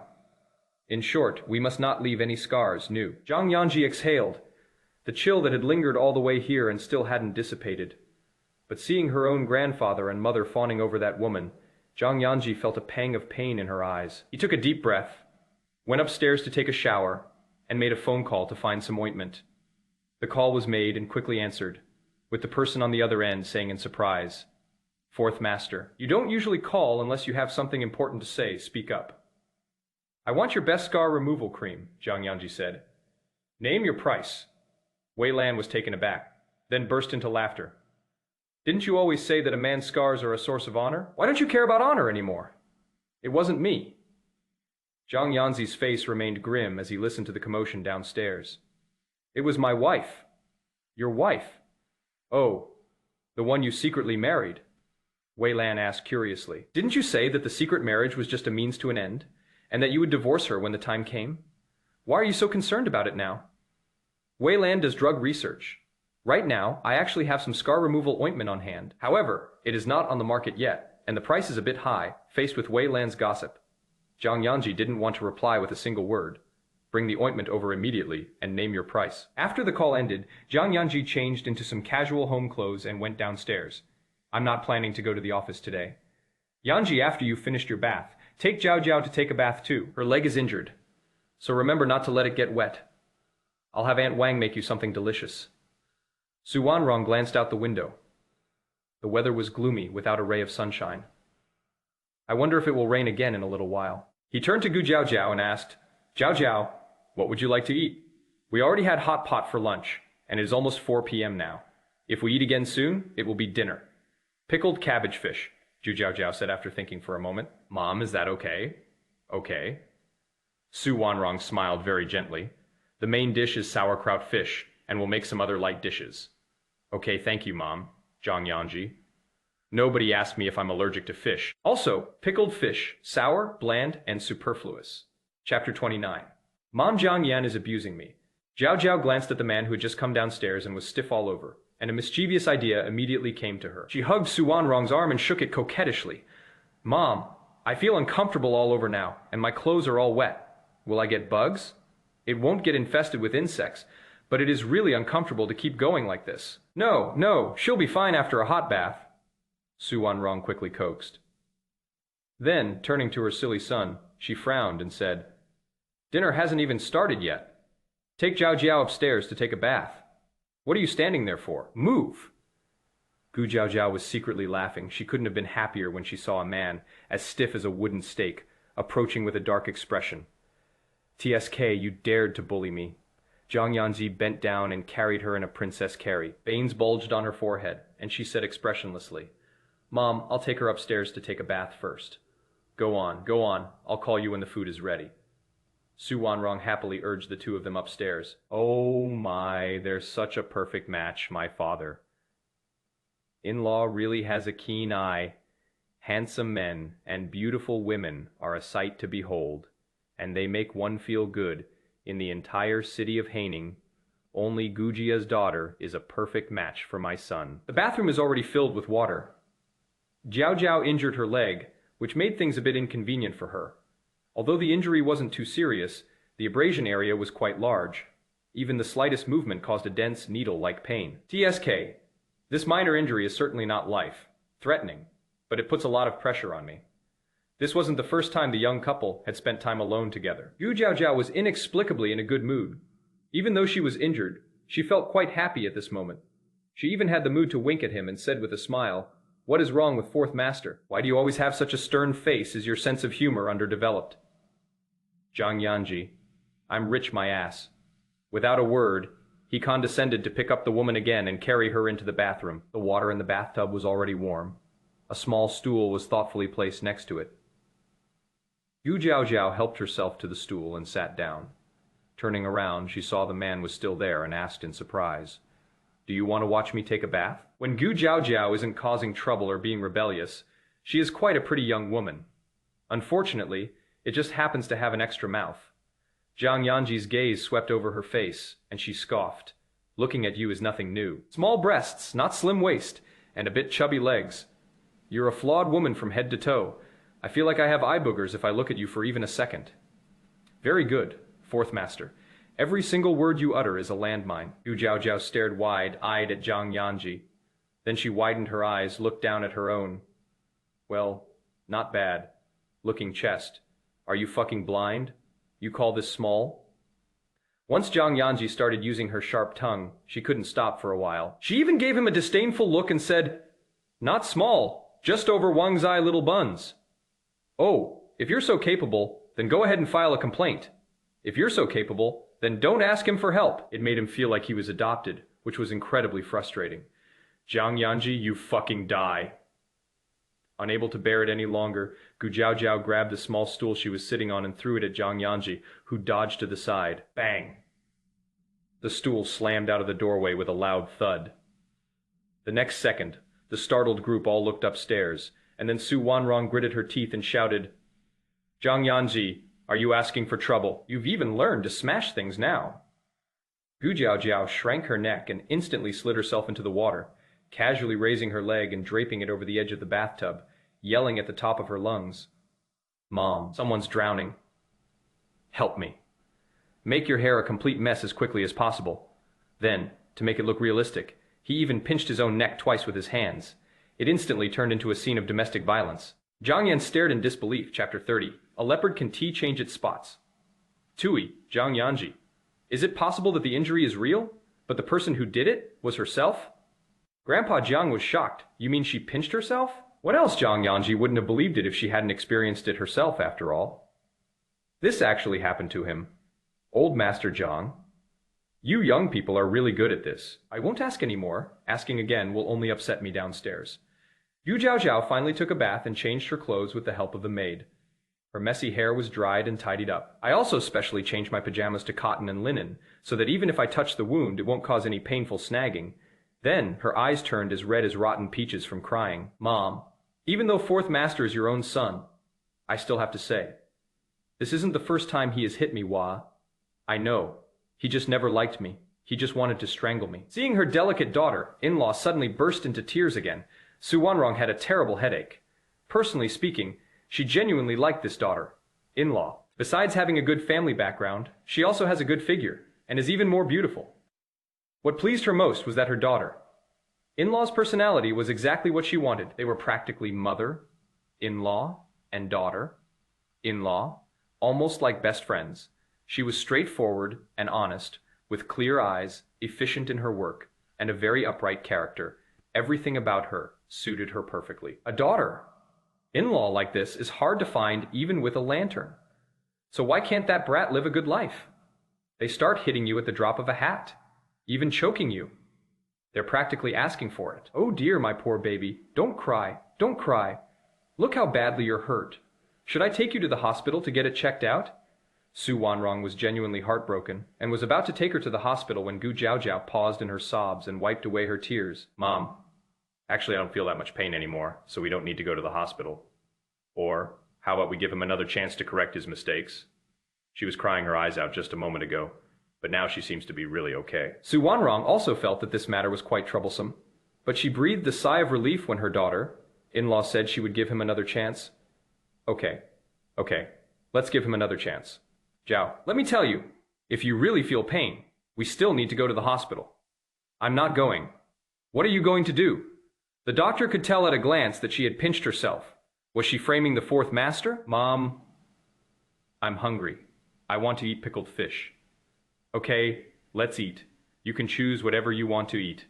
Su Wanrong went to urge her personally. Gu Jiaojiao sighed and thought that this mother-in-law was the best in the world, even better than her own mother. Dinner was served quickly, except for Jiang Yanzhi, who was once again punished by not being allowed to eat. Everyone else ate quite happily. Of course, Su Wanrong scolded him, but she couldn't bear to actually not let her only son eat. However, seeing this annoyed her, she simply sent him to the kitchen to eat leftovers. After eating, the old man rested. Su Wanrong went to her yoga class, and Gu Jiaojiao, taking advantage of her disability, went back to her bedroom and lay on the bed playing on her phone. On WeChat, Jiu Jiaojiao created a small group. Originally, there were only Bai Shushu, Qin Shencheng, and her, which was a 3-person group. But now, there is another Wei Zhen. In a small group of 4, we started using voice chat. Sister Jiaojiao, what did you say? You actually managed to trick Jiang Xiaoxi. How did you do it? Wei Zhen asked in shock in the group chat while also giving a thumbs up. Wow, that is awesome. He dares to say, I don't have big breasts, a thin waist, and fat legs. I'll fucking kill him. Zhu Jiaojiao cursed as she tapped the screen so fast it sparked. Image attached. Dog of a man. JPG. In fact, this is clearly driven by personal emotions. Qin Shencheng, send out 6 points, then add. Well done. Men shouldn't be spoiled, or they'll go crazy. Bai Susu, PFFT. You talk like you're not a man. I'm telling you, Lao Qin, you're a man too. So shouldn't we spoil our Zhao Jie? Wei Zhen quickly spoke up. Sister Zhao, look at me. Look at me. Look at me. I need to be spoiled. Once I'm spoiled, I definitely won't get arrogant. I'm the most beautiful flower in your heart. Gu Jiaojiao, what an idiot. I am done chatting. Time for bed. It was already late, and after such a long day, she was getting sleepy. I exited WeChat, tossed my phone aside, set the air conditioner to 18 degrees Celsius, and pulled the covers over myself to sleep. Half an hour later, when Jiang Yanzhi came upstairs with a dark expression, Gu Jiaojiao was already fast asleep. Even when Jiang Yanzhi walked to the bedside, she suddenly opened her eyes, saw it was him, and immediately lay down on her side and fell asleep again. Jiang Yanzhi. Seeing that this woman could sleep so soundly after doing something bad, Jiang Yanzhi really felt that since she had taken the blame, she should just strangle her now. But looking at the mess on the bed in the moonlight calmed me down, my face turning ashen. Women who are favored often become fearless. Moreover, he truly realized that his status in this family was definitely at the bottom. Even the dogs in the yard were of higher status than him. After figuring it out, Jiang Yanzhi had no intention of sleeping in the same bed with her, so she turned to leave. Just then, her phone rang. He answered quickly, and the first thing he heard was a blast of music. It was a call from the bar. Hello? Is this Mr. Jiang? There is a Miss Chen here. She says she is your girlfriend. She is drunk and alone. Could you come pick her up? Jiang Yanzhi quickly turned around and glanced at the bed. Gu Jiaojiao was still sleeping soundly. He frowned and lowered his voice. Help her call a taxi. I'll give you the address. The bartender said tactfully, Mr. Zhang, this isn't just about getting a taxi. She got drunk and smashed this bottle of good wine. You need to pay for it. Jiang Yanzhi, after a moment of silence, send me your location. Jiang Yanzhi put away her phone and went out. After he left, Gu Jiaojiao sat up in bed, her cold eyes looking at the door that had just closed, a hint of mockery flashing through her mind. Oh, a leopard can't change its spots, so you deserve to take the blame. I lay down, covered my head, and tried to sleep again, but I couldn't fall asleep. The four-person group was created again. I am your pampered prince. Hey, is everyone asleep? If you're asleep, show your face. If not, never mind. Cold and aloof. Wei Zhu. Sister Jiao. Am I not asleep, or am I asleep? Wei is a night owl. He usually doesn't go to sleep until the early hours of the morning. The White Snake's young mistress. Confused face JPG. Seriously. Sister Jiao, have you lost your mind? Who has been slept with and still showing their face? I'm your darling. I don't care. I can't sleep. You guys come out and have some fun with me. The White Snake's wife? That is not a good idea. It is so late at night. Send me your location. Cold and aloof Wei Zhu. Here I come. Doctor. Qin Shenxing was on the night shift, but there were no critically ill patients tonight. He glanced at the duty log and called over another doctor on duty. I'm going out for a bit. Call me if anything happens. The doctor on duty was his student, and upon hearing this he replied, Yes, master. I'm here. Don't worry. Qin Shenxing patted the student on the shoulder. Young man, you have a bright future. It is rare for this ancestor to want to go out and play in the middle of the night. He must be in a bad mood. Thinking of the gossip information that had just been sent, Bai Shu Su and Wei Zhen didn't hesitate for a moment, and immediately set off to await the arrival of a certain esteemed gentleman. Chapter 31 accompany you. Grandpa, the weather in Haining is like a child as face. It can rain any time, anywhere. When Gu Jiaojiao arrived in her sports car, everyone else was already there. However, the road conditions were poor and unsuitable for racing, so the three of them just watched her, and then unanimously agreed to go to the underground black market. The black market, to put it bluntly, is open at night. The market that is open during the day is called a morning market. The market, which opens late at night, sells rare items that cannot be bought during the day. The sellers are the same ones as before, only the items they're displaying are different. Sister Jiao, you know what? This place really has everything. As long as you have money, they'll even sell the Empress's phoenix crown, and it is a genuine antique. Wei Zhen clicked his tongue in admiration. He is a rich second-generation playboy. He is never short of money, and he goes to all the fun places in Haining City. Qin Shenxing appeared much more serious, but his gaze still wasn't enough. He walked quickly to a stall selling medicinal herbs, and looked at one of the herbs. How much is this? The seller was an old man, who looked thin and bony, but his eyes were very bright. He had been tending his stall all night, and finally a buyer came. The old man didn't hesitate and set up his stall. 5. What do you mean? Qin Shenxing asked, as he didn't understand the local slang. It's 500,000, Wei Zhen explained. Wei Shushu, who was looking at a stone with great interest, heard this and couldn't help but exclaim, So expensive! Gu Jiaojiao also came over, her gaze sweeping over the old man. Ah, an acquaintance. However, he didn't say anything, just stood to the side with his arms crossed. The old man, unconvinced, rolled his eyes and said, If you think it is too expensive, don't buy it. Is 500,000 for this 100-year old wild ginseng expensive? It is a rare find. If my family wasn't short of money, I wouldn't be selling this ginseng. Gu Jiaojiao touched her nose.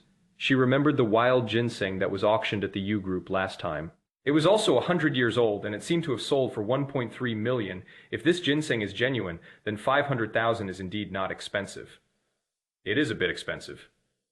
Qin Shenxing gave a serious evaluation. He didn't usually frequent black markets, let alone know about market prices, but as a doctor, he was skilled in the 4 diagnostic methods of traditional Chinese medicine, and this ginseng was clearly not what he expected. 500. I'll take it, Qin Shenxing said. The old man nearly jumped up, his eyes wide with rage. Kid, are you here to smash my stall? I am selling for 500,000, and you are offering 500. Get lost, or I'll beat you up. The old man was puffing out his beard and glaring. He really wanted to fight. Wei Zhen and Bai Shu Shu, watching from the side, Both gave Qin Shencheng a thumbs up. They admired him. They really dare to haggle. This ginseng is not 100 years old, nor is it purely wild. It is artificially cultivated, at most 8 years old. 500 I have given you a lot. Qin Shencheng said that he might not understand anything, but he knew the truth and the falsehood. Old man. The old man was stunned for a moment. Wow, I didn't realize there were experts here. So what? This is the black market. What I say goes. You don't have to buy my stuff, but you can't say my ginseng is fake. The old man's expression changed instantly. His voice rose, and several burly stall owners from the nearby stalls quickly surrounded him, each rolling up their sleeves and chuckling at Qin Shencheng. Kid, if you've got the guts, why don't you name your price again? 500. 500, and I'll smear shit all over your face, believe it or not. Qin Shencheng was a doctor and a scholar. Although Wei Zhen is a bit of a playboy, he has a small frame, making him a weakling. Bei Shushu and Zhu Jiaojiao are clearly two girls, so they don't have any fighting power at all. If a fight really breaks out, these people will definitely suffer a terrible fate. Chapter 32, he is not someone to mess with. He is a shrewd businessman, not a fool. Everyone present was stunned. Everyone stared in shock. After a long while, someone exclaimed, "We've messed up. We've kicked a hornet's nest. Yes, it looks like Boss Lin is badly injured. We see the Lin family bullying guests every day, but this is the first time we've seen them beaten up like this by a guest. It serves them right. Really, even though we're a black market, we're never dishonest when it comes to selling things. It is just that these guys have ruined our reputation." That is right. That is right. A group of people pointed and whispered, expressing more satisfaction than sympathy. It is clear that the Lin family has accumulated no good deeds. Old man Lin was terrified. He was stunned for a moment after seeing his son being kicked out, and then rushed over immediately. "How are you? Does it hurt? Should we go to the hospital?" Old man Lin felt a pang of heartache thinking about how he hadn't been able to sell the ginseng and still had to pay for medical expenses. If he had known these people were not to be trifled with, he would have kept his distance long ago. Why would he have dared to charge in headfirst? But by then, it was too late to say anything. "Hey, your son's badly injured. How about you try to extort money from me? Maybe I'd be willing to pay your medical bills and compensate you." Someone walked over, and a clear, sharp female voice spoke with a wild energy. Old man Lin immediately shrank his neck, his wrinkles puffing up, and said ingratiatingly, "I misjudged you before. I didn't expect you to be so capable, young lady. My son is tough and thick, skinned. These are just minor injuries, no need to go to the hospital." "Huh? So easy to talk to." Gu Jiaojiao was surprised and simply squatted down to ask him, "Don't you think I was rude and hurt someone first?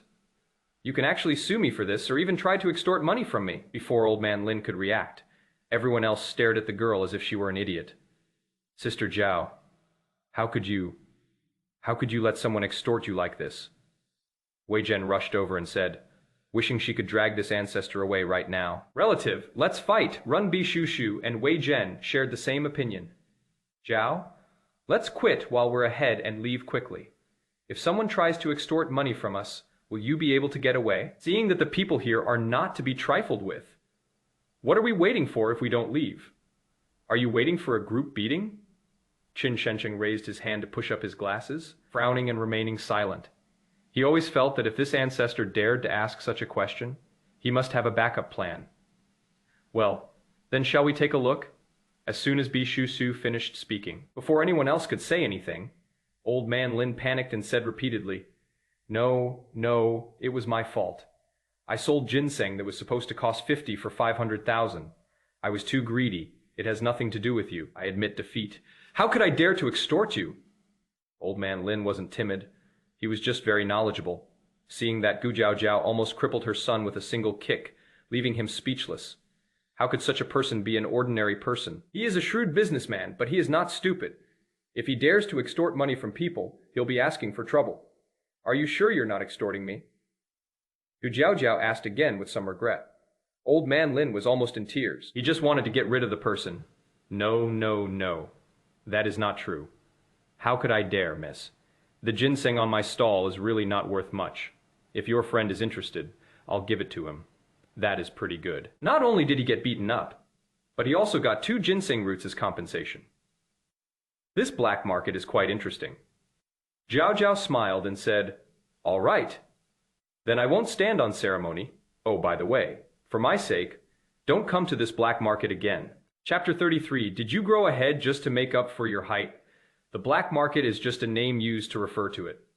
Only those who venture into the black market know that it is actually a large trading market, and a completely enclosed one at that. Management at night is more rigorous than during the day.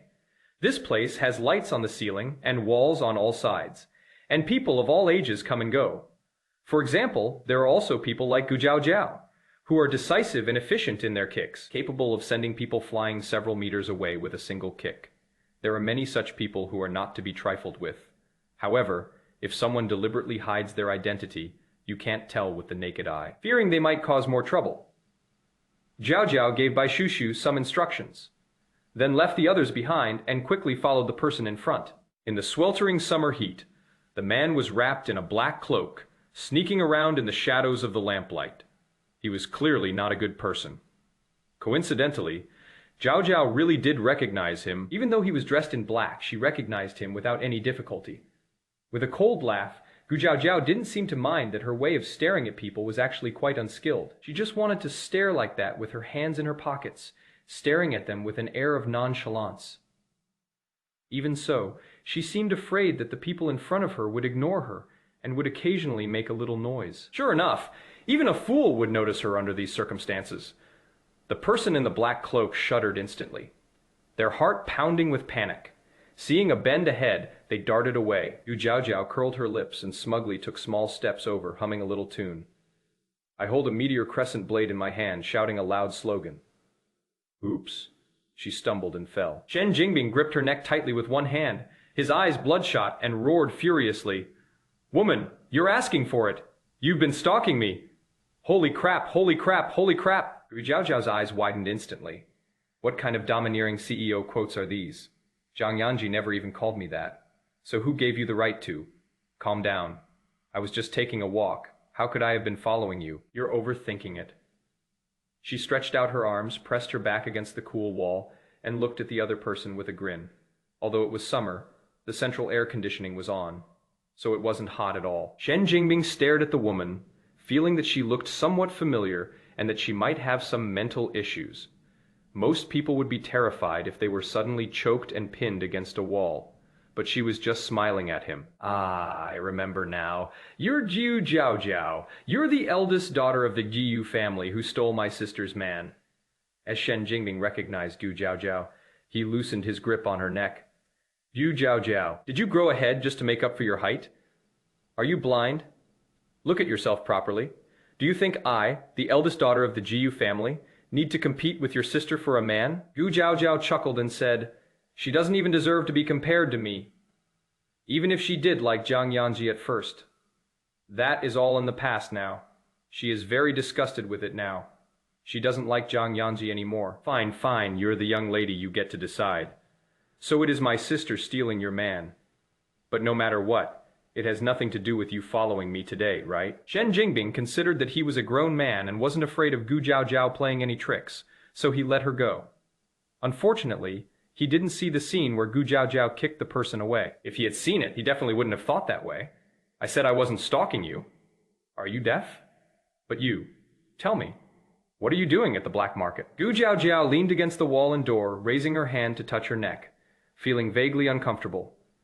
Is there something dirty on this person's hands? We need to disinfect later. I owe gambling debts, which have ballooned to 600,000. I was forced into this situation and had no other choice but to hide here. Shen Jingbing said through gritted teeth, then suddenly looked at Gu Jiao, a vicious idea flashing through his mind. Chapter 34. You are going into a hotel with another woman impossible. It is raining outside, and it is past midnight. Why would Jiao go to the black market? The bar was filled with chaotic dancing and deafening shouts. At the bar, Shen Ruxie was completely drunk and unconscious. The bartender behind the bar said helplessly, Mr. Jiang, you finally arrived. You'd better take her away quickly. Although there were lights in the bar, they weren't proper lights. It flashed across his face and then disappeared in an instant. So much so that the young man didn't recognize Jiang Yanzhi at first glance. However, you still need to compensate us for breaking things in our store. How much? Jiang Yan asked. 280,000? The young man said honestly, although this bottle of wine wouldn't fetch such a high price outside. This is the price in a bar. We don't rip people off. All our prices are clearly stated, but even if it is a trap, it will be clearly explained. That is the rule. Jiang Yanzhi glanced over, her gaze lowered cold as ice. I have to go now. He hung up the phone while still on the line with Wei Lan, leaving her bewildered. So, Jiang Shaoxi, which one do you actually like? He looked up, scratched his head, and glanced at Gu Jiaojiao, who was fighting, thinking back to what she had just heard about the situation at the bar. Wei Lan considered it for a moment, then prepared the scar removal ointment, intending to make a big profit. TSK, a bottle of wine costs 208,000, so his medicine must be worth 3 million, right? I won Tigo. Brother Yanzhi, I like you so much. Please don't. Leave me. I didn't mean to. Ansu made me do it. Wah. I was wrong. I am sorry. The drunken woman kept talking nonsense and crying her eyes out. Jiang Yanzhi watched her with a deep gaze, seemingly lost in thought. Finally, he helped the woman up and said gently, You're drunk? I'll take you home. Wah. I don't want you. Send me. I want Brother Yanzhi. Brother Yanzhi.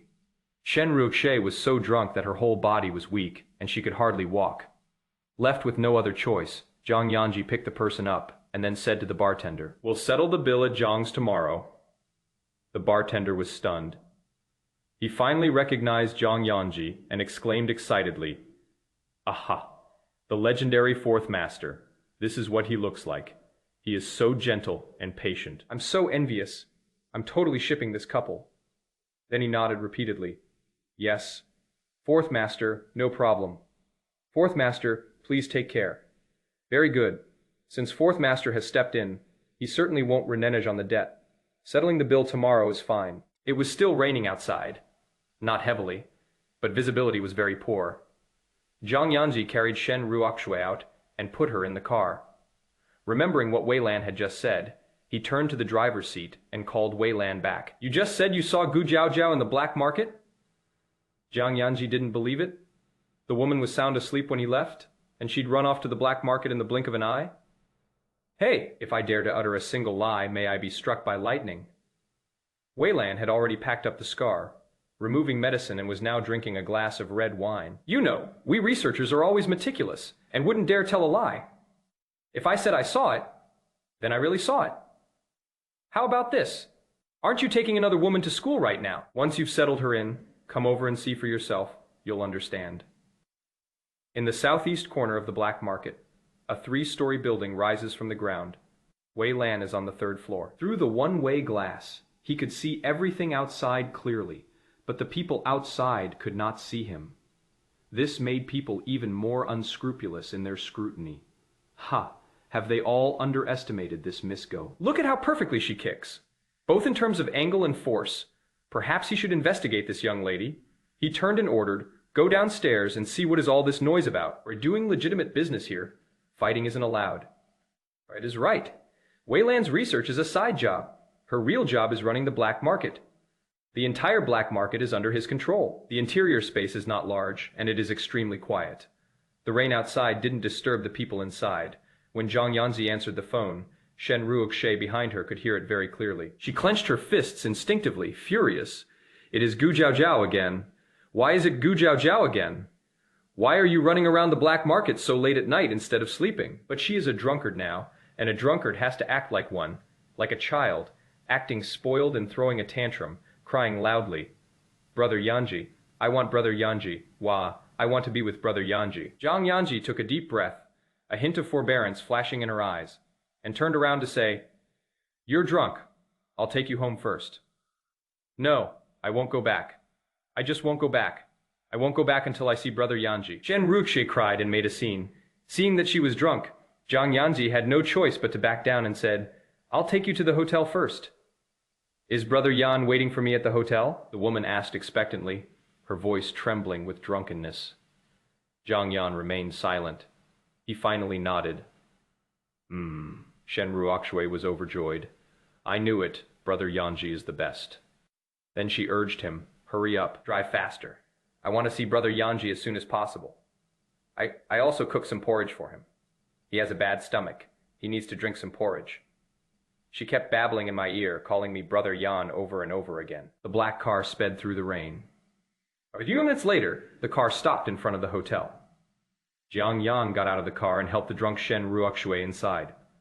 A light flashed in the shadows, and Shen Ruoxue looked in that direction, waving happily.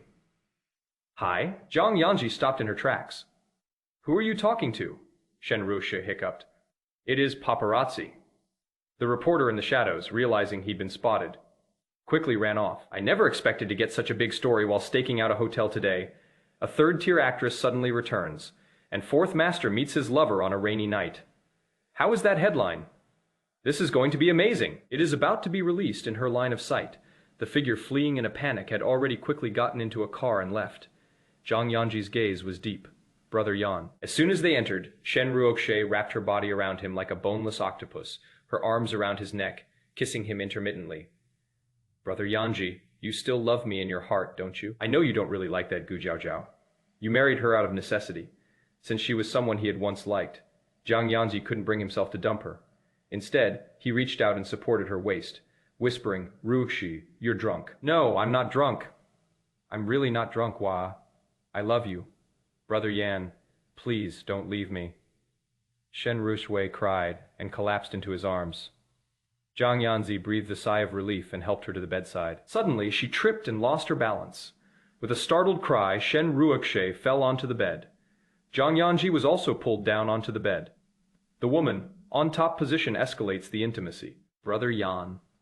Time seemed to stand still as Shen Ruoxue gazed at him with fascination, murmuring softly, Take me, please.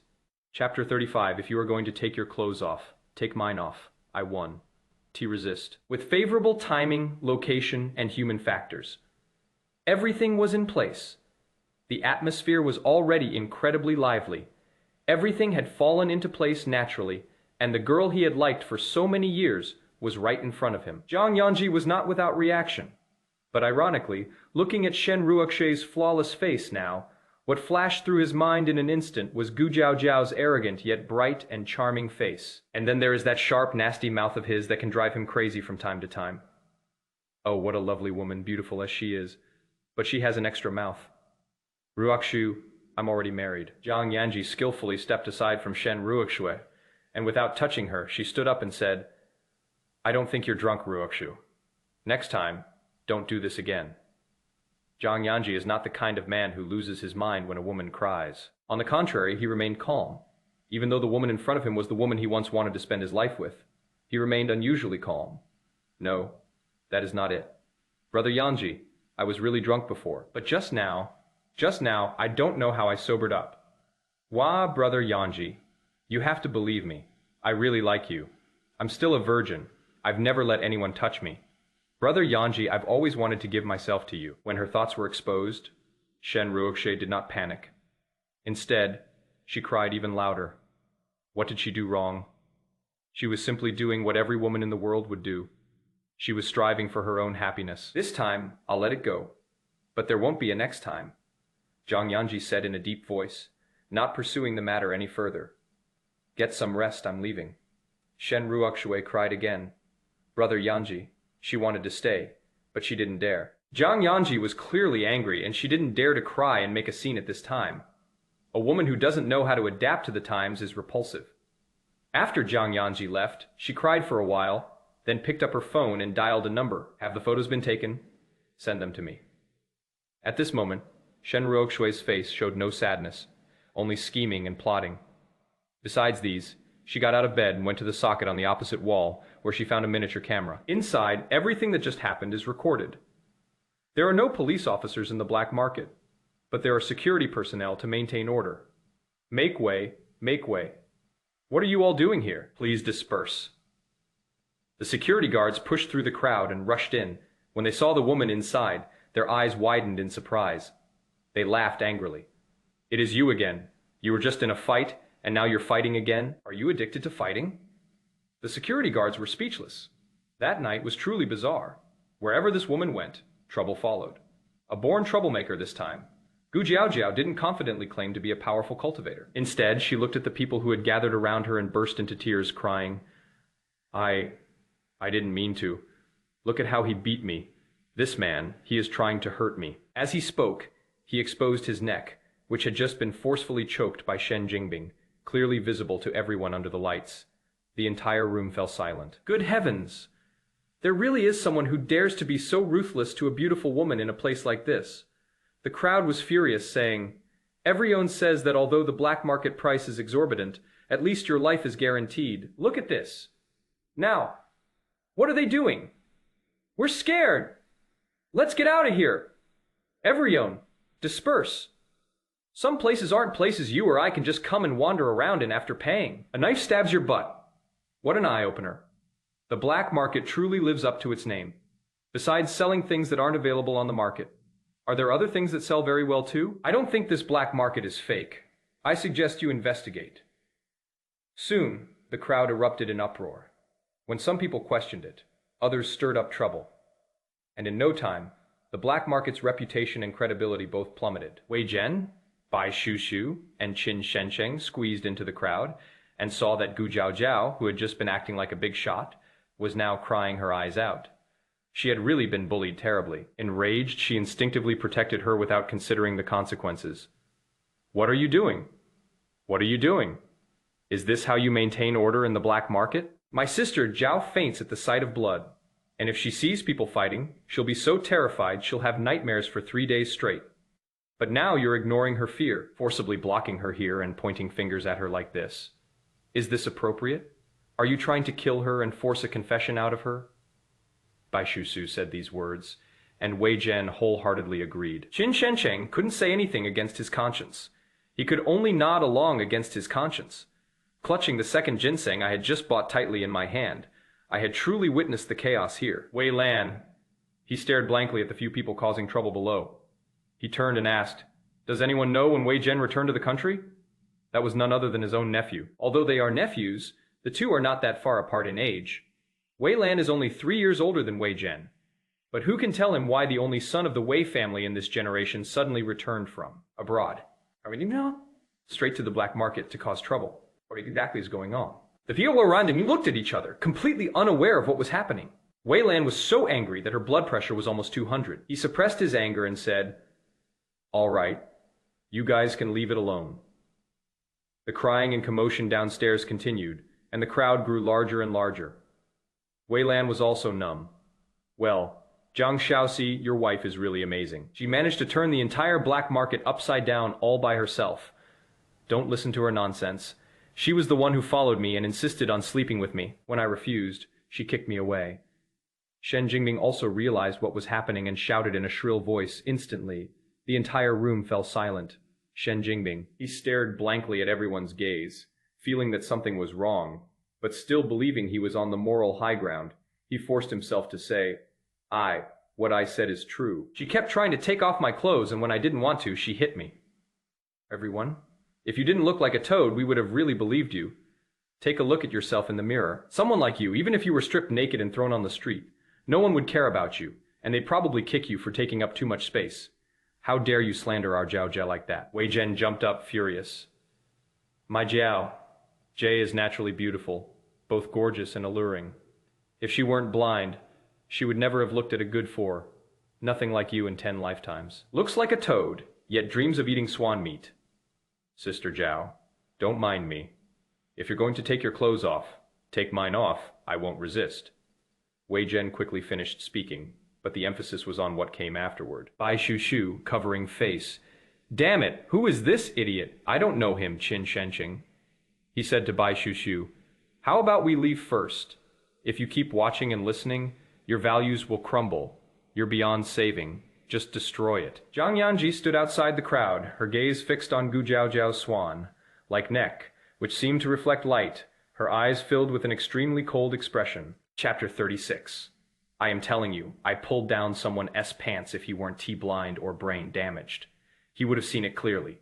His secret wife, who beats and slanders him at the drop of a hat, even pretends to be asleep, and then runs off to the black market while he is out. She is really playing the game. In front of everyone, whose clothes are they trying to take off? Taking a deep breath. Then another Jiang Yanzhi was about to push through the crowd when a hand landed on his shoulder. "Fourth Master," Wei Lan said with a hint of anticipation. "Since we're already here, let's watch the show." The two walked out of the crowd and moved away. Jiang Yanzhi looked at him coldly. "Watching my show?" "Etsuke, that is not it. I just want to know. Where does this Miss Gu and Mrs. Jiang get such great ability to keep jumping around on my turf? What, she can't handle it? I think your place is utterly corrupt.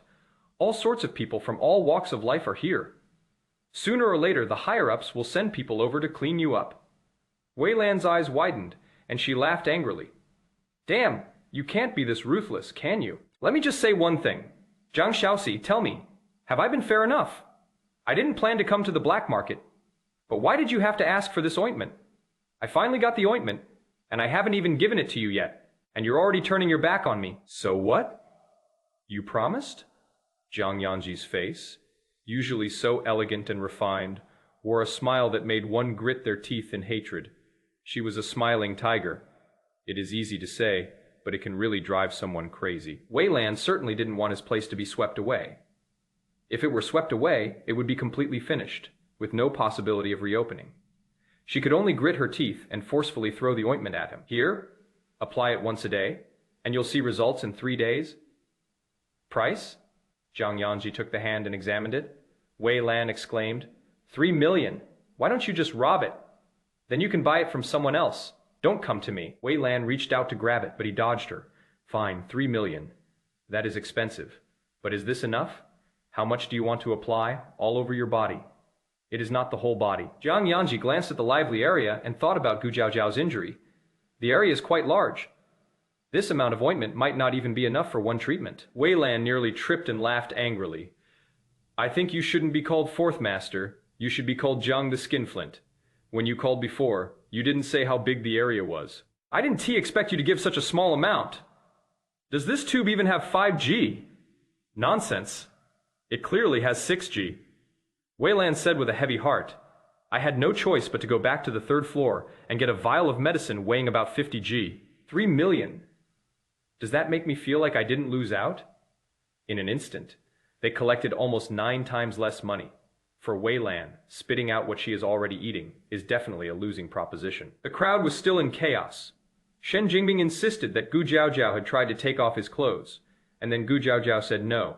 The onlookers naturally favored the delicate beauty and didn't care about the thieving Shen Jingbing. Furthermore, just from his name, he doesn't seem like a good person. Looking like that, he's like a toad trying to eat swan meat. Arrest him and investigate him thoroughly. Bei Shu suddenly said. Shen Jingbing's expression changed, and he immediately cried out, I was wrong. Please don't arrest me. I just wanted to tease her on a whim. I didn't mean to. Jiao Jiao squinted at Shen Jingbing's action of covering his crotch, then winked at Wei Zhen, signaling that he was really going to do it, if Wei Zhen needed it, with a roar. He rushed forward, grabbed Shen Jingbing's pants and pulled them down. Look, he is hiding something. When the pants fell down, a large bag of something white like flour also fell down with them. The entire venue fell silent. The person observing from upstairs was immediately stunned and frantically called Wei Lan, Brother Wei. Something's happened. Someone brought in drugs. Upon hearing this, Wei Lan's face changed, and she angrily shouted, Give it to me. She abruptly hung up the phone, ran out quickly, but turned back after only 2 steps, grabbed Jiang Yanzhi, and charged towards the other side. Jiang Xiaoxi, are you really going to watch the show? This may be my territory, but you're involved too. If someone reports that the guests who come in are carrying drugs, we're both finished. Jiang Yanzhi remained calm and composed. I'm just a hidden shareholder. You Wei Lan nearly fainted with anger. Fine, you're the ruthless one. You just wait. There was no hope for that broken thing. So Wei Lan rushed over, and the security personnel also arrived. Everyone was detained on the spot and not allowed to leave. Especially Shen Jingbing, whose pants had been pulled down, who was specially guarded by 2 people. On the spot, the surveillance video of this area was removed, and no backups were allowed. It was destroyed directly. There were also a few individuals whose phones had captured the incident, and all of them were confiscated. The phones were replaced with the original price in this way. Public opinion was controlled to a minimum in the shortest possible time. After doing all this, Wei Lan felt completely exhausted. Turning around, I realized that Jiang Yanzhi was gone. Damn it, that bastard must have run away. Wei Lan was so angry she had a headache. What kind of best friend is like this? This is fucking awful. All right, everyone, except the guests I've called out can leave now. But you'd better keep your mouths shut. If I hear even a whisper about this, I don't care who told you. I won't let any of you get away with it. Wei Lan made some tough remarks. She was quite formidable. Then they asked these people to leave their identification information and let them leave one by one. That is really impressive. Watching this scene, Gu Jiaojiao whispered to Bai Shushu, "This is even more impressive than the Imperial Investigation Bureau in the capital. The methods, the speed. Wow. I'm really impressed." Bai Shushu was filled with regret at this moment. When she heard Gu Jiaojiao still having the mind to comment on these things, she almost cried. "Sister, is there any chance we can get out of here alive?" "Sure, it is just the black market, not the guillotine," Wei Zhen interjected. "I was brave enough to take action and identify the problem. I think I deserve praise today." Qin Shensheng. The only person wearing glasses couldn't beat the three troublemakers. That is even more unreasonable. After a moment of silence, he said seriously, "If a finger is severed, theoretically I can reattach it as long as there is enough time." Wei Jian and Bai Shusu. This must be an enemy spy. As the four were whispering among themselves, Wei Lan finally had someone arrest and take away the bare-legged Shen Jingbing, and finally had time to deal with them. His gaze swept over the group before finally settling on Gu Jiaojiao. "Hey, Miss Gu, are you kidding me? Coming to the black market and causing trouble for me in the middle of the night instead of sleeping? I don't think I've ever offended you, have I?" Only now has Wei Lan finally emerged from the shadows of the lights and revealed her true self. "Hey, it is someone I know." Wei Zhen's eyes lit up, and she jumped up excitedly. "Uncle, what are you doing here?" "Let me tell you, I was really amazing just now. I pulled down someone's pants, and that guy was secretly bringing drugs. I think I am going to do something amazing." Chapter 37. Let S fight, the kind where you smash your butt in 8 pieces. Wei Zhen, that mischievous monkey, is always causing trouble and making a mess. Although Wei Lan is only 3 years older than him, it feels like they are from a different generation. She slapped him aside, her face darkening. "Shut up. You think you can fly. Jumping around like that. Get the hell out of here." Seeing that the guy was still lunging forward, Wei Lan kicked him away again, looked at Gu Jiaojiao, changed her tone, and said helplessly, "Miss, ever since you entered the black market, you've been the most dazzling treasure in this area. I just want to ask, how did you figure out that Shen Jingbing was carrying poison?" Shen Jingbing. A lunatic. That is a name that is easy to remember, and Wei Lan remembered it right away. Is it possible that I was born with a different sense of smell than ordinary people, and that I could smell it? Gu Jiaojiao pointed to her nose, very seriously. "Wei Lan, if you don't want to talk about it, then don't instead. Stop spouting nonsense. Who smells poison all the time and can detect it just by smelling it?" Ignoring the young wife of Master Jiang, he turned his gaze to Bai Shushu. "Miss Shushu, I just want to ask. Your Bai family has always had strict family discipline. Why are you getting involved with them? In Haining City, what good things can happen when the ancestors of the Jiyu, Jiang, Bai, and Wei families get together? Do we tear the sky apart and then patch it up?" Another message reads, "Dr. Qin, it has been a long time." When I looked over there, it was as if I was saying, "Why are you joining in their nonsense?" Chen Sheng felt a little embarrassed by that. "Look," he coughed and calmly held up the medicinal herbs in his hand. "I'm here to buy medicine to treat illnesses and save lives." "All right, you can go now." Wei Lan bowed and made a gentlemanly pleased gesture. Someone came over and respectfully asked Qin Shensheng to leave, and then escorted him in a car. Having no other choice, Qin Shensheng turned to the others and said, "Then I'll be leaving now. Let's go. Let's go. Let's go." Wei Zhen rubbed his sore buttocks, feeling heartbroken. He is so old and he still gets kicked in the butt. He has lost all face. Wei Lan chuckled. "Tell Dr. Qin about what happened here today." Qin Shensheng nodded. "Don't worry, I won't tell anyone." Satisfied? "Go home safely." After Qin Shensheng left, it was Bai Shushu's turn. Bai Shushu's heart skipped a beat, and she quickly said, I'm leaving too. Uncle Wei, don't worry. I definitely won't say anything. I'll keep my mouth shut." Wei Lan smiled and said, "Go. Have a safe journey." Bai Shushu left too. So now, only Wei Zhen and Gu Jiaojiao are left. The two exchanged a glance and said in unison, "Don't worry, uncle. We won't tell." Wei Zhen calls him little uncle, which carries a clear seniority, and Gu Jiaojiao follows Wei Zhen's lead. However, the moment she utters the word, Wei Lan bursts out with a PFFT, her shoulders shaking uncontrollably. "No, no, no, you absolutely mustn't call me that. If someone dared to hear this, wouldn't I just chop them up? Ignoring what he was saying, Wei Zhen grabbed Gu Zhao's hand and ran off, saying, "What are you all standing there for? Let's go!" "Wei Zhen, you stop right there!" Wei Lan shouted, pointing at Wei Zhen. Two more people emerged from the shadows, their large fan like hands grabbing Wei Zhen and pinning him down. Wei Zhen panicked and screamed, "Uncle, I'm your own nephew. You wouldn't kill me to silence me, would you?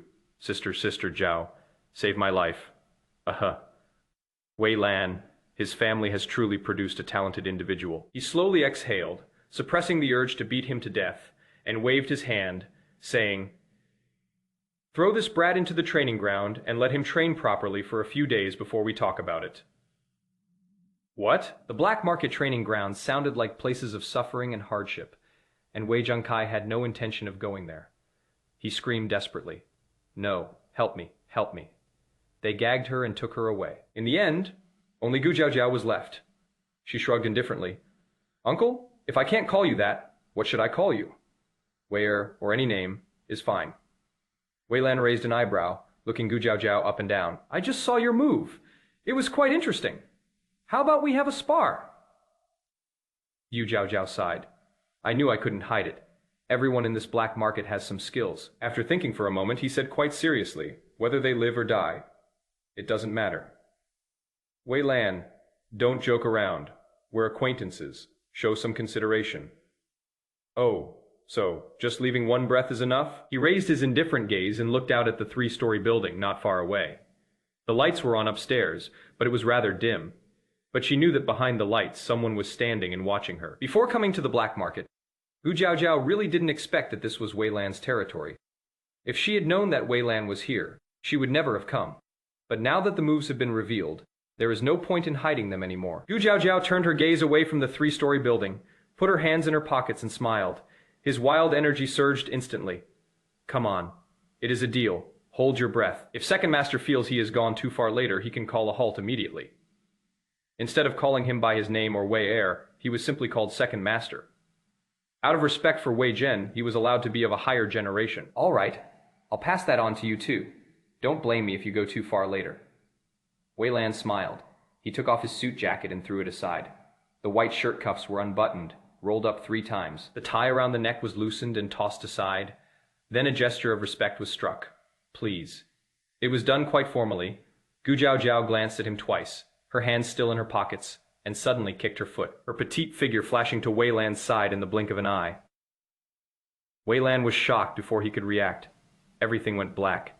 He was kicked hard in the knee, let out a muffled groan, staggered back a few steps, and fell to the ground with a thud. It took him a long time to come to his senses. Looking up, Gu Zhao seemed to have never moved, tilting her head and still smiling at him. "Second Master, shall we go again?" "Wei Lan," he casually touched his butt. "It really hurts, and it is embarrassing too. The main thing is, this young lady is just too fast. When did she learn that skill?" Shocked, but also fueled the man's damned competitive spirit. "Best 2 out of 3. Let's go again." Bang. Second game. Again, bang. 3 rounds. Wei Lan's butt was really split in 8 pieces, and she was furious. "I don't believe it. Best of 5. Gu Zhao sighed helplessly. "Second Master, it is best of 5. I've won 2. I've never seen anyone cheat like this before. Wei Lan. Oh no, this is incredibly embarrassing." Turning around to look behind me, there was a densely packed row of people, each with shock and restless anticipation in their eyes.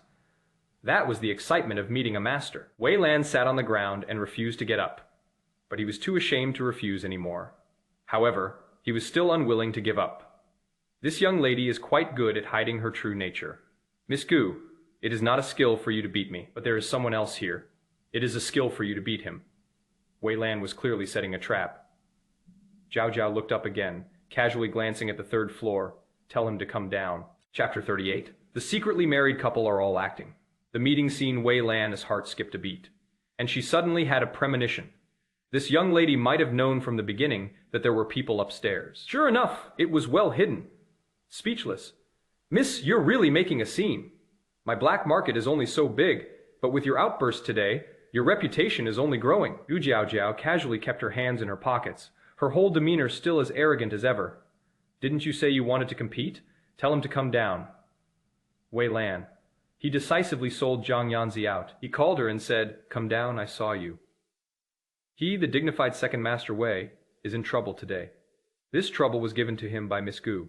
Well, it is pretty good.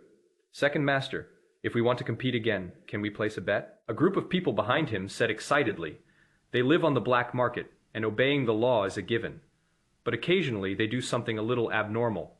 For example, placing bets is permitted on the black market." Wei Lan laughed and scolded, "Go away, you guys are everywhere. Get me a table and a sofa, and while you're at it, bring me some platters. I'm tired." It is not just tiring, it is incredibly embarrassing. A group of people scattered in a flash. Not only had they prepared tables, sofas, and fruit platters, but they had also prepared beer, melons, and other things. Wow, it was quite a large-scale party. "Young miss, would you like some?" Wei Lan finally moved her 8-petaled bottom up, and then beckoned to Gu Jiao. Gu Jiao didn't stand on ceremony and went over with a smile, looking very cool. "Second master, do the elders in the family know what you do? For those old men, the black market was a business that couldn't be conducted openly." Wei Lan chuckled and grabbed a piece of cantaloupe to eat. "The 5 great families of Haining City are Zhonggu, Qin, and Bai. Our Wei family is ranked last, which is considered the bottom of the list. Although we are famous, we must be wealthy. But what I do has nothing to do with the Wei family. If those old fogies knew, they would break my legs." The hot-tempered old man, a man with impeccable revolutionary credentials his whole life, couldn't stand seeing his younger generation doing this kind of business. Although it wasn't illegal or anything, the black market sounded like a very shady place. Breaking the leg. That is a good idea. Zhu Jiao also grabbed a piece of cantaloupe to eat, while waiting for the people upstairs to come out. The entire trading area was deserted because of the sudden incident of Shen Jingbing bringing in drugs. After the customers were evacuated, the main gate was closed from the inside. The security personnel in the black market were already laughing and joking as they started betting on who would win this time. Surprisingly, Jiao's odds are relatively high. So the one who didn't come downstairs is quite the expert? Gu Jiao chuckled, shaking her wrist and feeling the power within. Wei Lan looked at her and said very sincerely, "Miss, you are actually a master as well." "Well, it is a complicated situation. What kind of big shot is this? A figure from the underworld? It is one thing for a couple to keep their marriage a secret, but it is another for them to be a powerful couple, making others envious. This is something else entirely, but you, miss, have so many skills, yet no one knows about them. That is a bit of a jealous plasmolysis, can't we? At least give others a way to make a living." I'm a master, the kind who can knock someone's head off with one punch. Second master, do you believe me? After finishing a piece of cantaloupe, Gu Jiao clapped her hands, thinking that the cantaloupe was pretty good. "I'd like to ask about the place of origin so I can buy some myself later." "Wei Lan, I'm impressed. I'm telling you I'm a pro, and you're just talking about cantaloupe. So is it true that a single punch can knock your head off?" Suddenly it occurred to me that this young lady had been injured before, and I heard that the area was quite large. I wonder where she was injured. Never mind, I won't ask. She doesn't look like she is in any serious condition. After all, he had already paid 3 million, so there was no way he would back out now. Are you going to fight that person or not? If not, I'm leaving, after waiting for several more minutes without seeing anyone. Gu Jiao was getting impatient. She was tired. After eating and drinking my fill, I felt sleepy. Besides, it is getting late. If I don't go back soon, it will be dawn, and I should go to sleep. Wei Lan, I'll urge them again. The phone was dialed, and the ringtone sounded not far away. Wei Lan looked up sharply, and Jiang Yanzhi walked over. The aloof man was tall with straight legs, and even from a distance you could see the aura surrounding him that made him someone not to be trifled with. Is it her? Gu Jiao squinted at it, feeling that it looked somewhat familiar. The person walked in the shadows of the lamplight, their outline barely discernible. It is him. Wei Lan twitched her lips, excitedly waiting to see a good show.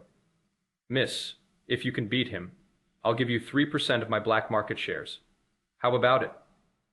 Oh, big spender. It is important to know that the black market is extremely lucrative. A 3% stake can be worth hundreds of millions. Can. She readily agreed and stood up. Then, Jiang Yanzhi emerged from the shadows, and Gu Jiao. His eyes widened and he froze. Holy crap, is she hallucinating? How could it be you? Didn't you go to the bar to see your white moonlight? "Oh, it is Mrs. Jiang. Weren't you already fast asleep?" Jiang Yanzhi stared at her and said, "Hey, this woman is indeed pretending to be asleep." Yu Zhaozhao was furious. I should just beat him to death. The secretly married couples are all putting on an act. Then they each question each other and imply something else. It is quite interesting. Weilan looked at this one and that one, then chuckled and said, "Hey, you two, are you still going to fight?" Beat. Yu Zhaozhao took a deep breath and gave a forced smile. What an opportunity. I really want to test my skills against Fourth Master. Jiang Yanzhi nodded. I also want to know what my secretly married little wife is hiding from me. 3 minutes later, the two started fighting. At first, it was just a test. The man was very strong, and every move he made was a feint. Gu Zhaozhao was agile and didn't exert her full strength. 2 minutes later, Weilan said, somewhat annoyed, "Hey, at this rate, when will you ever decide who wins?" Gu Zhaozhao, "I'm afraid I'll hit too hard and make Fourth Master lose face." "Lose face, that is perfect for keeping him company." Weilan decisively said, "Beat him, and I'll give you 3 million on the spot. Make a deal." With a quick agreement, Gu Zhaozhao's attack suddenly shifted, unleashing a groin kick. Jiang Yanzhi dodged to the side, her face turning ashen with rage. "Gu Zhaozhao, where the hell are you going to hit me? No trickery is involved. The winner takes all." With a sharp shout, Gu Zhaozhao leaped forward again, throwing a punch straight at his brow. Jiang Yanzhi turned his head, unaware of her other hand, which struck him directly in the chest. Jiang Yanzhi groaned, his face turning pale instantly. Gu Zhaozhao stopped, slightly out of breath. "Shall we continue?" The lights instantly shone on Gu Zhaozhao, and the entire room fell silent. After a long while, a couple of people jumped up and shouted happily, "Ha ha ha, I won." "Very good. You have good judgment. This person bets on Gu Zhaozhao to win. Holy crap. Fourth Master, when did you become so weak?" Weilan covered her face, unable to bear the sight. Without waiting for Gu Zhaozhao to speak, she sighed to Jiang Yanzhi. "Please, transfer the 3 million you just promised me to your little wife. I won't handle it myself." 39. We can afford to lose both our health and our money. This side hustle was quite lucrative. He not only beat someone up, but also made money and gained fame. The young couple left the black market together. "I'll sit in the back, you drive."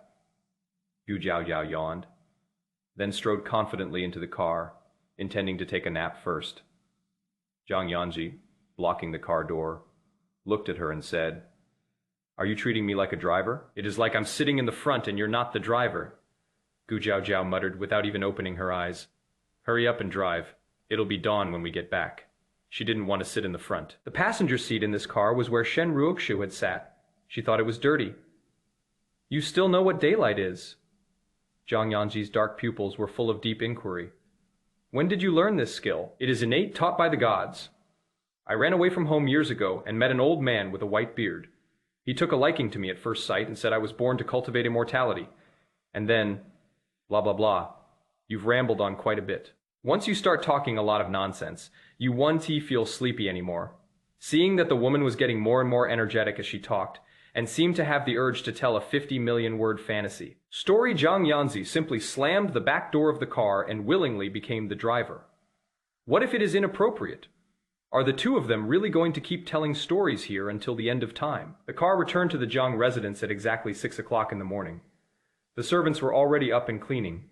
Seeing them return from outside, she asked in surprise, "Young master, madam, did you go out so early in the morning?" Gu Zhaozhao yawned, and lies came out of her mouth without hesitation. "Well, we went to see the sunrise early this morning and had a bowl of soy milk outside, but now we're hungry again. What breakfast is prepared in the kitchen?" Jiang Yanzhi slowly narrowed her eyes. With such skillful lying, how much truth does she usually tell? The maid replied, "The old master likes Chinese food.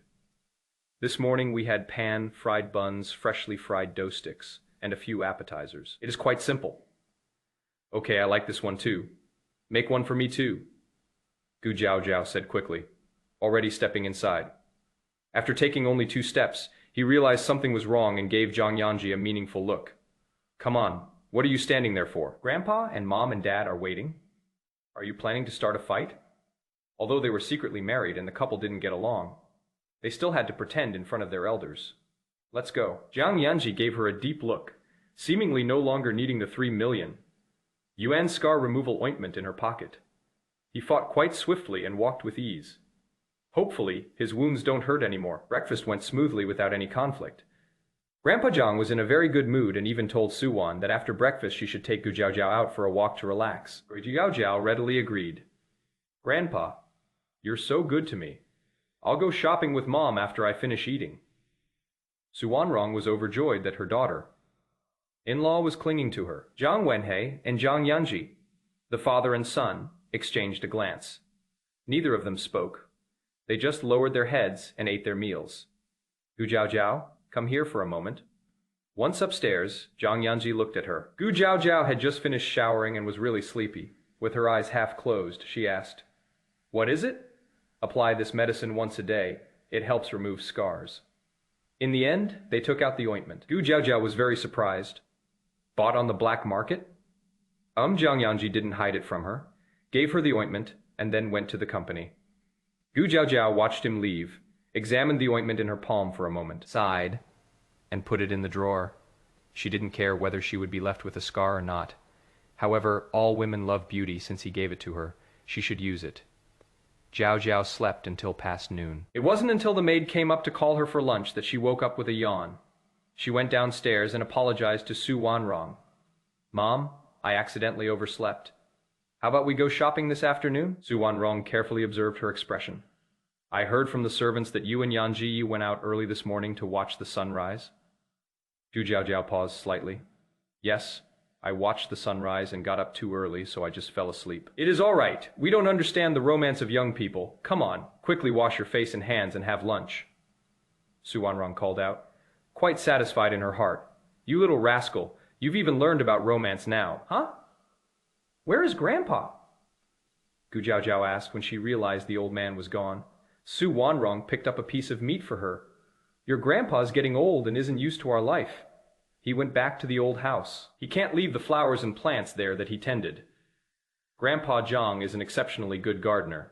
It is a way for him to find solace in his old age." Gu Jiao Jiao stopped asking and thought she should spend more time with the old man later, since he had always been on her side. "President Jiang, this is your wife's information. It is all here." Luo Fei placed the information he had gathered on the table. Jiang Yanzhi glanced at it. "Is that all?" Too thin a Fei pages have told the whole story. He reached out and flipped through the files, but something felt off. Why is there so little information about her from age 15 to 17? "Well, Madam is at that age and should be in school." "Schools are boarding schools," Luo Fei said.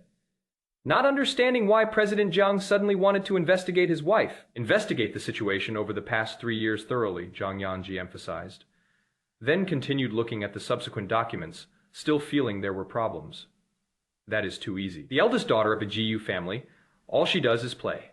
She doesn't seem to have any redeeming qualities." At 4 o'clock in the afternoon, when the mall was crowded, the mother-in-law and daughter-in-law were happily shopping with bags full of things. "Jiaoer, Grandpa's birthday is in a few days. Do you have any ideas?" After sitting down in the rest area, the waiter brought 2 cups of milk tea. Gu Jiao Jiao reached out and squeezed it, then pushed the hotter one in front of Su Wanrong. "Mom, you know, all I do is play. I don't have any other thoughts." "No, that won't do. Now that you've married into the Jiang family, you're a member of the Jiang family. Everything in the Jiang family will belong to you from now on. You need to take this seriously." Su Wanrong smiled. Although her daughter-in-law had a bad reputation and was known for her wild ways, what did it matter? She can afford to spoil her. She gives her daughter-in-law whatever she wants. "Mom." Gu Jiao Jiao had a headache. "I'm really not suitable." "It is settled then. Mom is waiting to see the live performance. It has to be amazing." Su Wanrong made the decision without further ado. "Gu Jiao Jiao, I'm numb. I'm tired. Let's destroy it." What can she do? He is all right at fighting. He simply passed the matter on to Chen Ning, saying nothing more. The venue, set design, and all post-production costs will be transferred from my account. I only have one request. "Chen Ning, tell me. I'll definitely agree to anything I can do. The more grand, the better. Ideally, it should amaze the world. That would be perfect," Gu Jiao Jiao said magnanimously, her boldness beyond belief. Chen Ning, he remained silent. After a long pause, he finally said slowly, I say, Mr. Gu, have you forgotten that you group is your own creation? So, Zhao Zhao was completely bewildered. What does whether he is my biological child or not have to do with my birthday banquet? Yes, I have, Chen Ning said with a pained and disappointed expression. You're hosting the Zhang family's birthday banquet, but you're spending our own money. I'm telling you, President Gu, this isn't right. You should go and get reimbursed by Fourth Master. We can't put in the effort and end up losing money, can we? After all, you're planning to dump Fourth Master and find someone better, so we can't be too eager to help you. Chapter 40. A flutter of springtime feelings. She has taken a flirt with Second Master Gu Jiao. Yao was speechless. What high branch would I climb for? If I really dump Zhang Shaoxi, I'll never look for a man again. What is the point of looking for a man? He'll only lower my standards for men, and he'll only stop me from making money. What use is a man? Chen Ning choked for a moment, his face darkening. President Gu, you're generalizing and stigmatizing everyone. I'm a man too. Oh, then my Daining is an exception. Gu Jiaojiao readily agreed, coaxing Chen Ning with a smile. But you're right, this money needs to be reimbursed by Jiang Yanzhi, so you just work hard for me. And when you're done, give me a number, and I'll ask for the money. Then, I'll take out your commission. 2 million. How about that? They are from a wealthy and powerful family, and they are never short of money. 2 million is nothing to them. Don't worry, Mr. Gu. I'll definitely do my best. But remember, you have to collect the commission.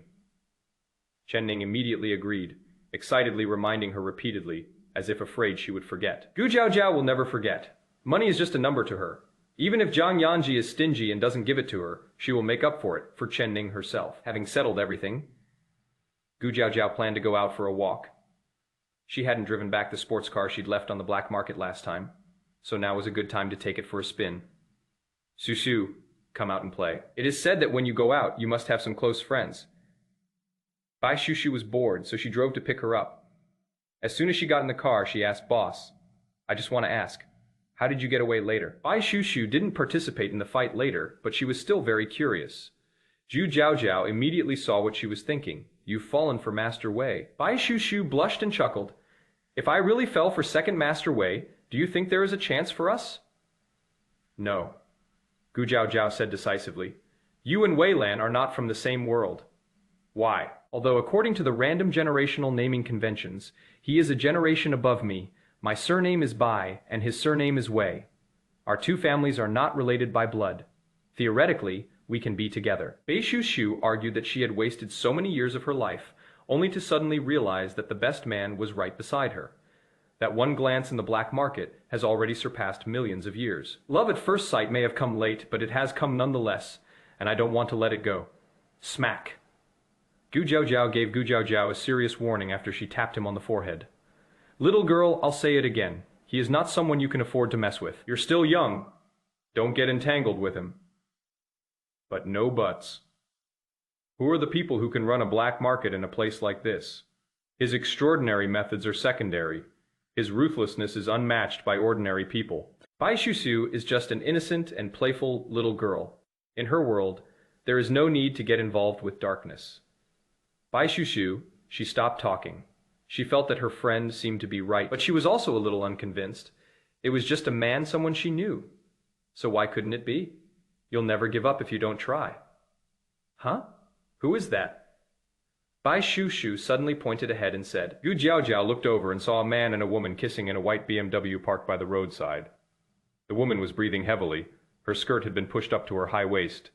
The man's hand was doing something under the skirt. Gu Jiaojiao realized that this woman was none other than Shen Ruoxue. Oh, suddenly, a secret thrill surged through me. Fourth Master Jiang, your white moonlight has cheated on you. Sister Jiao, that woman looks familiar. Bai Shushu had already driven past when she remembered to ask. Jiao Jiao chuckled. Fourth Master's white moonlight. Puff. The car suddenly skidded, and the sound of brakes echoed dramatically on the road. Yu Jiaojiao slammed her head against the windshield. She was furious, but speechless. I said, Is it really necessary to get so worked up?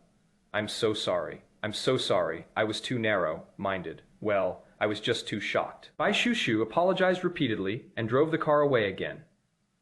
Gu Jiao let out a breath, a little nervous. You drive carefully. If you can't, I'll take over.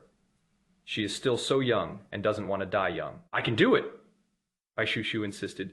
She was sure she could. This time the drive was relatively smooth, and nothing else happened on the road. At the entrance of the black market, Zhu Jiao's car had already been delivered, and Wei Lan was waiting by the car. Upon seeing them arrive, Wei Lan raised her chin and went to greet them. Miss, in addition to this car, I'll give you another 5,600,000. What kind of money is this? Your odds? Wei Lan didn't explain it too clearly in front of Bai Shushu, but Gu Jiao nodded, understanding. That night, she cleverly bet on herself to win, odds of 1 to 50 TSK. So handsome. Look at your pathetic self. Does Zhang Shaoxi need your money? Wei Lan chuckled, unable to stand Gu Jiao's greedy nature. Gu Jiao. What do you know? Some money brings happiness that others can't give you. For example, she felt very happy when she could openly beat up Jiang Yanzhi, second master. Bai Shushu also got out of the car, her face flushed, her heart pounding, but her eyes were very bright. The light in her eyes startled Wei Lan, who couldn't understand what she meant. Oh, isn't this the Bai family's little niece? What brings you here again today? Very good, with just one sentence. He blocked all his escape routes.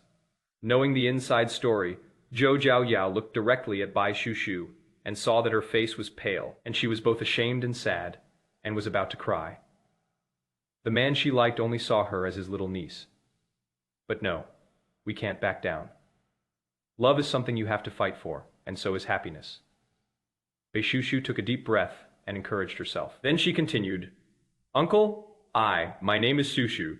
Can I add you on WeChat? You can contact me if you need anything in the future. Wei Lan has always had a wide circle of friends. Although she didn't understand why her little niece was crying, she thought that since the 5 major families were united, they might be able to lend a hand if anything happened in the future. She nodded readily. Okay, come on, Xiao Shujia. Hand over your phone and scan the QR code. Gu Jiao, I couldn't stop her after all. That brat actually took the initiative. That is enough. We'll see what happens next. If something really happens, she can just protect him. A few days passed in a flash, and since adding Wei Lan on WeChat, Bai Shushu rarely went out with her anymore. Qin Shensheng's schedule was packed with surgeries for the next 2 weeks, leaving him no time to go out and have fun. Wei Zhen was simply abandoned at the training ground by Wei Lan, and was exhausted every day, like a grandson. He couldn't even get a phone, let alone contact anyone. Very good. In the blink of an eye, the whole world abandoned her. Just then, Su Wanrong gave her a task. Zhao, I just cooked some pig's feet soup. Go to the company and give Yanzhi a bowl. Gu Jiao didn't want to go. Mom, he doesn't lack food. You silly kid. Whether he needs it or not is his business, and it is your business, if you send it to him. He hasn't been home for several days now, and I am just worried about your relationship. It is always good to find an excuse to see each other more often. Chapter 41, Kicking the Green Tea Girl. Gu Jiao. Looking at the thermos filled with soup, he fell into deep thought. So, she absolutely has to go on this trip. We can't just slip away halfway. After all, my mother-in-law just said that she is going to call Jiang Yanzhi later to ask about the soup. No, that is not true. Desperate, he picked up his thermos and left, driving his little sports car through traffic jams the whole way.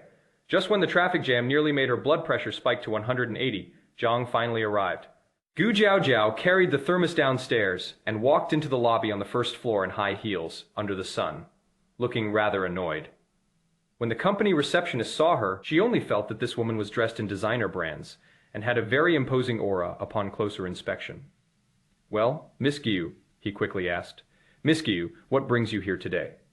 I'm looking for your general manager, Jiang. Her secret marriage to Jiang Yanzhi was known only to a small group of people within their social circle. For example, the entire Jiang group was also unaware of this, but our CEO Jiang seems to be unavailable, the receptionist said with a troubled expression. Gu Jiao guessed. Does he have guests? Yes, there are guests. Or a woman. The receptionist was shocked. MGU, you knew about this. I'm a celestial maiden descended to Earth, and I can tell everything with a simple calculation. Not only did I find out there was a woman in his office, But I also know her surname, Chen, right? Jiao Jiao rambled on, finding it more enjoyable to tease the receptionist than to see Jiang Yanzhi receptionist. Wow, that is amazing. This is shocking, my friend.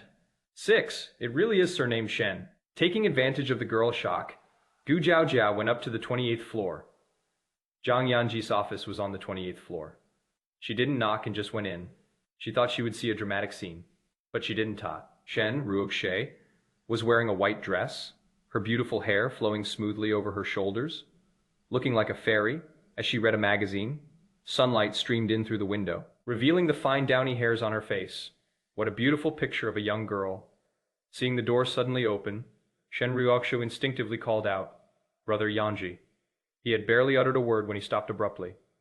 "Miss Gu, is that you?" Gu Jiao Jiao has a much stronger presence than her. Stepping inside, there is a wild rose with thorns, the kind that has just been picked. He gave a forced smile and didn't try to dodge the question. "Why can't it be me? You, Miss Chen, have your left cheek stuck to your right. You're shameless and shameless, yet you can still come here to seduce men. So wouldn't it be more normal for me to come here?" She patted the thermos on the table. "See this? I'm here with a mission. My mother-in-law said that I'll be the Jiang family's daughter. In-law for life. Others can forget about it." Gu Jiao Jiao opened her mouth and started spitting out a barrage of words. For every one sentence she says, Jiao Jiao can say 10. And every word he says hits the nail on the head.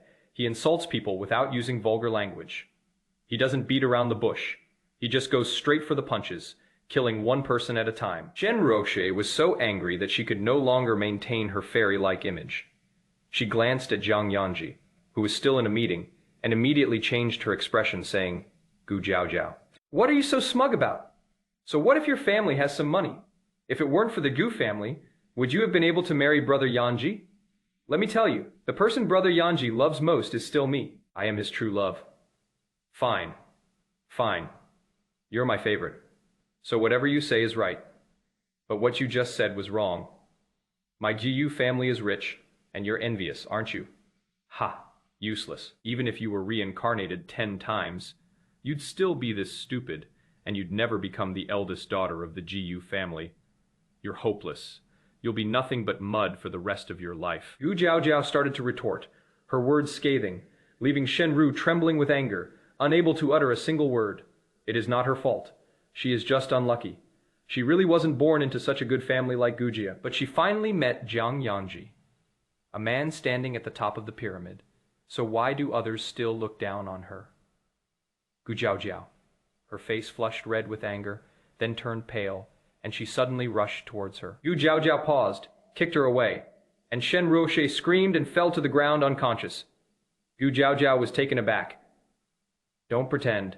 I didn't use any force." A chill ran down her spine, and she felt a sense of unease. She turned around abruptly. Jiang Yanzhi had already rushed over and helped Shen Ruoxie up from the ground. "Ruoxie, how are you? Ruoxie, wake up." That worried look. It is really heartbreaking to see. She finally understood that Liu Shen Ruoxie had just pounced on her, and even let her kick her. So, the rest is what happened next. She probably already saw Jiang Yanzhi return, right? Gu Jiao Jiao sneered and turned to look outside. Not only was Luo Fei, the special assistant, there was also a group of company executives staring in disbelief. Seeing her pale face, Luo Fei knew about her secret marriage to his boss, and he was immediately overwhelmed with worry. He quickly said, "Ms. Gu, what brings you here? You're here to talk to President Jiang, right?" "Okay, let me pour you a cup of tea. Please have a seat. It'll be ready soon." Before he could finish speaking, he slammed the office door shut and said to the executives watching the commotion outside, "You all saw it, right? They've started fighting. President Jiang is in a bad mood, so you shouldn't be here watching." A group of executives. What is so interesting about President Jiang's antics? Fearing that Jiang Yan would settle scores later, these people hurriedly said goodbye and returned to their offices one by one. Luo Fei breathed a sigh of relief, and indeed poured in a cup of tea. It was fruit tea. Gu Jiao Jiao doesn't like bitter things, but she is okay with fruit tea. "Madam, please have some." Luo Fei said respectfully.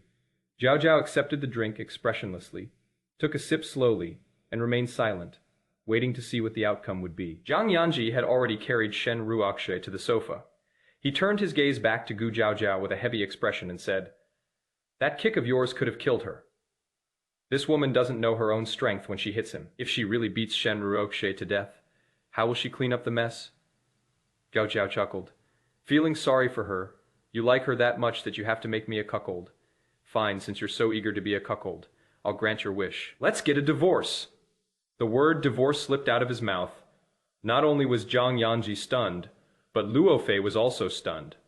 However, after her initial shock, Shen Ruoxue's face flushed with excitement. After all her hard work, was there finally hope, Brother Yan? Jiang Yanzhi called out again at the right moment, spitting blood from the corner of her mouth.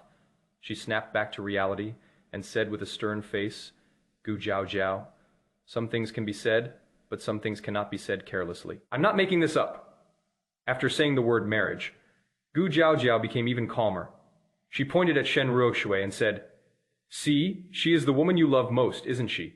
You must have felt wronged by keeping our marriage a secret, so I won't ask you to bring up the divorce. I'll talk to Grandpa. You just need to wait. He showed so much concern for Shen Ruoxue in front of her. Is Gu Jiao Jiao dead? Furthermore, Shen Ruoxue dared to scheme against her. That is good. That is impressive. Jiao Jiao turned and left. Luo Fei was shocked and quickly looked at his boss. President Jiang, this. Jiang Yanzhi took a deep breath. Take Ruoxue to the hospital. He also walked outside, Shen Ruoxue's face turned pale, and in her haste she rolled off the sofa and fell to the ground with a thud, fainting again. Chapter 42, That Scoundrel Protecting His White Moonlight, Get Lost. Gu Jiaojiao rushed out of the Jiang family compound and drove away in her own car. She didn't know where to go, but she was burning with anger. But she was the one who proposed the divorce. So why is she angry? Oh, right, it is because they're still married. And he is being so nice to other women right in front of her. Does he really think Gu Jiaojiao has no temper? You stupid scumbag man. Go to hell. As long as they haven't divorced. Even if he is just a weed, he is still Gu Jiaojiao's little tattered weed. She didn't kill him this time because she held back. It was midday, and there weren't many cars on the road. Gu Jiaojiao was furious, so she deliberately drove to a secluded place and sped away, accumulating a lot of traffic tickets. Mr. Gu, the venue has been chosen, and I've also prepared a plan. I'll send it to you so you can take a look. When Chen Ning made the video call, she noticed that President Gu's expression was not good. Changing her tone, she immediately said, President Gu, were you speeding again? Why don't you come to the company? There is something here that needs your decision. Chen Ning is the vice president of U Group. Jiao Jiao has never been involved in any affairs within the group. She is essentially the invisible boss, making Chen Ning practically the head of the U Group. What could Chen Ning do? With such an unreliable boss, he had no choice but to accept his fate. The main thing was that the year-end bonus was very generous. Okay, I'll be right there. With nowhere else to go and Bei Shusu and the others not having time to pay attention to her, Gu Jiaojiao turned the steering wheel and headed to U Group. In the entire city of Haining, U Group is the only large company that can be compared with the Jiang family. Both its decor and its capabilities are impressive. Gu Jiaojiao rarely goes to the company, to the point that there isn't even a ladder to the stairs. Taking a deep breath, she asked Chen Ning to pick her up from the underground parking garage. Chen Ning, this is truly a tribute to our ancestors. Drop everything else and focus on honoring our ancestors. Mr. Gu, let's go upstairs first. Have you had lunch yet? I'll have someone prepare some. Chen Ning greeted him as he went upstairs. On the way, he searched through all the snacks in the secretary's office and gave them to the boss first. Everyone in the secretariat. No, those are our snacks. Gu Jiaojiao sat down in the CEO's office with a dark expression, tore open a bag of potato chips, and started crunching them into her mouth. It is absolutely true that good food can lift your spirits. I ate 3 bags of potato chips and 2 bags of jelly in one go before I finally felt a little better. During this time, Chen Ning was extremely busy and had no time to take care of her. However, he had been keeping a close eye on everything and noticed that she had stopped eating snacks. So he put down what he was doing and went over to pour her a glass of warm water. President Gu, what is the big deal that could make you so angry? You didn't have lunch, did you? I've already had someone prepare something according to your taste. It should be ready in about 10 minutes. Yeah? I didn't eat. Gu Jiaojiao raised her hand and rubbed her face. You just said that the venue and the planning are all done. Let me see them. Regardless, Gu Jiaojiao still wanted to do this well. Her birthday is coming up soon, and she has to be patient until then. She couldn't let old Master Jiang be so angry that he died. Here, I'll give you an iPad so you don't need to use your phone to look at it, Chen Ning said, handing over the project proposal as he did so. Gu Jiao looked around and saw that the venue was the Intercontinental Hotel, the most prestigious hotel in Haining City. The decorations at the birthday banquet were incredibly expensive air-freighted fruit, our famous Martin liquor, and so on. Not to mention these, everyone who attended the banquet was given a 1-carat diamond ring, sparkling brightly. The most important part is yet to come. Grandpa Zhang's favorite landscape paintings are by Master Zhiji Chen Ning. Wrote in the final plan, the gift that Gu Jiao is going to present is a landscape painting by Master Zhiji himself. Gu Jiao, a suspicious gaze fell upon him. Where did you find Master Zhiji? Money makes the world go round since we're going to spend money anyway. Let's go big, Chen Ning said nonchalantly, and Gu Jiao fell silent. Then I looked at the funding data. I was even more speechless, as bold as the heavens. So bold as you are. Speaking of which, Da Ning, is there any possibility that this birthday banquet you spent hundreds of millions on might end up getting me beaten to death by the Jiang family? Wow, that is a lot of money. She is such a spendthrift wife. No way. How could such a small amount of money cause you to get beaten up? Mr. Jiu, do you have some misunderstanding about how much money is? Just one ink painting by Master Zhiji is worth a fortune. Not to mention, this is the whole birthday banquet. Such a grand event. How much is this amount of money worth? Gu Jiao. Damn it, I don't deserve it. I've been spending less money lately, so I'm not as extravagant. He threw the iPad on the table. I'm not watching anymore. I'll do it your way. Where is the food? Get me the food ready. She is worrying about this unnecessarily with the money in place. What can't be accomplished? Her son, Daning, is absolutely capable of handling things on his own. Besides, she wasn't the one who paid the money anyway. They're here. Chen Ning looked out the door and saw the cafeteria manager personally bringing up the food and even taking a quick glance at it. He was immediately shocked. Ah, so it turns out that our CEO Chen and Miss Gu are a couple. Very well. This is a beautiful misunderstanding. This birthday banquet is expected to cost around 1 billion yuan, Gu Jiao said with a sigh of relief. But it is all right. Master Zhiji's painting is estimated to be worth 300 million, which means she earned 300 million for free. Suddenly I felt happy again. Men are nothing. It will only affect the speed at which she makes money. Look, she just mentioned divorce to Jiang Yanzhi, and this money has already flown in. Jiang Yanzhi took Shen Ruoxie to the hospital, and then went to find Qin Shengsheng, who disliked his way of doing things. With his hands in his pockets, he said calmly, I may be a doctor, but I'm also a human being.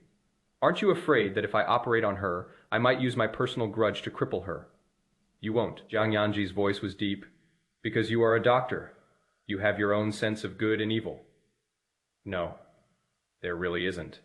Qin Sheng refused. Jiao and I are good friends. Her man has been seduced by another woman, and you want me to come and save this mistress. How is that any different from me betraying my friend? Jiang Yanzhi, don't make me look down on you. Take your sweetheart and disappear from my sight. He couldn't bring himself to say anything more vicious. Just then, he had a surgery that required his immediate attention, so Qin Shengsheng turned and left. Firstly, he absolutely refused. And secondly, it was absolutely impossible for him to agree. Jiang Yanzhi's eyes flickered, and her thin lips were pressed into a line. So Dr. Qin isn't going to help. Luo Fei ran over, carrying a paper bag. It contained clothes when he brought Chen Ruoxie to the hospital. His clothes were dirty. Well, it is not a serious injury. Let's find another doctor. Jiang Yanzhi took the clothes and went to find a place to change. The dirty clothes were thrown directly into the trash can. Luo Fei, rich people, a few years ago, when he was poor, he would rummage through trash cans to retrieve these items. You can always wear it after washing. Okay, then I'll go arrange another doctor.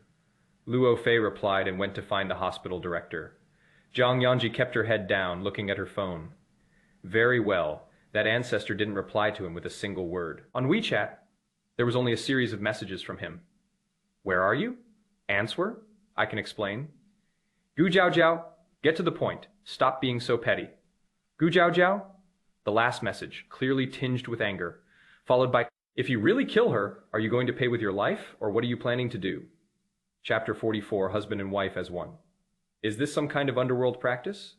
It is just a minor injury. You won die. Jiang Yanzhi glanced at Shen Ruoxie and said to the doctor, help Miss Shen with the hospital admission procedures. After the doctor left, Jiang Yanzhi pulled up a chair and sat down. Shen Ruoxie had stopped crying by now. She wiped away her tears and said somewhat embarrassedly, "Brother Yanzhi, I was so scared. I thought I was going to die." She was in real pain right now. Although Gu Jiaojiao held back her kick, it still really hurt her. Thinking of all this, Shen Ruoxie was so angry that she secretly vowed that she would never let her off easily. "This is just a minor injury, not life. Threatening. You heard what the doctor just said. Don't scare yourself." Holding her phone between her fingers, Jiang Yanzhi went to check Gu Jiaojiao's WeChat messages. There has still been no response. He suddenly felt a tightness in his chest. She really left without looking back. What is wrong? They assaulted someone in his office and expect him to clean up the mess. And now they still have the nerve to throw a tantrum. Who spoiled them like that? A surge of anger welled up again. Jiang Yanzhi stood up, her face grim, holding her phone. "Ruoxie, take good care of yourself. I have things to do at the company, so I'll head back now." Shen Ruoxie was taken aback. Did she have to go back now to coax Jiaojiao? A surge of jealousy welled up inside her, but it quickly vanished. She called out to him weakly, "Brother Yanzhi, then, what should I do? Are we just going to leave her alone in the hospital like this? I've already asked Luo Fei to arrange for a caregiver to come over." "You can tell the caregiver if you need anything," Jiang Yanzhi said, turning around. Her expression showed no impatience, and she continued to treat her with the same care as always. "But I just feel that things are different now. It seems that something is slowly flowing away." However, Shen Ruoxie relaxed again in the blink of an eye. "Ha! That woman has already shouted that she wants a divorce. Do you think Jiang Yanzhi can afford to lose face like this? If she adds just one more spark, she can completely break the two of them up. Brother Yan is hers, and no one can take him away." Because of a single sentence from his ancestor, Chen Ning truly began collecting information on the Jiang family's business empire and various partners. Then, the more they collected, the more they gathered. His face turned green after reading just a few pages, turning his head to glance at the person sitting on the sofa, engrossed in playing a game on their phone. Chen Ning sighed. Looking exhausted, "President Jiyu, is there any possibility that we can talk about business first, and then play games later?" "Don't rush. Let me finish this game. It will take 3 minutes. Have to. She is also a girl addicted to the internet." Yu Jiaojiao's 3 minutes really were. 3 minutes had passed, and the game wasn't over yet, so she committed suicide. This move left Chen Ning dumbfounded. "What is wrong? Didn't you have something to say?" Yu Jiaojiao casually opened a bottle of drink and slowly sipped it. "When you're in a bad mood, having some dessert always cheers you up." "That is right. Acquiring Jiang's group might be a bit difficult." "Mr. Jiyu, how about we reconsider?" Chen Ning said. "Although Yu group is powerful, it is still a rising star. Furthermore, the Jiang family is a century-old family business, and with Jiang Yanzhi in charge, where did our CEO Gu get the audacity to actually try to acquire the Jiang family?" Thinking of this, Chen Ning patiently advised again, "President Jiyu, couples often make up after a fight. You see, it is better to let this matter drop after a bit of a fuss. If we really go through with the acquisition, it is most likely to result in a lose-lose situation. And in the end, who knows who will benefit the most?" Yu Jiaojiao sneered. "So he made headlines with other women during our marriage and used my money to woo some minor celebrity, and you really think that is enough?" TSK Chen Ning really didn't want to get involved in these trivial family matters. After thinking about it for a moment, he said quite seriously, "How about we get on the front page too?" "With whom?" Gao Jiao's first thought was Qin Shenxing. Her second thought was Wei Jian, and the rest were the race car drivers from her club. But he quickly shook his head. "There is no suitable candidate, even if there were. We'd be too familiar with them, and I'd feel awkward making a move. How about we find one outside?" Chen Ning was actively offering bad advice. He would do anything as long as it prevented him from going crazy over acquiring the Jiang family business. "Would it be okay to use the outside?" Gu Jiaojiao hesitated before her eyes lit up when her gaze fell on Chen Ning. "Chen Ning," my heart skipped a beat, and I felt a chill on my neck. He took a step back and said decisively, "President Gu, please don't look at me like that. Look at me. I'm old, bald, and I grind my teeth and fart in my sleep. You wouldn't be interested in me, would you? Why don't you consider someone else?" Chen Ning broke out in a cold sweat. He was almost in tears. In order to avoid being arbitrarily conscripted by President Jiyu to do something that would make headlines, this bright and promising young man was somehow portrayed as a greasy, balding, middle-aged man. I feel like throwing up. "All right. Look at your pathetic self. I've thought of someone. Gu Jiaojiao chuckled, grabbed her phone, and left U Group, in the black market. Wei Lan encountered the woman he least wanted to see. Hey miss, this isn't a nice place? Why do you keep coming here? I just delivered the car to you this morning, and now you're here again. Did you have another fight with Xiao Sai? Jiang Yanzhi, also known as Fourth Master Jiang? Among these people, Jiang Yanzhi had a nickname, Jiang Shaoxi, the youngest, yet the most ruthless. No matter how young Shaoxi is, no one dares to mess with him. I've got my eye on you. Gu Jiaojiao stared intently at Wei Lan and cut to the chase. I want to divorce Jiang Yanzhi, but it seems my reasons aren't strong enough. I need your help. Puff. Wei Lan's legs gave way, and she almost slipped and fell. After quickly stopping, she said with a dark expression, My ancestor, miss, I just want to ask you one question. Do you think I have a long life ahead of me? Hearing the strings, one can understand the refined meaning. Gu Jiaojiao is a rich young lady, but she is not brainless. She pursed her lips and said, Are you still afraid of him? Besides, we're just putting on an act. No, I think you're here to kill me. Wei Lan decisively shooed the person away, saying, You'd better leave now, don't ever come back to this place again. They tried to pull and push her out, but Gu Jiaojiao wouldn't budge, clinging to the doorframe, insisting, Can't I just not talk about this? Give me Shen Jingbing. Isn't that Shen Ruox's older brother? Give him to me? Give him to you. For what purpose? Gu Jiaojiao said matter. Factly, Jiang Sai and I are husband and wife. His true love is Shen Ruoxue, so I suddenly think that Shen Jingbing isn't bad either. Look, isn't this a good result? Ah, what are you doing? Wei Lan really didn't dare listen to her nonsense anymore. Damn it, is this some kind of underworld practice for husband and wife to be one? He decisively threw the person out of the black market, then quickly closed the door and instructed his two subordinates. If this ancestor comes again, don't let her in no matter what. The two looked at each other, puzzled. What if she tries to force her way in? Stop them if they try to force their way in, of course. There is one condition, they can't hurt her. Wei Lan's head was throbbing with pain. The couple had a fight, so why did the fire spread to their side? This is fucking illogical. Wei Lan was extremely annoyed and turned to call Jiang Yanzhi. Control your wife. She's like a princess. Can you please stop her from coming here all the time? Chapter 45. My future husband, I unilaterally agreed Jiang Yanzhi. S. gaze deepened. She went to see you? He walked to the office window and looked down, feeling a throbbing sensation between his eyebrows. Why did she go to see Wei Lan again? Wei Lan held back. I've looked. But what exactly she wanted to see him for? Wei Lan couldn't say. Jiang Yanzhi grunted and hung up the phone. Wei Lan looked at the disconnected phone and laughed angrily. I must have owed you two something in my past life. Looking around his territory, he took a deep breath and ordered, Bring that lunatic over here. Mentally ill Shen Jingbing. Anyone who dares to bring drugs into the black market is asking for death. President Jiang. Luo Fei pushed open the door and entered, his expression somewhat grim. U Group has spread rumors that they want to acquire our Jiang Group. President Jiang, is there some unpleasantness between you and U Group? U Group?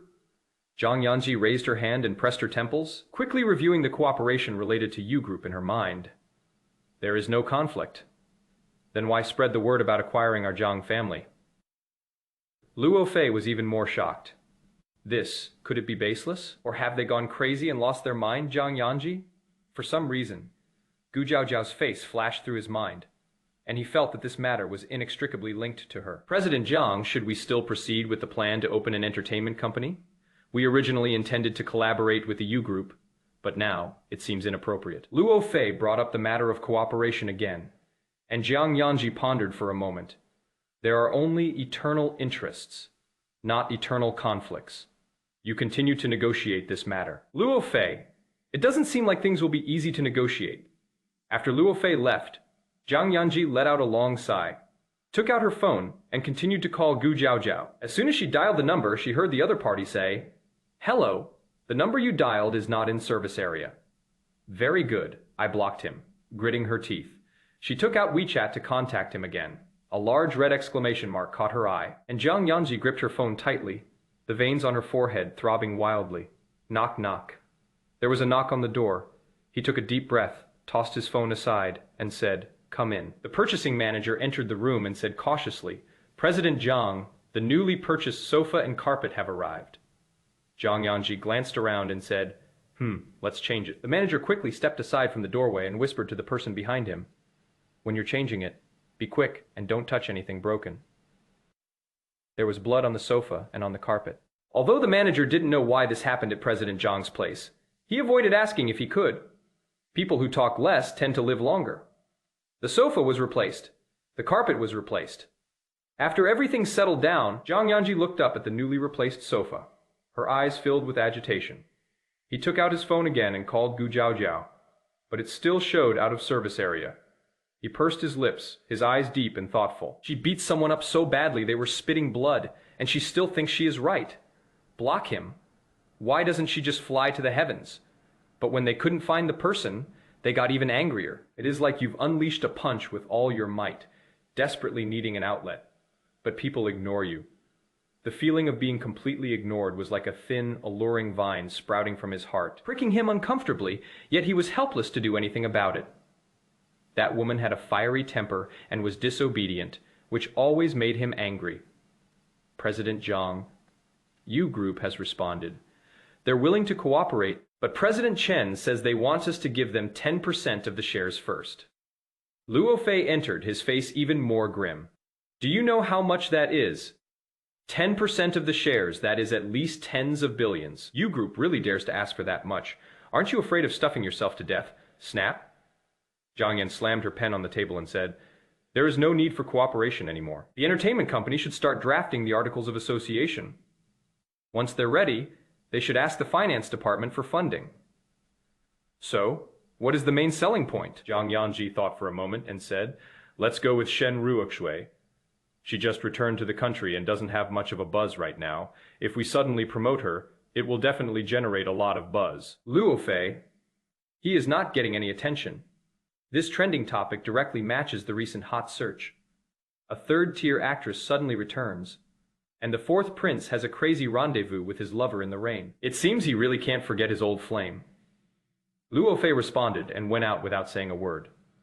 Jiang Yan was extremely busy and had no time to pay attention to trending topics, let alone know about this matter. The Secretariat knows about this, but President Jiang even set up an entertainment company specifically for Miss Shen, so it must be true love. Therefore, no one dared to step forward and tell Jiang Yanzhi about the trending topic. After all, the fourth master has always been unpredictable, and no one knows what he is thinking. Gao Jiao was kicked out of the black market by Wei Lan. She patted the dirt off her butt and didn't care. Looking at the photos he had just secretly taken on his phone, he was quite satisfied and immediately called Fang Cheng. "Let's meet up." Fang Cheng is the young reporter who exposed her street fight last time. "Miss Gu, what is it?" In the coffee shop, Fang Cheng sat on a stool, but only dared to sit halfway down, and he was very careful the whole time he talked to Gu Jiao. "There is nothing we can do. We can't afford to offend him." He was genuinely scared after being beaten up last time. "I've been keeping a low profile lately." Gu Jiao tapped the table and pushed her phone towards him. "There are pictures to prove it. Go ahead and spill some more dirt." Fang Cheng was boldly looking at his phone when he heard this, and his hands almost trembled and his legs went weak, causing him to kneel down. "Miss, please spare me. I really wouldn't dare to fabricate stories about Second Master Wei and Miss Giyu. He is going to die. What are you afraid of? I told you to expose it." Gu Jiao said impatiently, "After you expose it, I'll give you $1 million. Take it and play with it. You don't need to worry about anything else." "Are you Jing now? How tempting!" She stuck out her tongue and licked her lips. "Then Miss Giyu, could you send me the photos? And is there anything else you'd like to add?" Gu Jiao clicked send, forwarded the photo to him and said, "The bigger the commotion, the better. It is tabloid news, so give it a shot. Otherwise, nobody wants to read it, right? Fang Cheng, thanks. I feel like I'm going to be played to death." But this time with Miss Gu backing him up. He was going all out. Half an hour later, Luo Fei stared at the #1 trending topic that had suddenly surged to the top, and fell into an eerie silence. Holy crap. What on earth is going on here? The trending topic of Fourth Master meeting his lover on a rainy night had just subsided when the trending topic of Miss Gu flirting with a gigolo surged up. Of course, both of them have pictures to prove it, and it is definitely not photoshopped. "I'm going to die." Is this how you compete against each other? How childish. Before he could even cough up blood, Luo Fei realized that he would eventually be ruined by trending topics. Feeling utterly hopeless, he went to find Jiang Yanzhi but couldn't find him. His CEO Zhang had just gone out, and he hadn't even told him yet. Luo Fei, Gu Jiaojiao, posted the trending topic and then ignored it, completely unaware of the bombshell she had set. At this moment, everyone was looking for her. She put her phone on silent and invited Bishu out for food, drinks, and fun. Bishu stared at the phone, which kept ringing and then stopping, her eyes nearly popping out of her head in shock. My goodness, I treated you like a sister, and you used my future husband to shield you from disaster? Puff Gu Jiaojiao spat out a mouthful of milk tea, her face darkening. Stop it. There is no connection between you and Master Wei. How could he be your future husband? Bai Shu declared confidently. I unilaterally agreed. Chapter 46, my trending topics outshine yours. Absolutely shameless. At the next table, someone sneered. Supposedly, a young lady from a prestigious family, she is shameless. It is one thing for her to fawn over fourth master all the time, but that is disgusting enough. And now she is even clinging to second master Wei. She has completely disgraced the Jiyu family. Huh? Is it her scandalous news? Gu Jiaojiao immediately glanced at Bei Shushu, and the two of them perked up their ears to listen. Qi Miamian said unhappily, Second Master Wei is a dragon among men. How could he possibly be interested in that woman who plays the field? With Gu Jiaojiao's slutty appearance, who knows how many men she has slept with? The Wei family has always maintained strict discipline. How dare she even dream of getting close to Second Master Wei? Gu Jiaojiao listened to the reasonable words and nodded vigorously. Yes, Master Wei, who runs the black market, has a great family tradition. Xia Bing and Qi Miamian are best friends. The Xia family has always had business dealings with the Chai family and is in a weaker position. At this moment, he tried his best to flatter Chai Miamian, saying, That is right. Zhu Jiaojiao has such a bad reputation. Second Master Wei definitely wouldn't be interested in her. The woman Second Master Wei likes should be someone like you, Miamian. You're very devoted to your man, and you're also considerate and gentle. Yu Jiaojiao blinked. I'm also very considerate and gentle. Look, I was afraid he wouldn't get many trending topics, so I deliberately put one on the trending list for him, and even provided solid evidence with photos. Bai Shushu tugged at Gu Jiaojiao and warned her with her eyes. Look at the mess you've made, Gu Jiaojiao. He, that is for sure. Second Master Wei is gentle and handsome. Every time he looks at me, it is like he is melting my heart. Qi Miamian's face flushed with shyness, and her heart was pounding with desire. She wished she could hold the man right now and have him love her dearly. Honestly, every time she saw Master Wei's incredibly handsome long legs, she fantasized about being pampered by men in every way. Just thinking about that scene makes her feel hot all over, and her legs go weak. Holy crap! Yu Jiaojiao blurted out in shock, then turned to look at Bishu, who was equally shocked, and said, Is this trying to steal your man? Bei Shushu's face darkened. The man I've set my sights on. I haven't even had a chance to make a move yet. This won't do. Their voices grew louder and louder, and Qi Miamian and Xia Bing finally noticed them, immediately exclaiming in fright, what are you doing here? Qi Miamian's face turned bright red. Gu Jiaojiao, are you eavesdropping on our conversation? Even after being discovered, Gu Jiaojiao wasn't flustered. She chuckled and said, Was I eavesdropping? I was listening openly, and honestly, what? You two are allowed to talk bad about me behind my back, but I'm not allowed to listen. No, that is not it, Jiaojiao. You might have misunderstood. Qi Miamian immediately said, even putting on a wronged expression on her face. Trying to explain, after all, the Qi family really couldn't afford to offend the Jiyu family. Talking behind someone's back is fine, but when it comes to confronting them directly, Qi Miamian really wouldn't dare. Come on, since it is a misunderstanding, I'll allow you to make excuses you speak, and I'll listen. Gu Jiaojiao pulled Bai Shushu over to sit down, and the four women were instantly facing each other. Qi Miamian, I was stunned. No. Why would this kind of operation still occur for a moment? She didn't know how to respond. She subconsciously looked at Xia Bing, who cursed inwardly, but had no choice but to bite the bullet, and say, This is really a misunderstanding. We just saw it on the trending topic. Someone on the trending topic said it, and we just relayed it. Yes, that is right.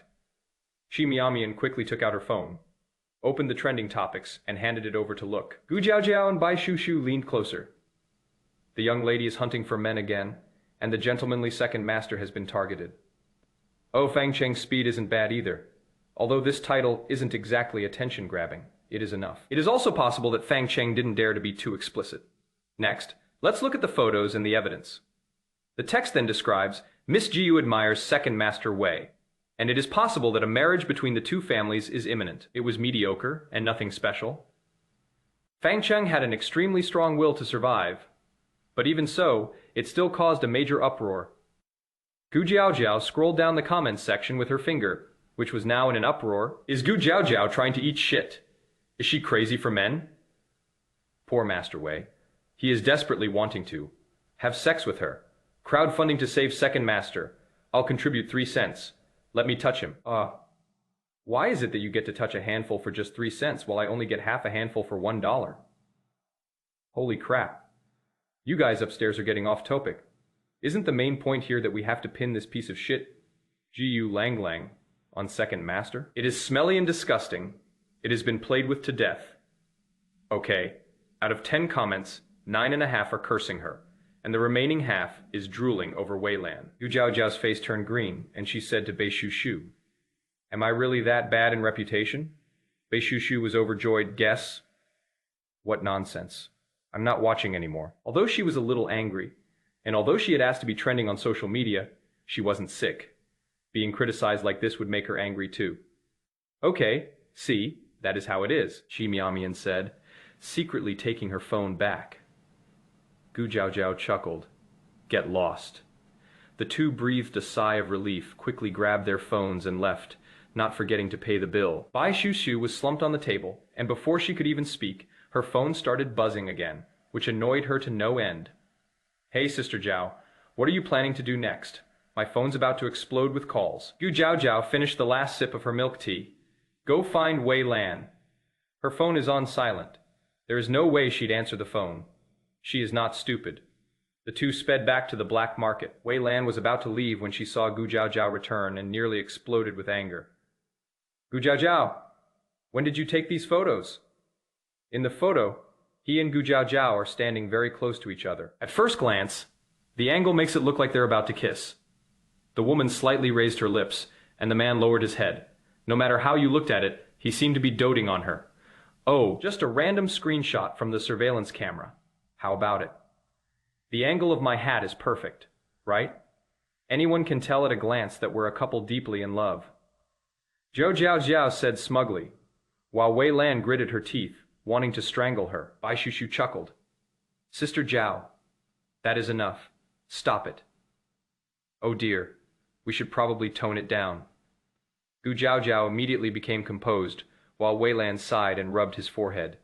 He felt that he was going to be tormented by this young lady sooner or later. Should we make another call and explain to Jiang Yanzhi?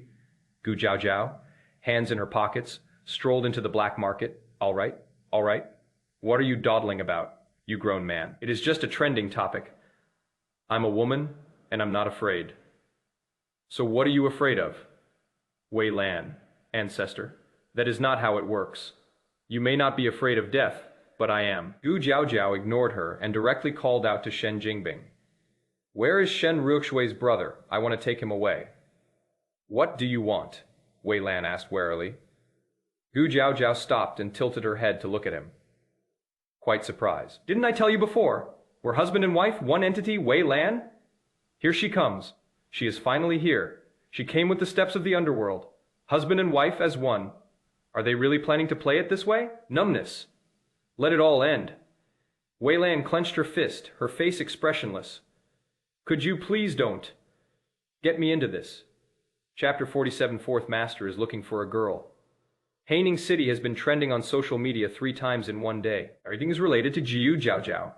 Every single one of these matters is related to Jiang Yanzhi. The Wei family was also successfully dragged into this mess. The 3 of them were all glued to that trending topic. They were practically breathing fire. At the hospital, Shen Ruoxue looked at her phone, a satisfied expression on her face. Well done. While others are watching, I'm mainly focusing on the top 2 trending topics. She was focused on the 3rd one, because the 3rd point was leaked by someone she hired, and the photos she took are solid evidence. The sign read, 3rd, rate starlet suspected of being pregnant, possibly to marry into the Jiang family's wealthy clan. The photo shows Jiang Yanzhi carrying Shen Ruoxue into the hospital. The photo was taken well, capturing the bloodstains on her legs very clearly, and even zooming in to circle them. So Xiao Shui, does that mean you can really marry into the Jiang family? Her agent stood beside her, asking questions with a mixture of envy and jealousy in her eyes. She herself didn't have such good luck. She is just a small-time agent. She can only make a living through her own abilities. Yanzhi is mine, and I won't allow anyone to take it from me, Shen Ruoshui said softly, then looked at her phone for a while before saying to Yi Jia, "Go for it a little harder. You know what to do?" "I know. I'll go hire some online trolls right away, and keep this trending topic going for a few more days," Yi Jia said, already taking out her phone to find someone. "Gu Jia, get them removed from the trending topics immediately? Is this just asking for trouble?" Gu Chongqing stared at the trending topic, feeling utterly powerless. He really raised a wonderful daughter. He is trending on social media every few days. He is actually a little numb to it. But we still need to save face. Gu's mother was so angry that her blood pressure soared. With a snow-white towel pressed against her forehead, she called Gu Chongqing. "Tell me, what are we going to do with this child? How can she, even after getting married, still be so restless? What if her in-laws see this and want to return her?" Gu Chongqing: "This is truly a loving mother. But what she said makes perfect sense. Meng Meng.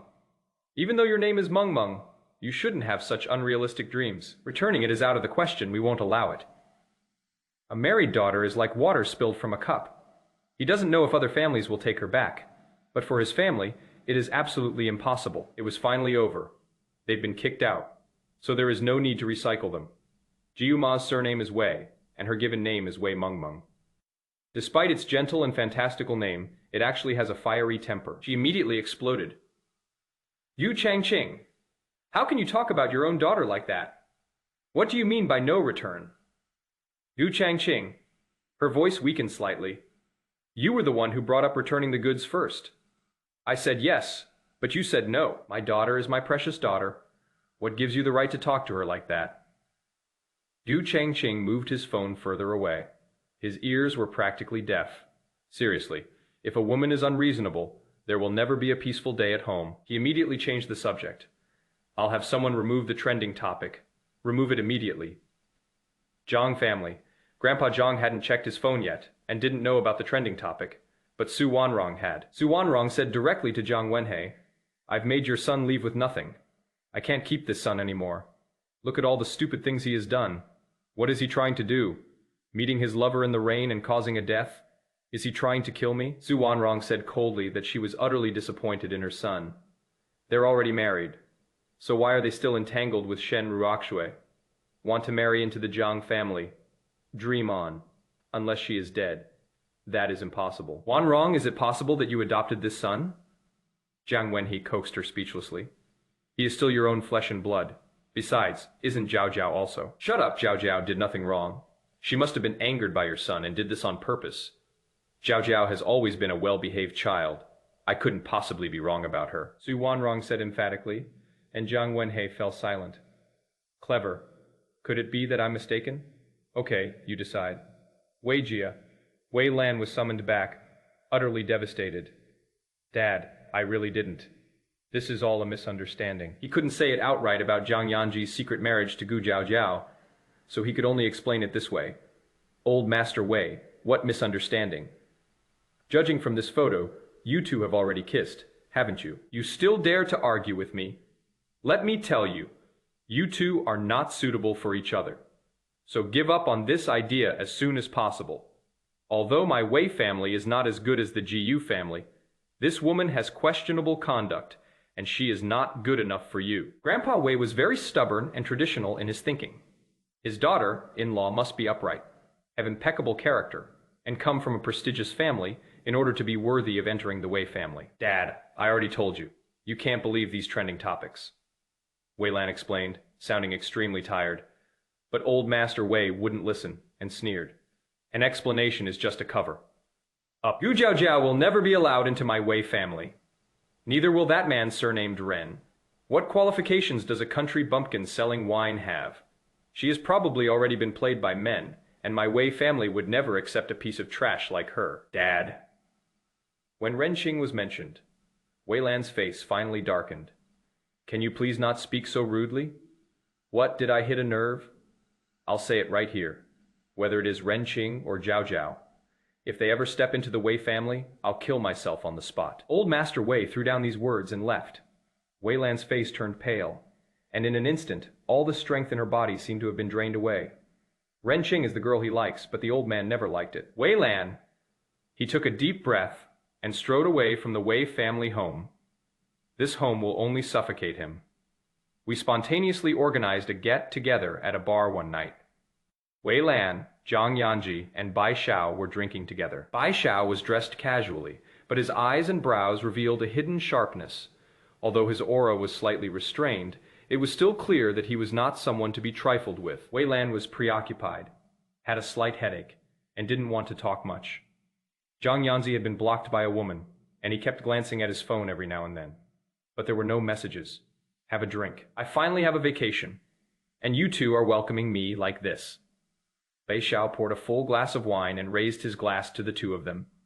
The drinks at the bar are quite expensive, but none of them cared about the money. The three of them each had a glass and finished a bottle. Bai Xiao stretched out his long straight legs and turned to look at Wei Lan.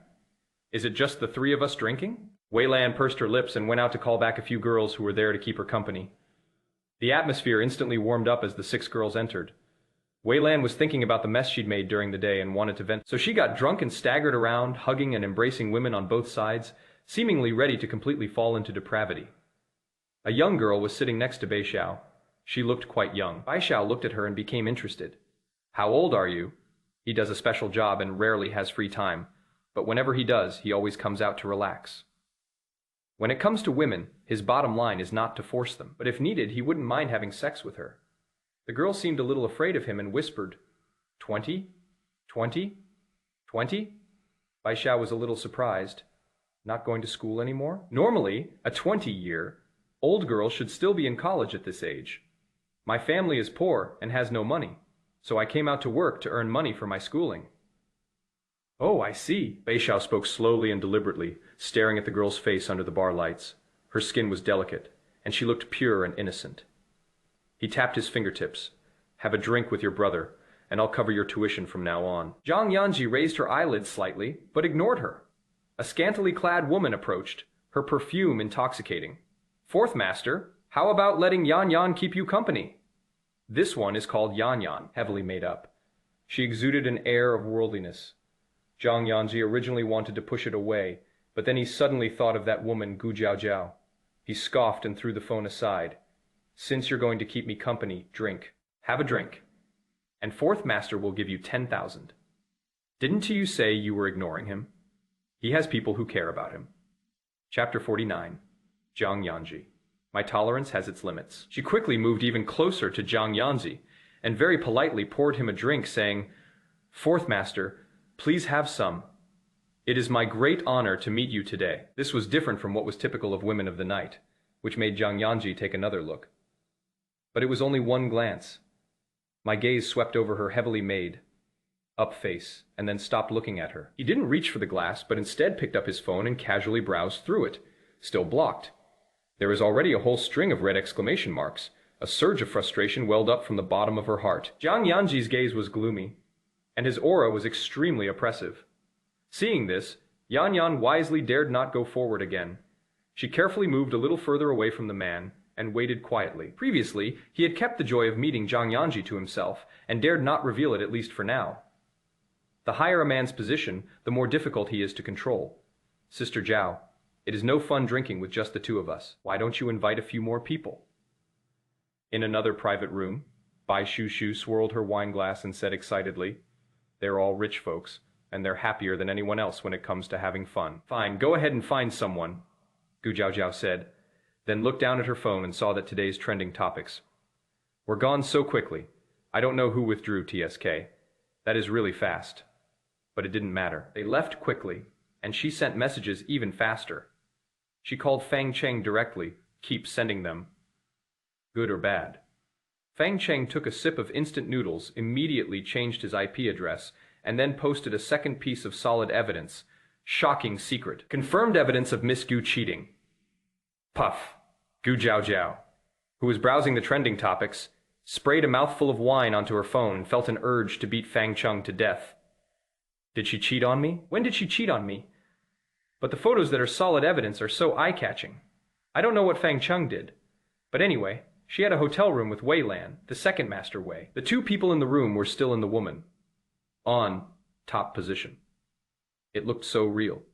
However, apart from their faces not being blurred, their entire bodies were censored.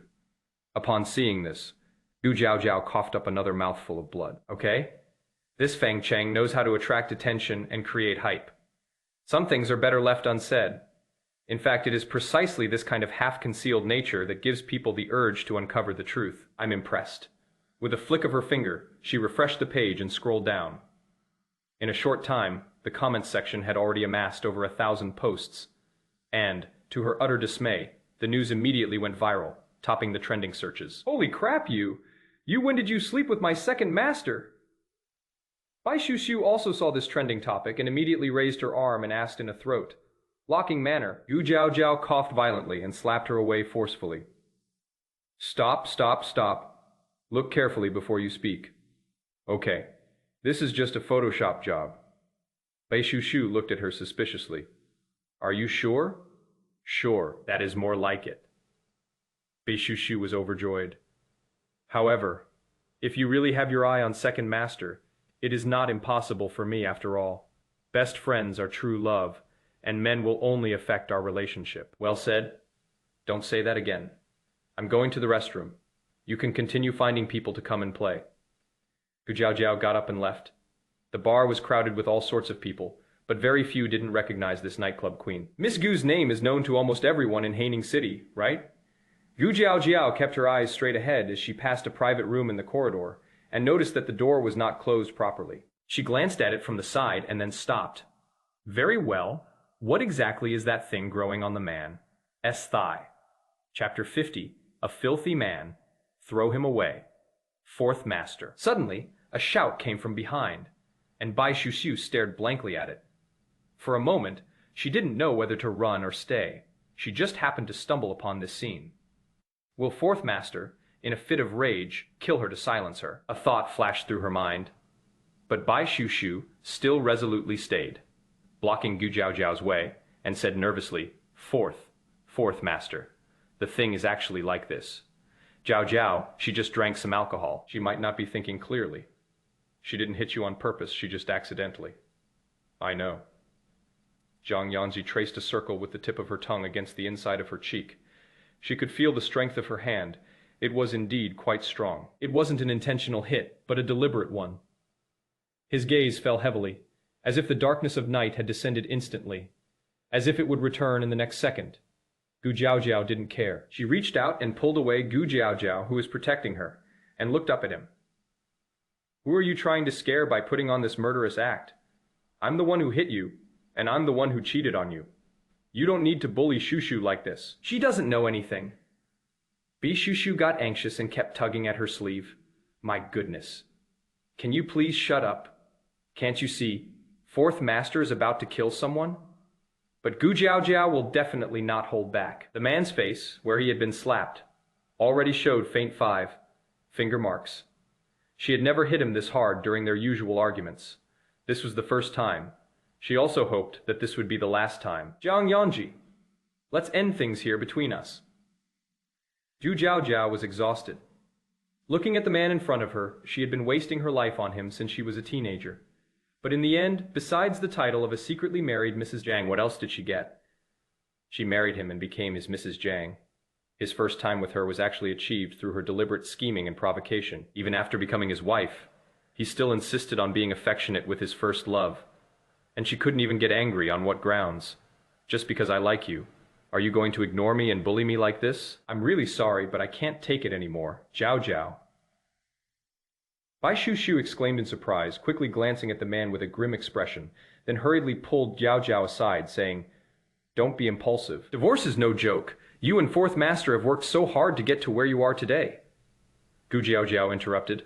No, the person who has come this far is not Fourth Master, but only me. She is a person who dares to love and hate. She has always been very discerning when it comes to love. A dirty man is like a rag covered in dust, or a piece of money that has fallen into sewage. Picking it up will only disgust you. Losing it brings peace of mind. What use is he? Thinking about her unrequited love over the past 10 years. Gu Jiaojiao only felt ridiculous. In his eyes, she had only one label: cheap. Ignoring the man's expression, Gu Jiaojiao finished speaking and pulled Bei Shushu away. Bei Shushu opened her mouth, wanting to say something, but ultimately didn't. Shu, have your friends arrived yet? They're here, 4 people in total, Bei Shushu said, then looked at Gu Jiaojiao with concern. All right, don't be angry. How about we continue playing? Okay, let's keep playing. Gu Jiaojiao breathed a sigh of relief, then immediately perked up and smiled brightly. It is just a man, right? So what if I lose him? There is no big deal. Even if I lose this useless piece of wood, there is still a whole forest waiting for me, Shu. When I'm free in a few days, we'll go out and see the mountains, the sea, and the world. We're going to have a really big time. Good. With a heavy heart, Bai Shushu hugged her heartbroken best friend, thinking to herself that she had to get her hands on Master Wei, Chapter 51, whose mad dog could bite a face and leave 5 finger marks. Since she couldn't afford to offend Jiang Yanzhi, she could only drag over the seemingly easy to bully second Master Wei. It can be considered as helping my best friend vent her anger. Although it wasn't exactly a normal way to vent her anger, Bei Shushu made that unilateral decision to seduce Wei Lan, who was by Jiang Yanzhi's side, which was tantamount to stealing Jiang Yanzhi's girlfriend, and roughly equivalent to getting revenge for her best friend. Gu Jiaojiao, who had just had a fight with Jiang Yanzhi, was now happily drinking again. He clung to the microphone and refused to let go, turning himself into a karaoke hog. Jiang Yanzhi returned to the next private room with a swollen face. Bei Xiao saw her at a glance and burst out laughing. Ha ha ha, fourth master. What did you do when you went out? You got yourself into this state. The slap to the face wasn't very noticeable in the corridor, where the lighting was dimmer. But once you're inside the private room and up close, it is very conspicuous. Jiang Yanzhi poured herself a glass of wine and drank it, her voice indifferent, bitten by a dog. It is still a mad dog. Are you kidding me? What kind of mad dog can bite a face and leave a 5 finger mark? Wei Lan leaned closer to take a closer look, and suddenly realized something. No way. Holy crap. There is only one person who could slap you, and you wouldn't fight back, right? Jiang Yanzhi knew he had guessed it. They didn't deny it. Not denying it means admitting it. Wei Lan suddenly lost his desire to drink and pushed the woman in his arms away, saying, All right, you guys go first. This is none of your business. The girls in the private room didn't want to leave, and Yanyan didn't want to leave either. But seeing the situation, she could only leave with regret. After the girls who had been serving drinks left, Wei Lan, shedding her former slovenly air, said to Jiang Yanzhi, Gu Jiaojiao did the beating. She was here too. You actually let her do it. Thinking of the fierce sparring they had engaged in on the black market last time. Wei Lan shuddered again. Cough. It seems that we can't stop them from fighting, since Jiang Yanzhi can't beat Gu Jiaojiao either. Bai Xiao, always eager for a good show, said, How pathetic. You don't even fight back for a woman. This nonchalant attitude annoyed Jiang Yanzhi, who glanced at him and scoffed. I never hit women. In other words, this means he tacitly agreed with what Wei Lan had just said. The slap on his face was indeed from Gu Jiaojiao. Bai Xiao recalled Gu Jiaojiao and found it unbelievable. I was only away from home for a few years, and that young lady went crazy. Where did she get the nerve to hit you? She not only had the guts to hit me, she might even have the guts to hit you, Jiang Yanzhi said, then ignored them. You can find everything here, from food and drinks to entertainment. However, while he was eating and drinking, he kept an eye on the outside noise, as if his mind was not on the food and drink. Meanwhile, in the next private room, the wailing and howling singing never stopped. The voices were truly awful. The kind of awful singing that could bring the dead back to life, and you'd have to kneel down and kowtow to beg for mercy. As you can imagine, while others sing for money, this person sings for their life. Wei Lan understood too, and he was happy to watch the show. Xiao Sai, is that your partner? Zhang Yan ignored him. Bai Xiao was interested in seeing how capable the young lady, whom he hadn't seen for years, was to win over Jiang Yanzhi. However, as soon as he opened the door, he saw his own younger sister drunk and embracing that woman. His face immediately darkened. He strode over and grabbed Bai Shushu, saying, You've really gotten bold, haven't you? Staying out all night now? Bei Shushu was having a great time and was unwilling to be carried away by him. She immediately struggled, shouting, What are you doing? Let me go. You filthy men. You're all filthy men. White Owl. You're your older brother. Big brother. You son of a bitch. I'm your great aunt. Bai Shushu struggled and cursed back. Bai Xiao gritted his teeth and almost crushed her to death. Wei Lan, who followed in, burst out laughing so hard that her stomach hurt. Chapter 52, Jiang Yanzhi. Don't he force me to slap you, Bai Shushu blurted it out. She never expected that this was actually her own brother. The instant Wei Lan uttered his laughter, Bai Shushu suddenly froze, and at the same time finally saw Bai Xiao's face clearly. And then she was completely dumbfounded. The whole world fell silent. She felt like she was doomed, that she was going to be strangled to death by her own brother. Bai Xiao chuckled, reached out and hooked Bai Shushu's neck around him, then asked again in a very kind tone, "Little sister, repeat what you just said. Whose great aunt are you?" Pretty impressive, quite bold. She has got the guts to be his aunt. Bai Shushu, numb. Finished. Let's just give up. Let's destroy. Isn't her own brother always on missions at the border? How could it possibly be here? Forcing a half-hearted, ingratiating smile, I said to my brother, "Is it possible? I was actually drunk and talking nonsense. Why? Her brother is really something. He came back but didn't go home. Instead, he came here to drink. What a small world. We meet all sorts of people in life." What infuriated her most was why Wei Lan was here too. He witnessed her horrific ordeal the entire time. How was she supposed to seduce Wei Lan now? At the moment of her death, she didn't dare to lift her head. Impossible. But as for that kind of illness, I can cure it. He grabbed Bai Shushu by the collar and pulled her out. "Shaosai, Weier, my sister is causing trouble. I'll take her home first, and we'll reschedule for another day." Jiang Yanzhi waved to Wei Lan, indicating that they wouldn't stop them from teaching their younger sister. Bai Shushu felt a chill run down her spine. Forget about saving face. None of that mattered now. Her life was the most important thing. She struggled and lunged forward, grabbing Gu Jiao Jiao's leg and wailing, "Master Jiao, save me. I don't want to die." She had a premonition that after she became her brother's aunt, he would definitely beat her to death. Ju Jiao Jiao, White Owl. The former has a dark complexion, while the latter has an even darker one. Gu Jiao Jiao took a deep breath, steeled herself, and put on a redemptive smile. Then, amidst Bishu Tu's tearful pleas for help, she calmly and composedly bent down, prying away Bishu Tu's hands that were clinging to her thighs one by one. "Goodbye. Don't bother coming back." Wow. Bai Shushu was taken away crying. Before leaving, he turned his pleading gaze to Wei Lan. He had already lost face, so he wasn't afraid anymore. Could he be any more humiliated than this? This time, Wei Lan finally couldn't help but burst into laughter, laughing until her stomach hurt. "I never expected Miss Bai to be so interesting. It is pretty fun. Miss Bai has gone back. What about you?" After the noisy Bai siblings left, Jiang Yanzhi turned her gaze back to Gu Jiao Jiao and said in a light voice, "Miss Gu, do you want to explain to me what you mean by blocking me and not answering my calls? None of your business?" Gu Jiao Jiao didn't want to see Jiang Yanzhi, so she grabbed her bag, got up, and left. "Stop right there." Jiang Yanzhi grabbed her, her face turning cold. "Gu Jiao Jiao, you're an adult." The rebuking words instantly silenced the atmosphere in the private room. Wei Lan rubbed her forehead and whispered, "How about we find another place to talk? With so many people around, it is best to avoid arguments. After all, outsiders were unaware that the two were secretly married." Gu Jiao Jiao turned around and glanced at her friends in the private room. "You guys keep playing. Put the bill on my tab." The three returned to the next private room, and Wei Lan excused herself to go to the restroom, giving the space to the other two. After leaving, Wei Lan paid the bill for the two private rooms. He wasn't worried about making a small mistake. Then I sat at the bar and ordered a blue enchantress drink, slowly sipping it. During this time, naturally, some beautiful women came to chat with him, and Wei Lan accepted them all, clinking glasses with each of them and continuing to drink. At this moment, he seemed like a seasoned player in the game of love.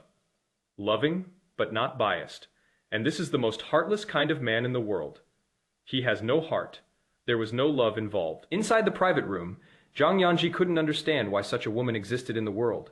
She can portray willfulness, arrogance, and unreasonableness so completely that it is impossible to find a single redeeming quality in her. Gu Jiao Jiao, I'm talking to you seriously. Did you hear me? Ruoxie got hurt because of you. Whether you did it on purpose or not, the fact is that she got hurt. Is it so hard to apologize to her? He pressed his fingers to his brow, looking somewhat irritated. I really don't understand why Gu Jiao is never obedient. Gu Jiao, she finally gave him some response. She raised her head, her gaze fixed on his face, looking at his incomparably handsome features, every single one of which was in line with her aesthetic sense. But ironically, she may have really been blind all these years. It is possible that the person is still the same. Jiang Yanzhi has never changed from beginning to end. The one who changed was her. When she loved him, everything about him was perfect, and she was willing to do anything for him. Jiang Yanzhi. She spoke, her long eyelashes drooping down, concealing the turbulent emotions in her eyes. Do you still remember that every year on my birthday you would give me 12 zodiac animal dolls? The 12 zodiac animals he does remember. But what does this have to do with going to the hospital and apologizing to Shen Ruoxie? Thinking this, he asked the question, even softening his tone a little. Jiao, you're married now, so stop being so willful. Apologize to Ruoxie. But without a doubt, Gu Jiao's inherent pride meant that she would rather die than apologize. Does Shen Ruoxie even deserve to apologize to a mistress who flaunts her power and deliberately seduces her man? Bullshit. Apologize to her? She doesn't deserve it? Jiao banished the 12 zodiac animal dolls from her mind. Her birthday is in winter, when it is snowing heavily. Before she married him, every winter on her birthday, she would pester him for a zodiac animal doll. He gave them all. She cherished it as her life. But thinking about it now, it seems utterly ridiculous. Perhaps people really are different. He never cared about the things she valued as her life. Gu Jiao, can you please not be so rude? You did something wrong? You should apologize? Jiang Yanzi's patience ran out. Her face darkened, and she grabbed Gu Jiao's wrist. Come on, let's go to the hospital. Unable to bear it any longer, Gu Jiao grabbed his arm and slammed him to the ground with an shoulder throw. She said coldly, Jiang Yanzhi, don't force me to slap you. Jiang Yan was caught off guard and fell rather awkwardly. He had sparred with Gu Jiao before and knew that this woman was quite skilled. But unexpectedly, she suddenly threw him to the ground at this moment and said such cruel words. He was stunned for a moment. Gu Jiao didn't give him any more chances. I don't want to say anything more to you. Jiang Yanzhi, Grandpa's birthday banquet is in 2 days after the banquet. We'll get a divorce. Chapter 53 Jiao. Your male god has arrived. The 12 zodiac animal dolls are almost complete. Just one more is needed. She had a crush on Jiang Yanzhi for 10 years, married him for 1 year, and every year on her birthday, she would ask him for a doll. But not this year's birthday. After returning to the Jiang family home, Gu Jiao appeared completely unaffected. She greeted Su Wanrong and then went upstairs. On the windowsill of the bedroom, there are 11 zodiac animal dolls. Each one is so adorable and beautiful. It also carries all her love from her teenage years to the present. But now, this passionate and unrestrained love is finally coming to an end. Standing by the window, Gu Jiao remained silent for a long time. After glancing at the 11 zodiac animal dolls one last time, I went downstairs and said to Sister Wang, you can throw away those 11 zodiac animal dolls in my bedroom later. Sister Wang was surprised but didn't say anything else. Okay, I understand, but it is really a pity to throw it away. Can I take it back for my child to play with? Okay. You handle it as you see fit. Gu Jiao sipped her health, preserving tea, while Su Wanrong tilted her head and stared at her intently. She couldn't help but ask, Jiao, those zodiac animals are quite cute. Don't you like them? She had seen Gu Jiao treat those zodiac dolls like treasures, personally cleaning them every day, not allowing a speck of dust to remain. If I don't like it anymore, then I don't want it. Gu Jiao turned her head and said in a coquettish tone, Mom, you won't think I'm a spendthrift, will you? Su Wanrong raised her hand and slapped her, both amused and exasperated. It is just a few toys. What is so wasteful about it? Besides, we're not rich, so we're not afraid of spending money. If we really run out, we'll just ask Yanzhi for some. Aren't men earning money for us women to spend? Mom, you're absolutely right. Men earn money so we can spend it. Otherwise, what is the point of them earning it? If you don't like a few toys anymore, just throw them away. Gu Jiao chatted with Su Wanrong with a smile. Grandpa's birthday party venue has been booked. Mom, have you prepared the clothes you're going to wear to the banquet? There will be a lot of guests coming the day after tomorrow. Mom, you must outshine everyone. There must be someone to hold things together. My clothes are all ready. What about you? Are you just going to let me represent you alone at the banquet? Su Wanrong said reproachfully. You stay with your mother? That won't do. Gu Jiaojiao resolutely refused, then leaned closer to her in a conciliatory manner. Mom, I can't show up. Think about it. Although Yanzhi and I are married, we're in a secret marriage. Most people in Haining City don't know about this. What do you think? They'll think if I go out with you at this crucial moment. What can you think, my Jiang family's daughter-in-law? Is she not worthy of being seen in public? Su Wanrong was unhappy when she mentioned this. Thinking of her troublesome son, her mood worsened. I don't know what that brat is up to. A secret marriage? How could he even say that? And you really dared to agree. Zhu Jiaojiao smiled. What if they don't agree? Back then, she was overjoyed to be able to marry into the Jiang family and marry him with just a marriage contract. She would agree to any condition as long as she could marry him. With nothing much to do in the afternoon, the mother-in-law and daughter-in-law went to the Intercontinental Hotel, early to familiarize themselves with the premises. Upon arriving at the hotel, Gu Jiaojiao busied herself communicating with the staff who were setting up the venue multiple times. She really had thought of every single detail. My goodness, you can rest assured that this matter is left to me.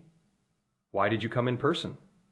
Chen Ning seized an opportunity, pulled the person over, and pressed him to rest. Zhao Jiao took a sip of water and said, It has to be perfect. I won't feel at ease until I see it with my own eyes. Chen Ning glanced at Su Wanrong in the rest area and chuckled. Is it because your wealthy mother-in-law is worried you might sabotage the birthday banquet, so she has come to keep an eye on you? Don't talk nonsense. There is no such thing. After drinking the water, Gu Jiaojiao ran her fingers along the rim of the cup. A hint of confusion flashing in her eyes, she murmured. A busy job can make you temporarily forget your unhappiness. Da Ning, I've decided I want to divorce him. Puff Chen. Ning spat out a mouthful of water, shocked. You've really decided, Gu Jiaojiao lowered her head and slowly said, 10 years of unrequited love. 1 year of marriage. I gave him the best years of my life. In these 11 years, no matter how he treated me, I thought I could persist in loving him, but later I realized all my persistence was defeated by the word cheap. He said I was promiscuous by nature, that I couldn't live without a man. Da Ning, I can accommodate him in every way for the sake of loving him, but I am also a person, and I have self-respect. I gave him chance after chance, and fantasized about it again and again. In fact, I even orchestrated our first time together, forcing him to take me. But what you steal can't keep. Da Ning, I'm tired. The cup was gently placed on the table with a clink. Therefore, this birthday banquet must be held in grand style. Consider it a perfect ending to our relationship. She is Gu Jiaojiao. She is the apple of the Jiu family's eye, and also the founder of the Yu group. Her life was meant to be bright, flamboyant, and unrestrained. But what kind of life did she live for a man? This is not her at all. Oh, it is so good that you've come to this realization. Chen Ning looked at his daughter with the relief of a father.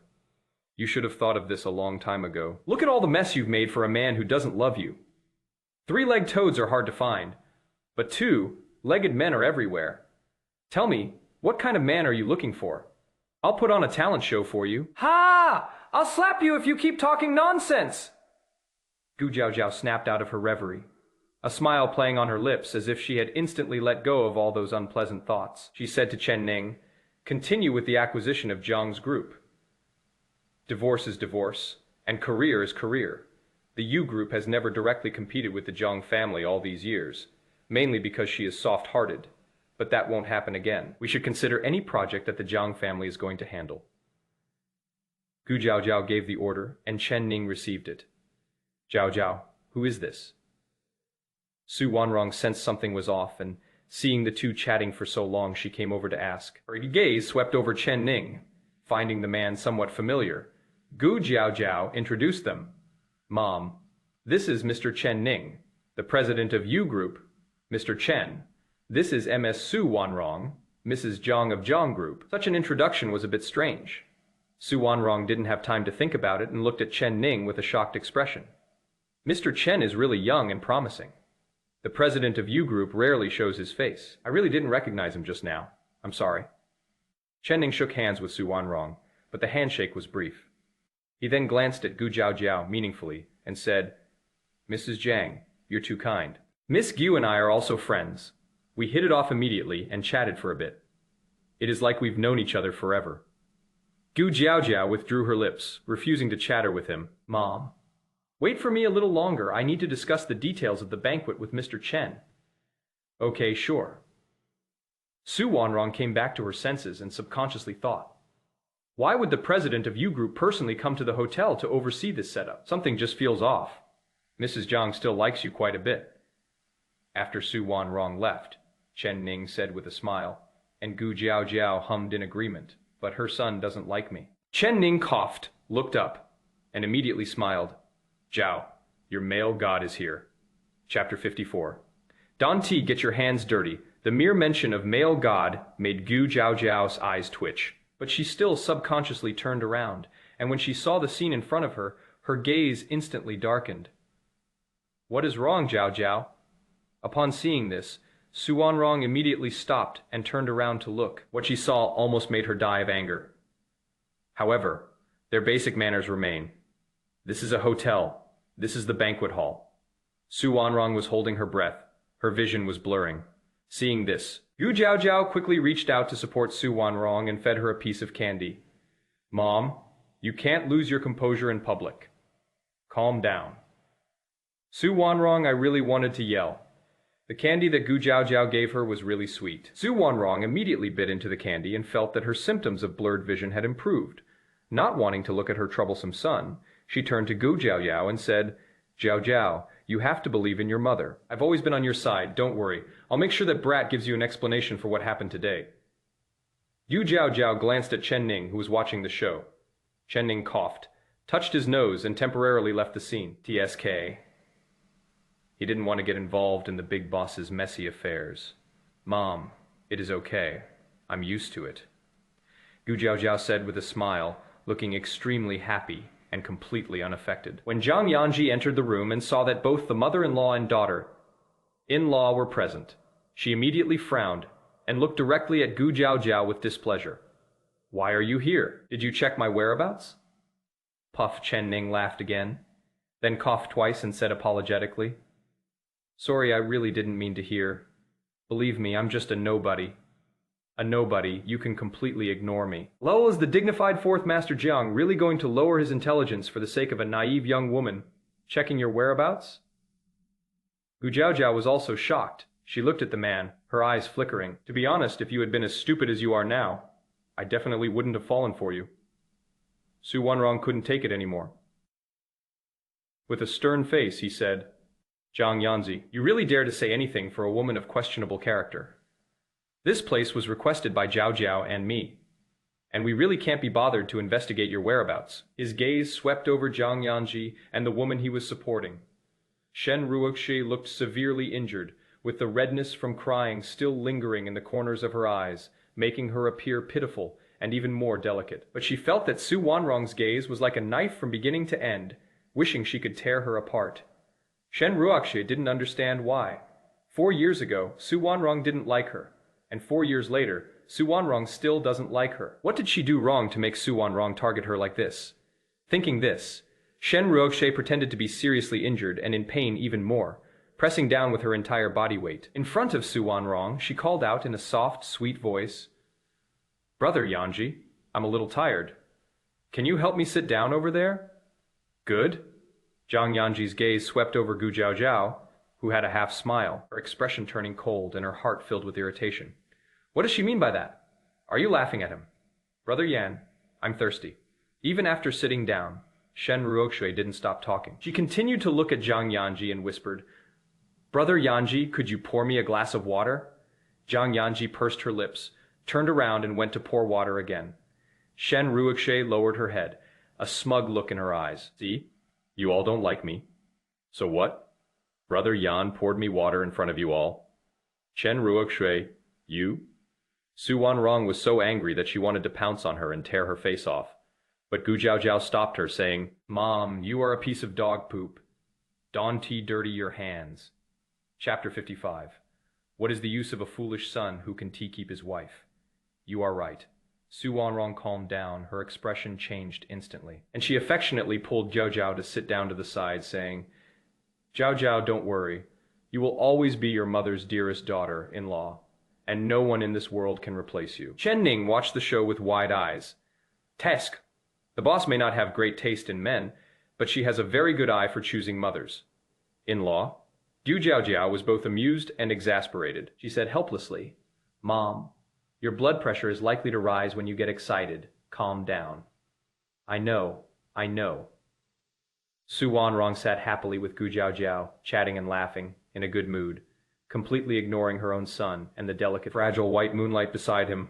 Why are you looking at them? What a nuisance. Mr. Chen, there are some details we need to discuss with you. The hotel manager approached and said respectfully. Chen Ning, who was clearly watching the show, didn't want to leave. He raised his chin. Don't talk to me anymore. Aren't all the main family members here? Why don't you ask them? As soon as he finished speaking, he received a nonchalant look from Gu Jiaojiao. Chen Ning changed the subject. However, you can tell me too. Hotel manager. So, Mr. Chen, were you kidding me just now? He almost went to Master Jiang for advice. The staff on site got busy again. Chen Ning took a break and came over with a smile, asking Gu Jiaojiao if she had any complaints about the setup. It is fine for now. Let's just do it as we agreed before. Gu Jiaojiao tilted her head, her beautiful features displaying a magnificent beauty, looking both wild and unrestrained. She herself is an outspoken and unrestrained person, and in recent years she has only restrained her sharp edges for Jiang Yan's sake. However, it was only contained, never eradicated. Jiaojiao, if I had known it would be this troublesome, I would have just hired someone to do it. Look at you. You have to worry about everything on set, don't you? Su Wanrong said with a pained expression, getting angrier as she spoke. She turned to glare at her own son. What use are you? You good, for-nothing idiot. He can't even keep a wife in his heart. What will he do in the future? Su Wanrong was somewhat anxious. Mom, isn't this what I should do? Gu Jiaojiao said to Su Wanrong in a coquettish tone. Her little tricks were so skillful that Su Wanrong couldn't stop smiling in the blink of an eye. In contrast, Jiang Yanzhi and Shen Ruoxie were left there like invisible people. No one paid them any attention. Brother Yanzhi, should we leave? Auntie has never liked me, Shen Ruoxie said softly, her face pale. She felt like a clown sitting there. Everyone who looked over did so with a subtle scrutiny and disdain. These looks made her very uncomfortable. I felt incredibly wronged. She was the one who arrived first. So why do we have to separate her from Brother Yan? Gu Jiaojiao, come here for a moment. I have something to tell you. Jiang Yanzhi looked at Gu Jiaojiao, then turned and walked out of the hotel lobby. Su Wanrong grabbed her and whispered, Jiaojiao, you're not allowed to go. That brat has no nice things to say. He then glared at Shen Ruoxie. It was all this woman's fault. Even when injured, they're still restless. It is really annoying. Mom, he is not a tiger. He can't eat me whole. Don't worry. I'll just go over there and be right back. Gu Jiaojiao coaxed Su Wanrong before turning and leaving. Outside the hotel, Jiang Yan stood tall and graceful, her figure exceptionally elegant. Her back view was truly captivating, but his character is questionable. Gu Jiaojiao's gaze flickered for a moment, then she stepped forward, her eyes extremely indifferent. Explain yourself. Why is Miss Chen here? Chapter 56. What if my house gets raided? Jiang Yanzhi turned around and looked at her with a deep gaze. Tomorrow is Grandpa's birthday as a junior. Ruoxie also wanted to personally arrange the birthday banquet for Grandpa and do her part, so I came. Gu Jiaojiao looked incredulous. So? She said she wanted to come, and you just let her come. Yes, Jiang Yan said. These are just some minor requests, nothing serious. Jiang Yanzhi frowned as her gaze swept over Gu Jiaojiao's mocking expression, but still patiently said, It is just a small matter. Why are you making such a fuss? Besides, I didn't know you and Mom would be here. So that is what this man was really thinking. Gu Jiaojiao no longer wanted to talk to this man. She suppressed the sarcasm in her eyes and became expressionless. So, if you had known that Mom and I were here, would you not have brought her along? Jiang Yanzhi thinks women are just pretentious. It is just a small matter. Why make it so complicated? She let out a long breath and said patiently, Yes, if I had known you would be here, I wouldn't have brought her. But Jiaojiao, now that she is here, shouldn't you take this opportunity to apologize to her? Gu Jiaojiao? Oh ho. So the matter of the apology hasn't been settled yet. They even wanted to chase her to her grandfather's birthday banquet and make her apologize. Gu Jiaojiao smiled. He circled his tongue around the inside of his lips forcefully. Looking both wild and roguish, Jiang Yanzhi, I just want to ask you, what gives you the right? And what is your position? To pursue me so relentlessly for so long, just to get your beloved Bai Guang to apologize you, her ex-boyfriend and my current husband, are quite magnanimous and loving indeed. Jiang Yanzhi didn't quite understand the sarcastic remarks. He couldn't understand it either. Was it really that hard to just say sorry if it weren't for her being so irresponsible in hitting Chen Ruoxue? Wouldn't have needed to make up for her mistake in every way. I took Shen Ruoxue to the hospital on her behalf. He agreed to come to Shen Ruoxue's birthday banquet in order to get her to let the matter go and not pursue it any further. In Jiang Yanzhi's view, his young wife was just like that, with a bad temper and prone to violence at the slightest disagreement. But if she hit someone, she could pretend it never happened. He can't. He is a man. He had to clean up her messes. All right, if there is nothing else, I need to go arrange the birthday banquet. Jiang Yanzhi, I'm warning you, take your white moonlight and get out of my sight. Otherwise, if you provoke me again, I might beat you up again. Gu Jiaojiao said coldly, and then left. We have no choice but to leave otherwise. She would have been tempted to smash his head in. In the hotel lobby, Chen Ning immediately noticed that she had returned from outside. He dropped what he was doing and quickly went to greet her, saying, Miss Gu, there is a problem here. Could you come and take a look? The loud address of Miss Gu was primarily meant for others to hear. Gu Jiaojiao's expression was displeased. With his hands in his pockets, he followed him, exuding a fierce aura that Chen Ning had never seen before. He was startled. He led the person to a corner and asked in a low voice, My ancestor, what happened? Look at you. Your face is so dark it could rain. It is nothing. That jerk isn't worth my time. Gu Jiaojiao let out a breath, raised her hand to pinch the bridge of her nose, trying to calm the agitation in her eyes, and asked, Is the setup almost done? Let's leave it at that. Seeing Su Wanrong walking towards them, Chen Ning couldn't help but say, Your mother-in-law is quite nice.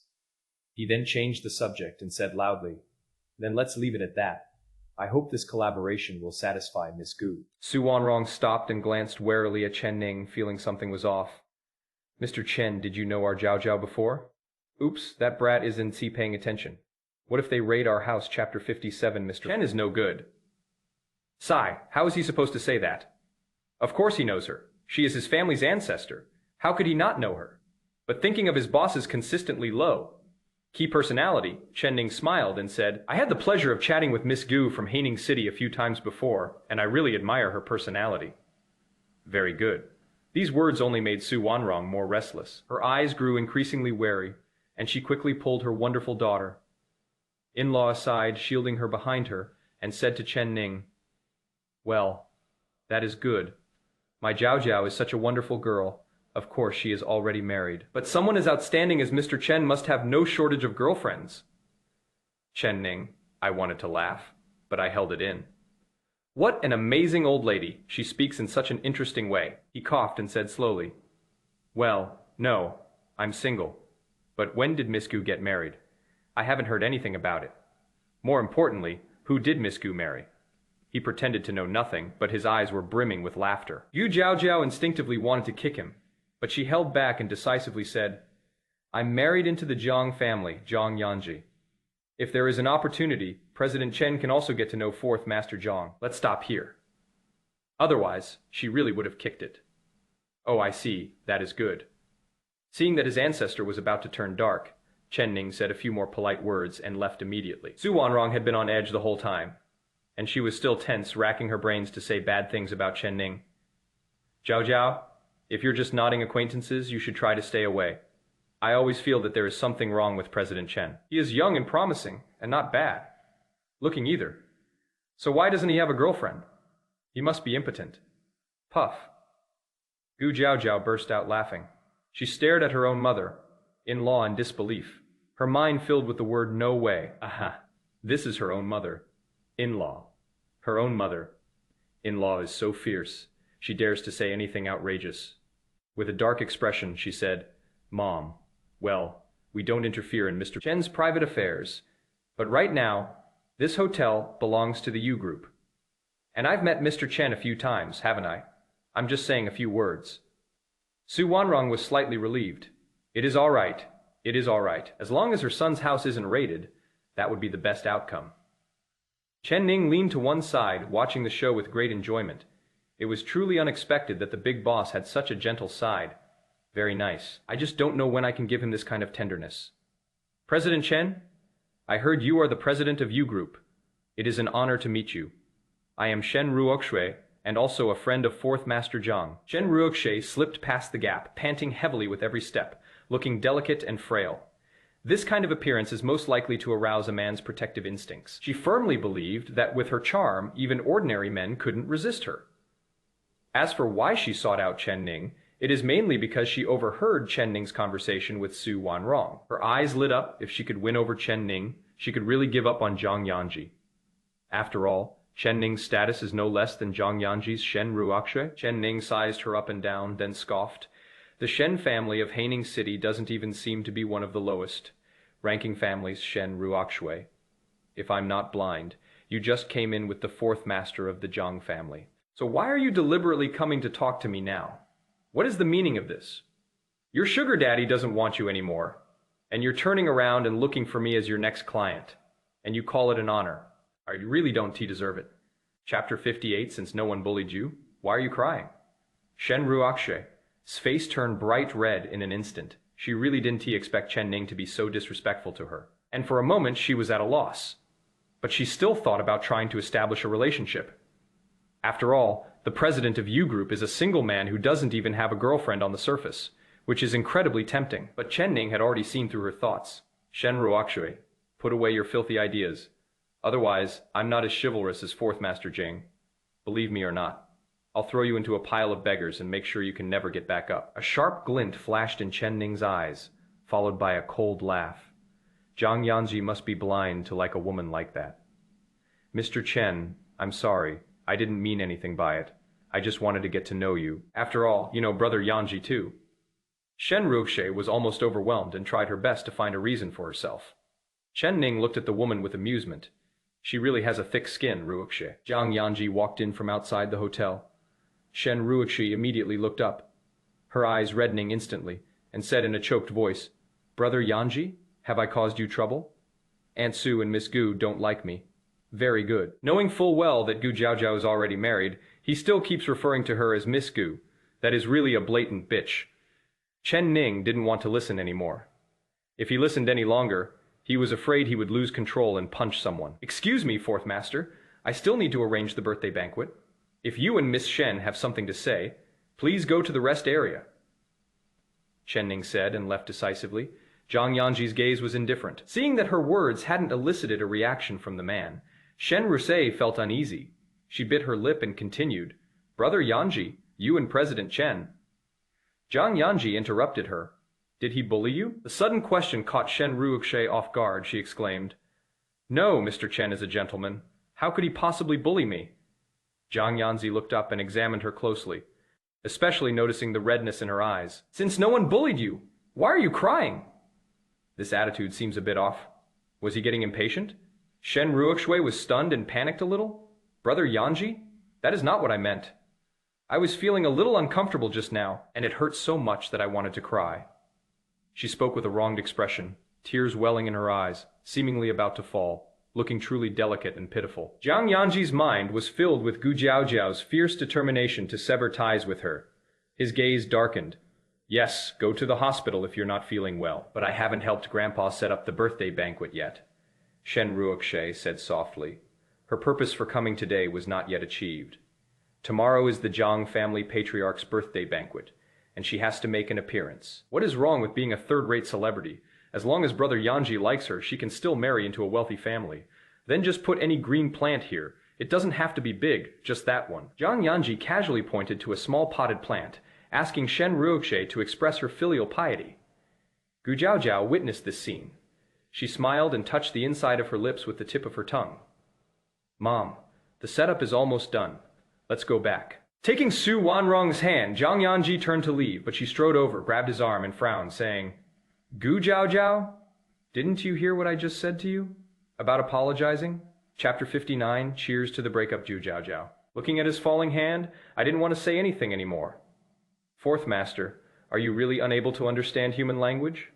I've already said I will never apologize. Brushing his hand away, Gu Jiaojiao straightened her back and followed Su Wanrong away. Before leaving, Su Wanrong looked at her son with eyes full of disappointment, not wanting to say a single word. What can I say? That blind fool isn't worth getting angry at anymore. Jiang Yanzhi stood there, watching the two leave, and suddenly felt very agitated. If you do something wrong, you should apologize. Did he really make things difficult for her? Brother Yanzhi, I'm actually fine. It's just a broken rib. I'll be fine after some rest. Since Miss Gu is unwilling to apologize, don't force her. Don't let me affect your relationship with your husband. Shen Ruoxu spoke in a low voice, appearing very sensible and kind. Even though he was the one who got hurt and suffered the loss, he still generously made excuses for Gu Jiao. I'm sorry, I will give you an explanation for this matter, Jiang Yanzhi said in a deep voice, raising his hand to loosen the tie around his neck, feeling a surge of anger and irritation. Shen Ruoxu was secretly pleased and said obediently, Brother Yanzhi, you're too kind. There is no need for explanations between us. I just feel that I was also at fault in this matter. If I hadn't suddenly run to find you, that's no excuse for her to hit people. Jiang Yanzhi said coldly, that kick could break a person's bones. If she had been any stronger, would someone have died? Seeing this, Shen Ruoxu stopped talking. A smart woman knows when to stop. Today, she may plant a seed of suspicion between two people, and tomorrow that seed will soon grow into a towering tree. With Chen Ning present, the banquet arrangements were naturally perfect. Jiang Yanzhi and Shen Ruoxu didn't linger. After Shen Ruoxu personally brought a potted plant as a small token of her filial piety, the two left. Mr. Chen, that potted plant is dying. Didn't Miss Shen notice? A staff member said as he approached. Chen Ning chuckled and said, mind your own business. So be it. I'm dead. It wasn't him who made it happen. There is a cause for every grievance, and a debtor for every debt. Don't go looking for him. Chen Ning also patted his behind and left. Why wouldn't he leave? His ancestors were all driven away by anger. What is the point of him staying? After Gu Jiao escorted Su Wanrong back to the Jiang residence, she went to her apartment herself. This is a place for her to be alone. When she feels sad, she will come over and sit quietly by herself. This time, she sat in front of the French windows for a long time, with wine bottles scattered all over the floor. Chen Ning called, Are you drinking? She responded, but wasn't drunk. Chen Ning, come keep me company. Chen Ning, ancestors. Half an hour later, I drove to her apartment and found the password was wrong, so I had to knock on the door. Please open the door, my dear. Yu Jiao staggered to her feet and opened the door. After Chen Ning went in, he almost vomited when he smelled the strong smell of alcohol in the air. How much did you drink? And why did you close the window so tightly? He walked over and opened the window, where Gu Jiao sat obediently on the floor. She leaned against the sofa, a bottle of wine in her hand, taking sips every now and then. Chen Ning's face turned green. Is it worth it for a man? It is not worth it, Gu Jiao said slowly. However, I've learned a new word now. Cheers to breaking up.